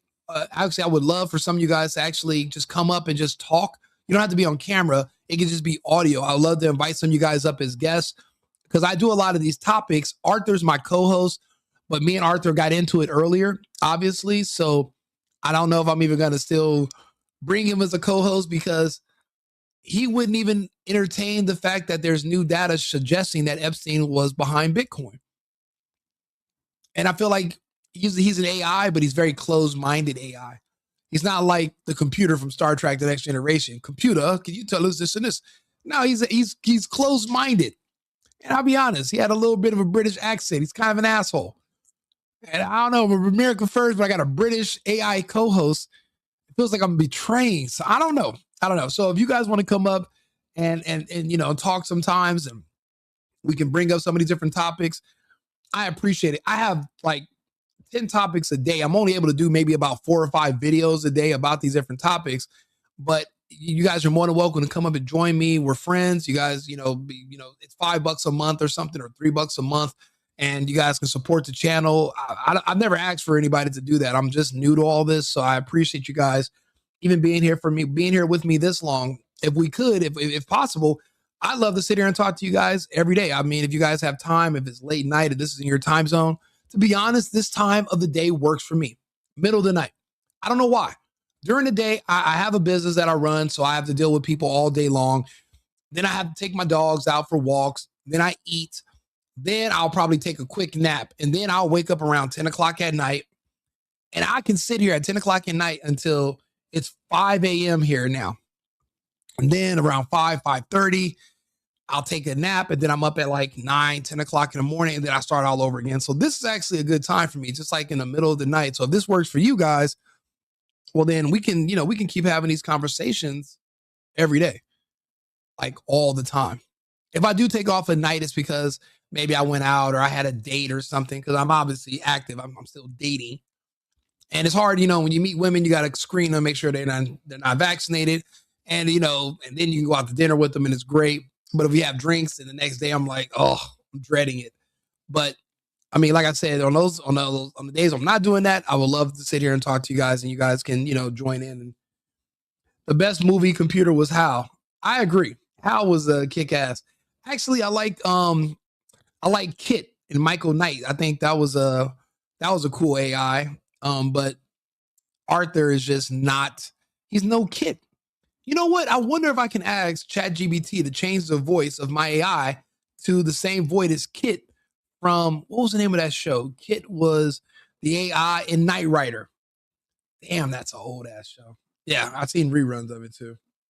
Would you like to play a game of chess, right wing? Absolutely. I play chess often. Yeah, I'm a chess player. You're Cuban, so you play chess. Absolutely, I do. I love playing chess. Chess and poker. Those are my 2 games. I play poker and I play chess. You play poker, or you only play chess? Oh yeah, you too? Yeah, sweet. Make sure they don't have a purple hair or snout rings. You know what? That as soon as they pierce their nose right there, it's like it pierces a hole in their brain and they just disintegrate. And it's like it's like a puncture of evil. I've never seen any normal, sensible woman with that septum. So yeah, you're absolutely right. Avoid those women at all costs. And if you have kids that are in school, make sure none of their fucking teachers have curled hair, colored hair or that thing in their nose. And if they do, remove your kid. Figure out a way to homeschool. Unless you want your kid to be on this list right here with the men's gay choir. Unless you want your kid to be one of these guys. Let me see here. Well, of course, regarding the As we celebrate Pride and the progress we've made over these past years, there's still work to be done. Unless you want your child to be just another pincushion for these pervs, make sure you pull them out of any classrooms they have with teachers who are colored hair, septum rings in their nose, and all that bullshit. Pull your kids immediately. I thought it would be chess and dominoes. Nah, I don't know how to play. I think I know how to play dominoes. The issue is, I hate the fact that I'm always a 1 or 2 numbers off. I guess you got to get the number 5 or 10 or 15, or it has to be like an odd number. I don't know. I'm not really a big fan of dominoes. I don't know. Chess or poker will be my 2 games. There is no space. There isn't. There's no such thing as space. The closest you can get to it is going into war. I mean, going into water, going to the ocean. U.S. is far worse than the Nazis, seeing it's not proven they killed more than 270,000 Jews. They did kill millions of mighty Soviets and Chinese. You're factually correct. Also, they killed a lot of innocent Germans in the firebombing of Dresden.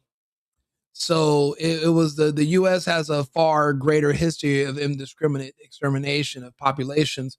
Hiroshima and Nagasaki, they always forget about Dresden. The reason they never make the correlation between the two is because they want you to believe in another farce called nuclear weapons.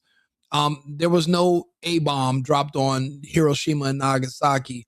It was firebombed the way they firebombed Dresden. However, if they made the correlation, then you would find out that there was no A-bomb, because they were able to rebuild Hiroshima and Nagasaki within 4 years. Those cities were rebuilt. There was no mass die-off. There was no disruption to the birth rates of the women because of the radiation exposure. So a lot of that stuff is fake. And you've never seen a bomb dropped on a population since then, but we're in a world full of psychopaths and pedophiles. Obviously, there are no nukes. It's all just a scam. But if you call out one person scam, then you have to admit that you're a part of a scam too. It's kind of like the space scam. You call out one person as being fake, then you have to admit you're fake too. And that's how Elon Musk got himself involved. Remember, he pretended he sent a roaster into space, and then he said it looks so real. It looks so fake. It must be real, or some bullshit like that. Same thing. Dice only in the casino. If I go to, there's a good bunch of casinos right by my house here in Arizona. I live in Scottsdale. You can go, now they have like dice in the casinos. You can go in there and roll dice. I've been watching people play on YouTube. There's like all these new gambling channels to convince people to go. I don't know. I'm not really big on losing money like that. I mean, it's too much leaving it just up to fate. At least with poker, you can use strategy, and chess, you can use strategy. I thought we were friends. I think we are friends. I think we are friends, and we can shoot some dice. That's fine. Okay, we'll go for it. We'll do it. I don't get it, but I never would or get it. I don't have any tattoos either. You know what it is? I'm too indecisive. I could never decide. It's a hard enough time for me to decide what I'm going to eat for dinner, let alone what I'm going to get tattooed on my body that I have to see all the time. So I didn't want to do it. I just never did. I know people that have tons of tattoos, and a lot of them regret them tattoos now. And I'm just glad I never got any. Yeah, no tattoos. I will absolutely not call myself fake. I don't think you're fake. I lived in Las Vegas for 8 months. I did Vegas for about 3 months during the lockdown because everything was closed in LA.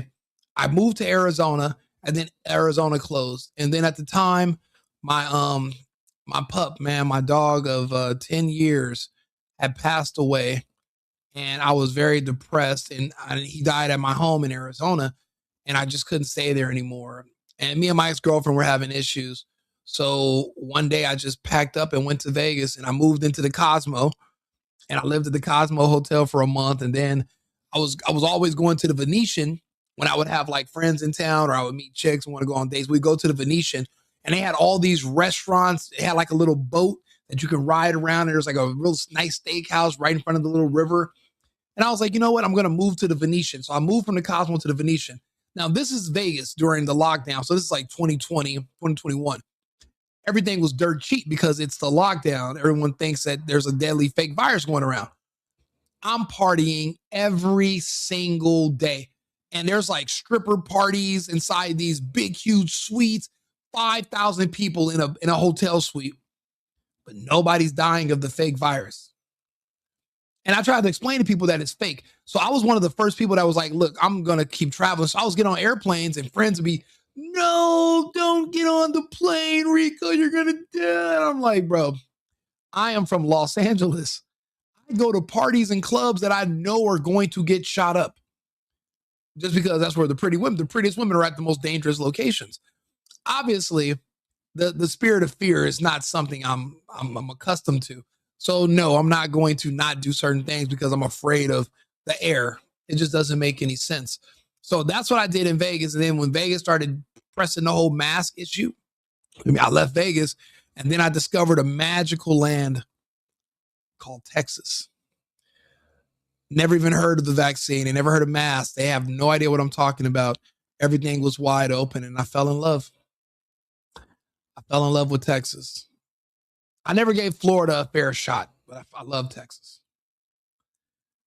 Or at home. Yeah, this is true. Last time I was there, they had finished the MGM Grand. Yeah. Oh, wow. So that must have been a while ago. You don't go to Vegas very often, I take it. I appreciate it, man. I miss my pup. His name was Space Baby. That was my guy for many, many years. Many, many years. So because of that, I couldn't stay in that house anymore. And I had just moved into that house when we left LA and we went to Arizona. That was the house we had rented. And he had passed when I was out of town for work. I was in Illinois and I was gone for like one day and I come back the next day and I was just like, wow. And this is the first time I've ever actually talked about it out loud. I haven't spoke about my pup in years. I'm not one of those guys like, I'm not an emotional person at all. I don't really have feelings. The only thing I care, it seems like the only thing I ever care about anything is like my dogs. I don't everything else. Nothing really bothers or moves me or anything. So yeah, no, I appreciate it. I was stationed in San Antonio. Not that great. You know what? I've never been to San Antonio. I drove through there on my way to Arizona from Houston, but Houston is amazing. Depending on where you live in Austin, it's nice, but it gets really, really gay around the downtown area. So it sucked. But I live in Austin. I live out by Lake Travis, Lake Austin area. So I live in the hills. And it's a beautiful area, but it's just boring because you're out there on the lake. Houston is my speed. I love my area I live in the Galleria. I live in Tanglewood.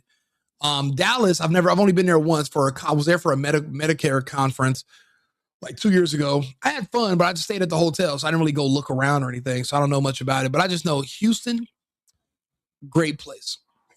Mainly because Texas has no nonsense laws. And, coming from a place like California where people can break into your house and you have a duty to retreat no matter what, you cannot harm a criminal or touch them or whatever, or you're going to go to jail too. And in Texas, if you see someone even breaking into your neighbor's car, or breaking into your neighbor's house, you can legally delete them. And that keeps the crime levels very low because people know that if you fuck around, you're going to find out.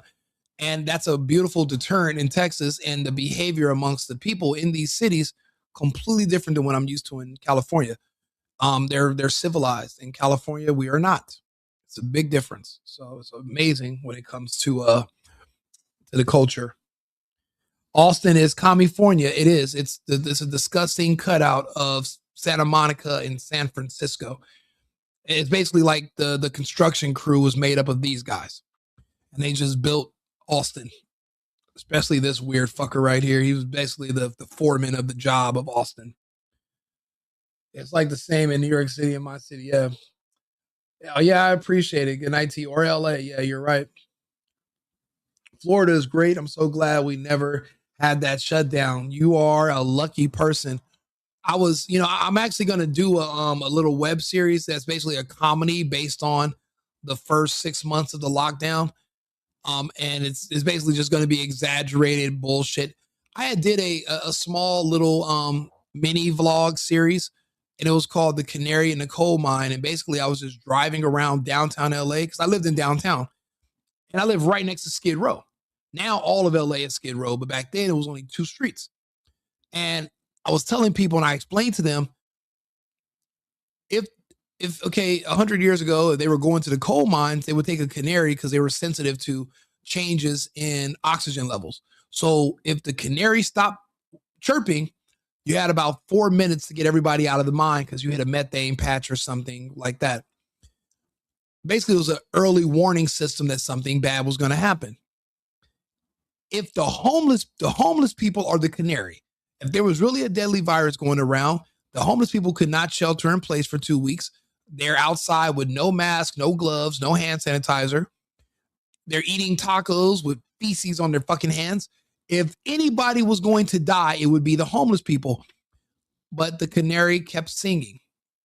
The canary were the homeless people. They kept chirping. So then if the homeless aren't dying, who is? And then I started doing videos showing people that were trying to convince me, well, Rico, you know, homeless people are actually healthier than the rest of us because obviously they have stronger immune systems. They're outside all day.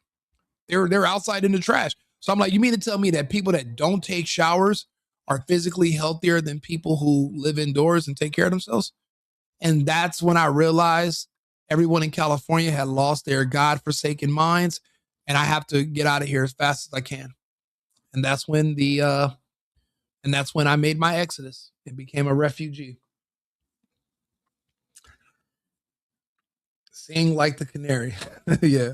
Homeless are healthy because they drink. You know what? It's funny. I remember back in like 2018, 2019, I'd have my beautiful big luxury car, and right on the other side of the gate is all these fucking homeless people. But they're not really homeless. They're just guys. And they're sitting around in their chairs and they're just drinking at 3 p.m. And I remember one day I was getting in my car and the homeless guy looked at me and he shook his head. He was like, I feel so sorry for you. And I was like, you feel sorry for me? I was like, why? I was like, I feel sorry for you. He was like, I'm hanging out with my buddies right now, having a good time. He's like, you're on your way to work. He was like, you know what's crazy? You pay how much to live in this building right here? I was like, $4,000. He was like, I paid nothing. And me and you share the same amenities. And for a moment, I was wondering, like, which one of us is crazy? Me or this homeless guy? And I was just thinking to myself, if I could get my girlfriend to bang me in a tent, maybe that's the answer. If I could just find a woman that's like, you know what? I love you so much. We can live in a tent together. I can save all this money on mortgages and rents. But until then, I'm going to work. But no, I mean, he made me look at everything a little bit different. It was true. He was sharing the same amenities. We go to the same restaurants. He hangs out. I seen him at the bar. I'm like, but he lives out in a tent. But I'm like, he's making it. He's doing pretty good. And then, in California, they enable you if you're homeless because, well, you're a voter base too. And, these guys, sometimes they'll raid some of the tents. They'll find $50,000, $60,000 in these people's tent because they get thousands a month from the government. All their food is free. They don't got to pay for housing. So you're really just enabling and creating these problems in California. That's the issue with having too much money, I suppose. Even Layla allowed Jacob to have sex with her in a tent. You know what? You make a good point. I need to get my life together. I got to get my life together. I got to do better. I need a tent. So, you know what? A couple more super chats and I'm getting a tent. Okay. I'll build a small home and yeah, that will work too. Having sex with her meant you were married in the Old Testament. That is true. That is true. And I'll be honest. I'm a conservative. Eventually I'm going to get married, have kids, but I'll be honest with you.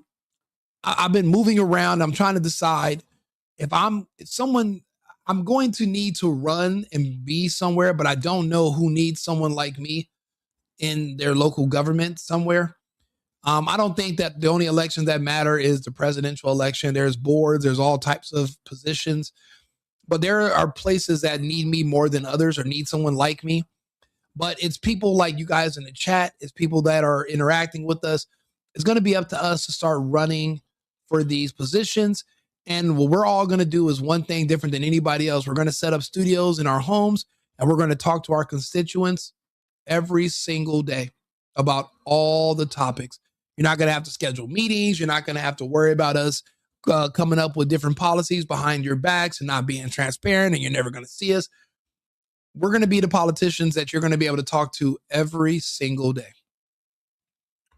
We're going to change how this is all done.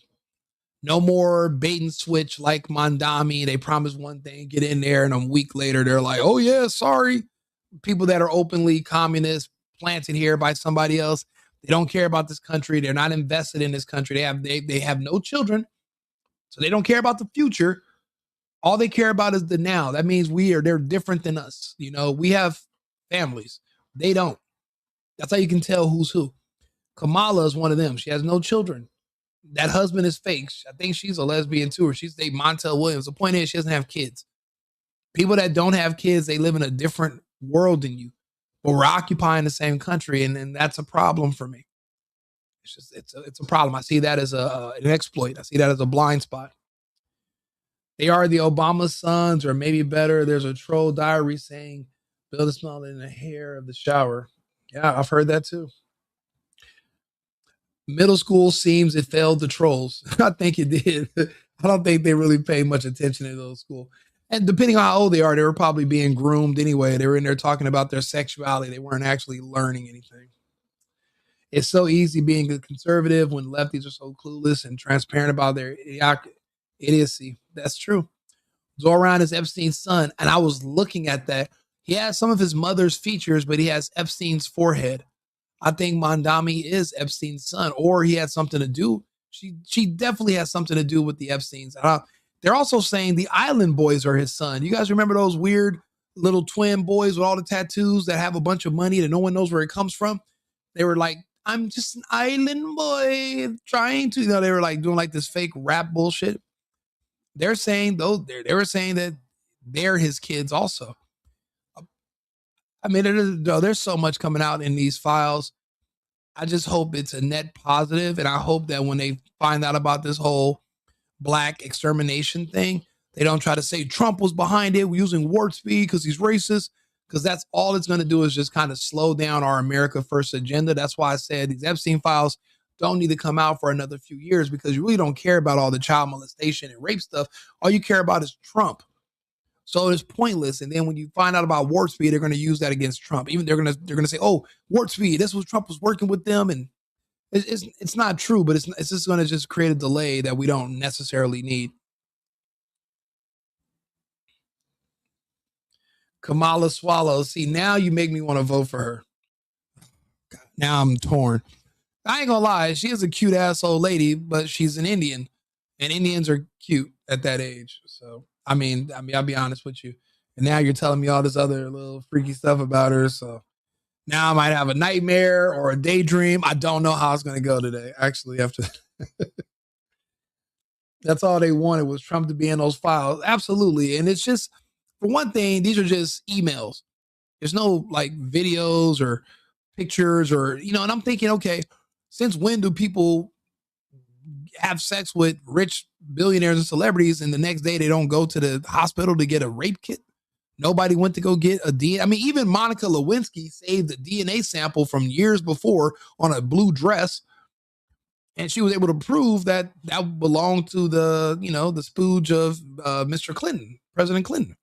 So you mean to tell me all this stuff that's happening with all these rich billionaires and nobody decided to keep a napkin or a bib, I don't know, whatever you're into, and just go to the hospital the next day and just get a rape kit? Like, I don't know. I mean, I'm not saying it was possible, but a lot of people survived. But the thing is, they don't have anything on Trump because none of it was true. I mean, even if he had a bunch of girlfriends, it's not like he was dating kids, but these are the same people who like men who date kids. They protect pedophiles. So it's all just a grift because they're using it to hate Trump, even though they love what they're accusing him of doing. 25 years later, after a serious accusation. Yep, absolutely. Even that E. Jean Carroll bullshit, it was all fake nonsense with her. She doesn't deserve a penny. She couldn't even tell you what year or anything or how. Just her having these fantasies. She even told Anderson Cooper how she has dreams and fantasies, and none of this was sexual with Trump. And And they were able to get a conviction. It just shows you that these liberal judges and these liberal jurisdictions are a problem. And we're going to have to do something about them. But the best thing we can do for now is just to talk to them. So I'm opening up the dialogue so we can have these conversations. Even Jay-Z was in them, and even Jay-Z's accusations are more realistic because he has a history of, young women, Foxy Brown, Aaliyah, Beyonce. I mean, he has a history. So that's why it's more believable. But nobody wants to talk about Jay-Z. They only want to talk about Trump, which is crazy because they're both from New York. I don't see the difference. These types who have been violated seemingly are relishing to memory, not reliving a fantasy that never happened. You know what? It's hard to say which one because everyone has their own motive. And if it's a woman and money's her motive, people pay for stories that are traumatic. Think about it. If you write a movie script or you write a book, people pay you to read your book and it's fake. But what if you tell people it's a real story and, you can make yourself cry and people will pay, especially if it's against somebody they don't like, people will pay you to lie. They'll pay you to exaggerate. It happens every single day. They admitted Hugh Hefner years ago. Yeah, but his girls lived with him by choice. They loved him. Even if they were 18 years old, I mean, their families sent them to go live with Hugh. None of them tried to kick his door in and steal them. They were with it, and it's like after the fact, now that you're older and your husband's telling you that he hates your past and now you have to basically renounce all the little freaky stuff you volunteered to do years ago. I don't know if you can use that as, I don't know if you can use regret as a crime. I mean, I don't know if that's going to work. That AG Jim Carroll shit came out of Law and Order SVU. Oh yeah, I remember the episode with Ice Cube and all that. Ice-T. That's exactly where that came from. It's completely money driven. I agree. Liberals created this. Christine Blasey Ford used the same lie against the judge that was nominated for, Brett Kavanaugh. The Kavanaugh, remember that? Oh, he was outside the room and it was 30 of them and they were all taking turns and choking me and being, just lying. All of it was just lies because they didn't want him to be confirmed. And it's crazy. I know a lot of people that wanted Kamala and them to win. They don't want these Supreme Court justices to win. Why? What did you get when you won last time? Kamala and Joe Biden were president and vice president for years. What did you gain? Nothing. You can't even you can't remember anything about their whole presidency. You can't say one accomplishment ever made by either of them. So what were you in such a hurry? You guys did all that election fraud. What were you in such a hurry to get back to? Why did you want more of nothing? That's why again, these people don't care about the future. They don't care about anything else. They just want power and then they want to abuse it and then they want to abuse you. Yep. Justice Kavanaugh. Yep. That's exactly what I was talking about. Kavanaugh. Oh, if you're old school, you know what happened to Clarence Thomas. Oh yeah, I do.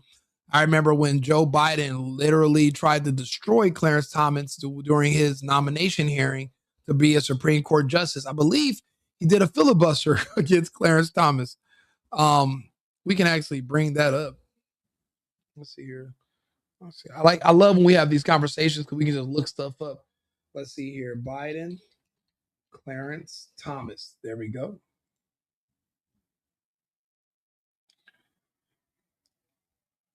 I believe Anita Hill. And then here, oh my God. Let's see here.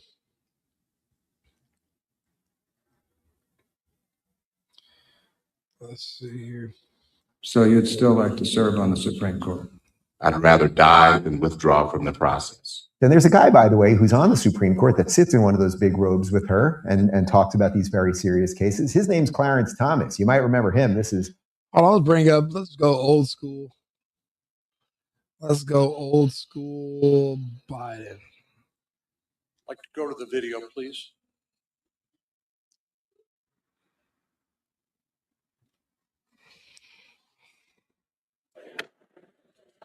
Video, please come to order. I'll be honest. I used to like the real Joe Biden, not the imposter played by Jim Carrey the last couple of years. I like the original Joe Biden. He said a lot of stuff that I agreed with. I agree with him when he said the racial jungle stuff. I agreed with him when he called these people predators and super predators and the 1994 crime bill. I literally was impressed by the old Biden because he told it how it was. He said we didn't need any more big shot mayors and big shot governors. And I mean, he walked it like he talked it. But he was a fraud as well. I didn't appreciate that. He plagiarized and he got caught plagiarizing when he ran for president another time. And then for him to be elected, it's just a lot of crazy stuff. But the old Joe was raw and he was straightforward. And I appreciate that from anybody. Judge, tough day and tough night for you, I know. Let me ask, do you have anything you'd like to say before we begin? I understand that your preference is, which is totally and completely understandable, that we go 1 hour tonight, 30 minutes on each side. Am I correct in that? That's right. Do you have anything you'd like to say? Senator, I would like. You know what? I'll be honest with you.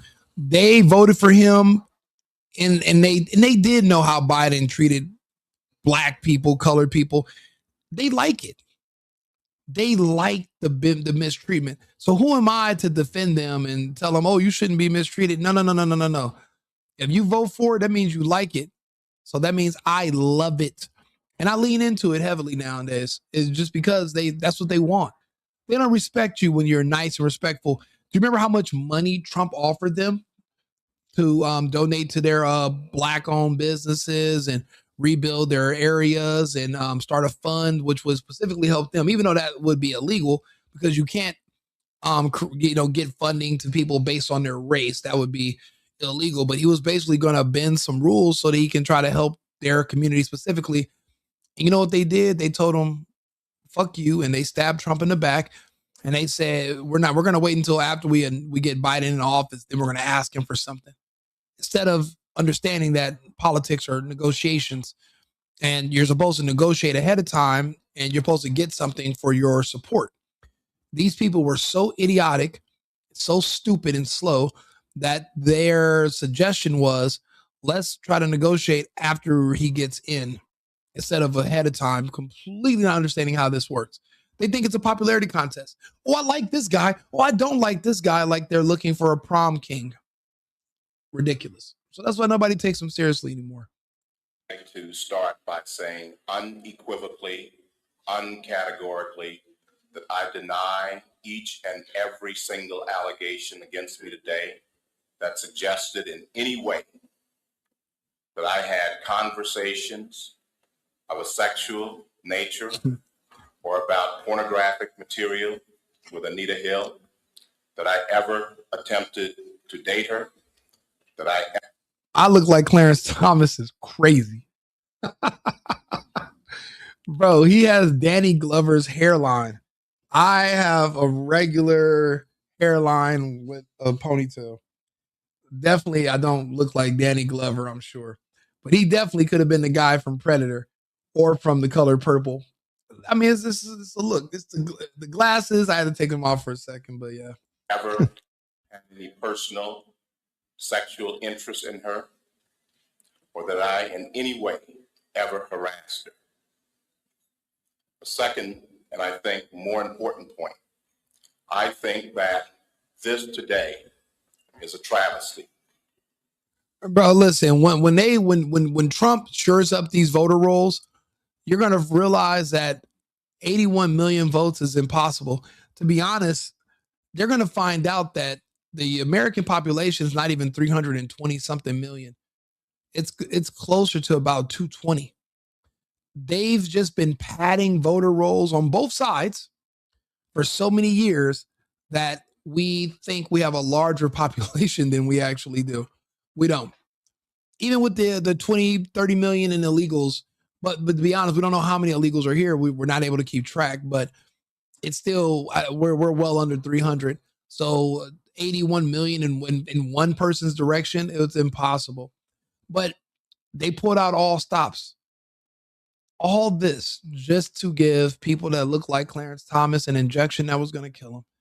The lockdowns, the the mandates, the fake vax, the scamdemic. It was all just to give one group an injection. And I guess we can say if it was worth it or not. I mean, it just depends. Now that I'm looking at the results and I'm seeing how many people are dying from it, I'm like, shit. Yeah, I mean, I don't know. We won't know for a few more years if it was worth it. If this whole Black Army race war doesn't kick off soon, then it was worth it. And the only reason it won't kick off soon is because they don't have the numbers anymore. There's so many of them dying. They're not going to be able to organize. And without the illegals, that's pretty much their attack dog arm of the left. So right now they're just being crippled. That's why Trump and Hegseth have been moving with laser-like precision to remove certain people from certain positions, and they got rid of the DEI. So we're losing. So a lot of these threats are going away day by day. So I mean, again, there's light at the end of the tunnel. I think that it is disgusting. I think that this hearing should never occur in America. You know, that's the thing. If you're a dreamer, go take a nap somewhere else. You know, America for the next X amount of years is going to be for Americans. People say that the sauce that makes America great is the immigrants. Well, then that means maybe we had a monopoly on immigrants for too long, and we're going to spread the wealth. And I want to see, with all these immigrants that are going to be going to these other countries, let's see if they can make these other countries great. Because if they can, then it's our loss. But if these countries are still fucked up, or they go in the worse shape than they were initially, well, then that means that everything people told me about the illegals building up this country were a lie. If they can't go somewhere else and do it again, then you lied to me. If you, because when you are the main ingredient in something, you're able to repeat the results wherever you go. But if you're the problem, then no matter where you go, you're still going to be the problem. So let's see how these other countries that we're exporting these people to, the places that we're deporting these people to, let's see if their GDP goes up, and if they're really the key ingredient that makes this country great. Because if that's the case, then all these countries could turn into America overnight if we're sending them a bunch of these illegals. If their logic is sound, right? This is a case in which this sleaze, this dirt, was searched for by staff. Oh no, I'm not black, my friend. Blacks don't even call me black, which is great. I'm not a part of their cult. Besides, I mean, you can't really even be a human if you're a color. You're not recognized as even being a human by the UN. So I have a nationality. I have a language, a religion. I have an ethnicity. I have a country. I have a home country of origin. To be black is to be confused. It's to be lost. It's to have no nation, no country, no homeland. You're just floating around. You're confused. That's what that means. And I'm not confused. I have a country, so it's just different. So yeah, that wouldn't apply to me, unfortunately. But I do appreciate you, commenting. Thank you. Staffers of members of this committee was then leaked to the media, and this committee and this body. South Africa is a great example, because now that the Boers are gone, they're actually begging for Boers to come back because they cannot run their country themselves. So I wonder, why do people vote for identity politics in these American cities and put blacks in office, knowing that they don't have no idea what they're doing, and they're going to destroy these places and go to jail for corruption after a few years? I mean, what's the point? It's the same pattern playing out everywhere, every city. So eventually we're going to do something about that too. Certain people are just not going to be able, you can't just accept everybody into everything. It's just not going to, it's not a good idea. The results aren't there. Validated it and displayed it at prime time over our entire nation. How would any... Well, no, that's not necessarily true. There's all type of people that have skin like mine that are darker than me, and they're definitely not blacks. So yeah, black is a state of mind.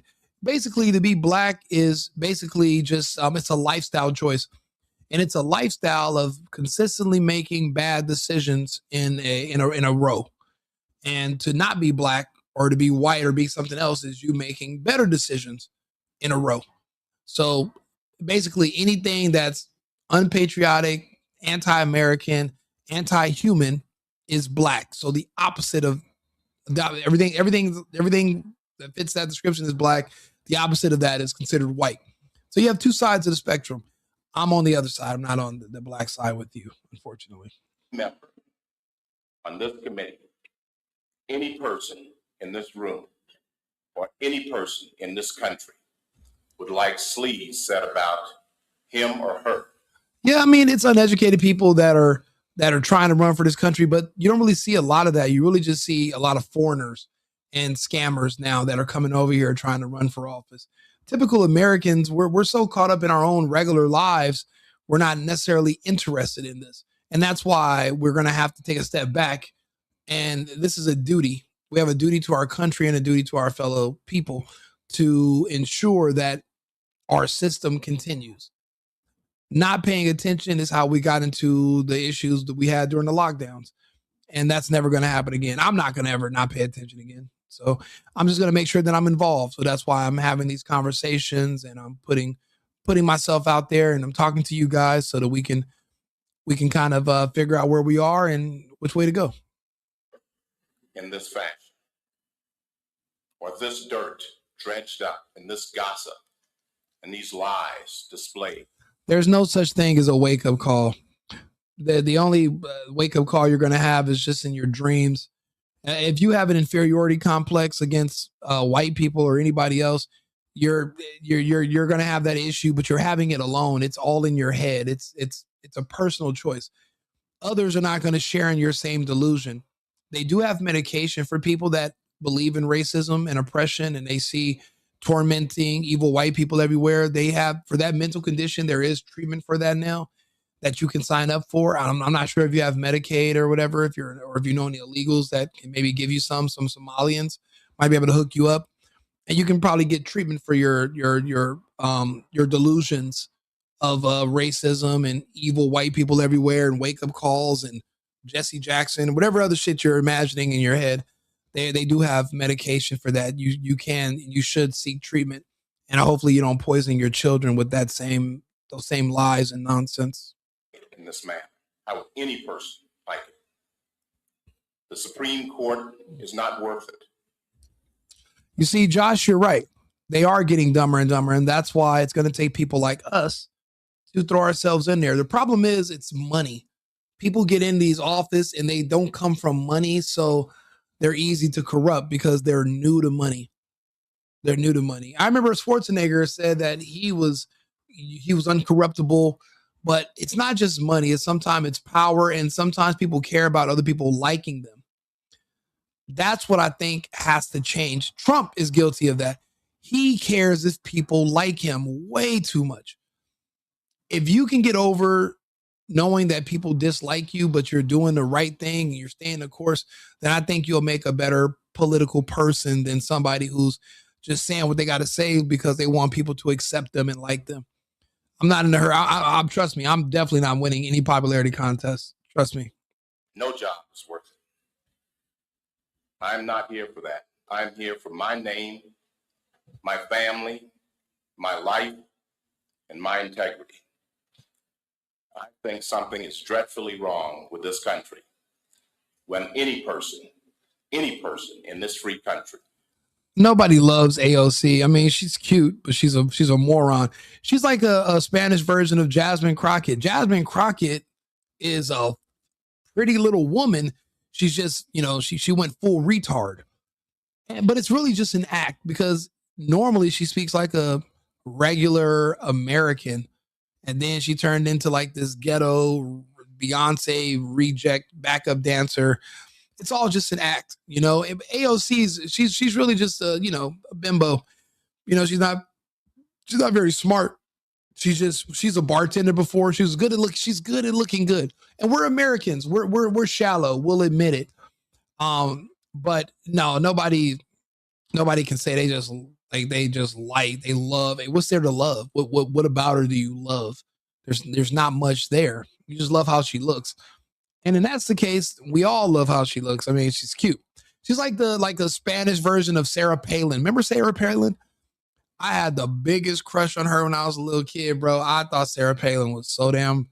She's like an older, like a school teacher hot. And we like teachers. They have their glasses on and stuff. So, but there's nothing else to like. Just like Crockett, there's really not much to like.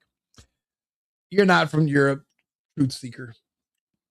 What country are you from? And let's hold a conversation in that language or wherever you're from. But that's not true. Jasmine is ghetto trash. Absolutely. She's fucking retarded, 1,000%. I love how stupid she makes the left look. Yeah, same here. And honestly, I think a lot of people are looking in the mirror. And this is what happens. I'm noticing people are going to these Democrat rallies, right? And they're there. And I always ask people to do one thing. When you're at these Democrat events, just do me one favor. Look to the left and then look to the right. Is that who you want to be associated with? Have you seen what these people look like? They're insane. And they're heavily gay, or they're deeply black, where they're willing to side with pedophiles as long as the pedophiles are going to help them fight against Trump and white supremacy. It's like, so you're willing to get in bed with pedos because you're that angry, you're that insecure about white man Trump, orange man Trump. That's insane. But you got to look at what these people look like who are next to you. Are these the kind of people you consider your peers? This was you're associated with them. And after people see how psychotic these people to their left and their right are at these Democrat events, they won't go back. You know what makes them a Democrat? They used to feel really, really sorry for black people growing up. So they think all black people are poor. So they think that's what makes them a good Democrat. What else made somebody a Democrat? But they believe black people all need welfare. So that's what made them a Democrat. Oh, and they all believe that healthcare should be free, like universal healthcare. So those are only two things that make someone a Democrat.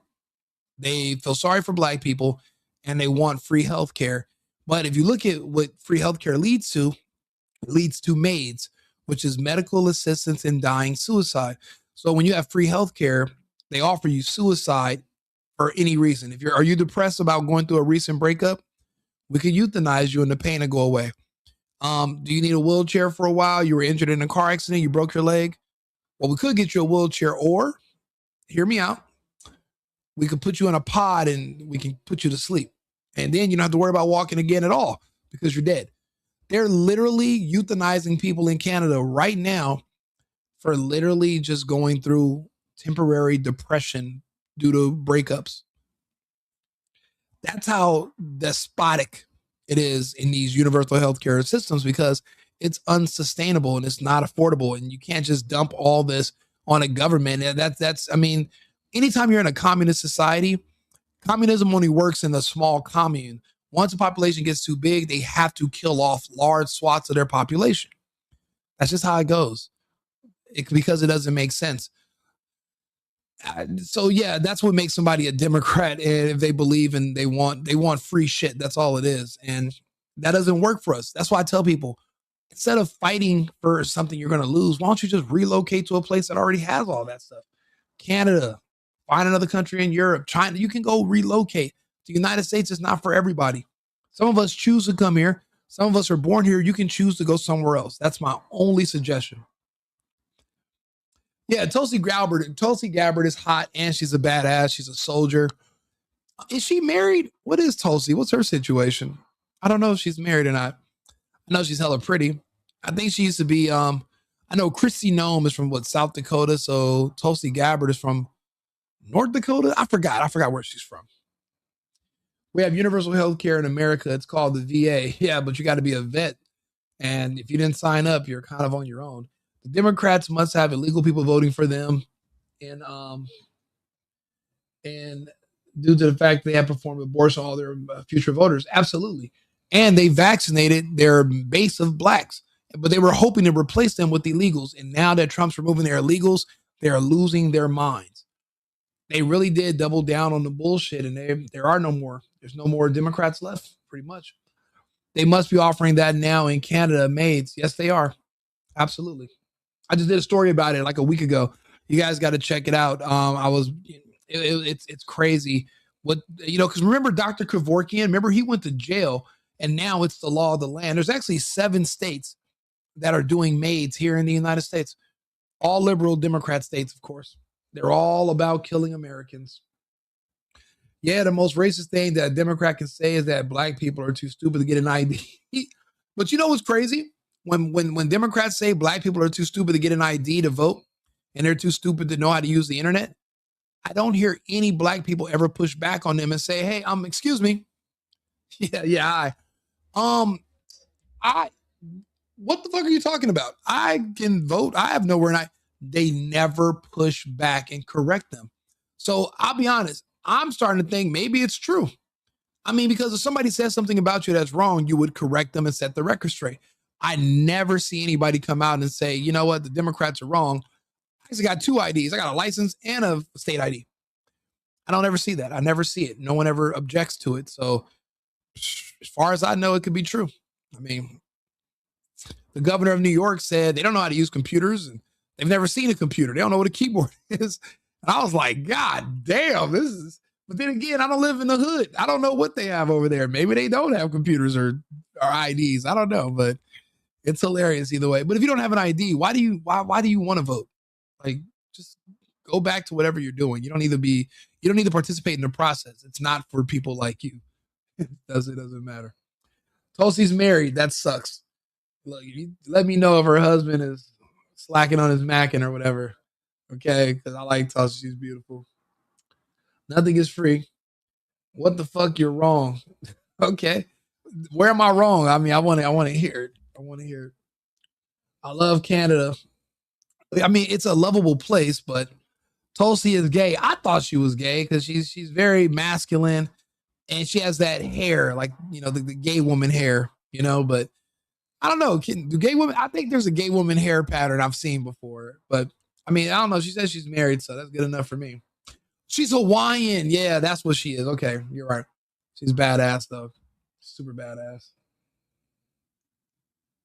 Let's see here. I might move to Miami when I'm older. I never gave Miami a chance. It's just always overpriced, But a lot of the other influencers, like me, I was living in downtown LA. So was Jackson Hinkle. There was a few of us that were like doing, and I had like a small show, and it was mainly just a variety show, like going over like, I don't know, like, just like funny stuff, nothing about like serious like this, or like not political. But a lot of us who left California, we evacuated to either Texas or to Florida.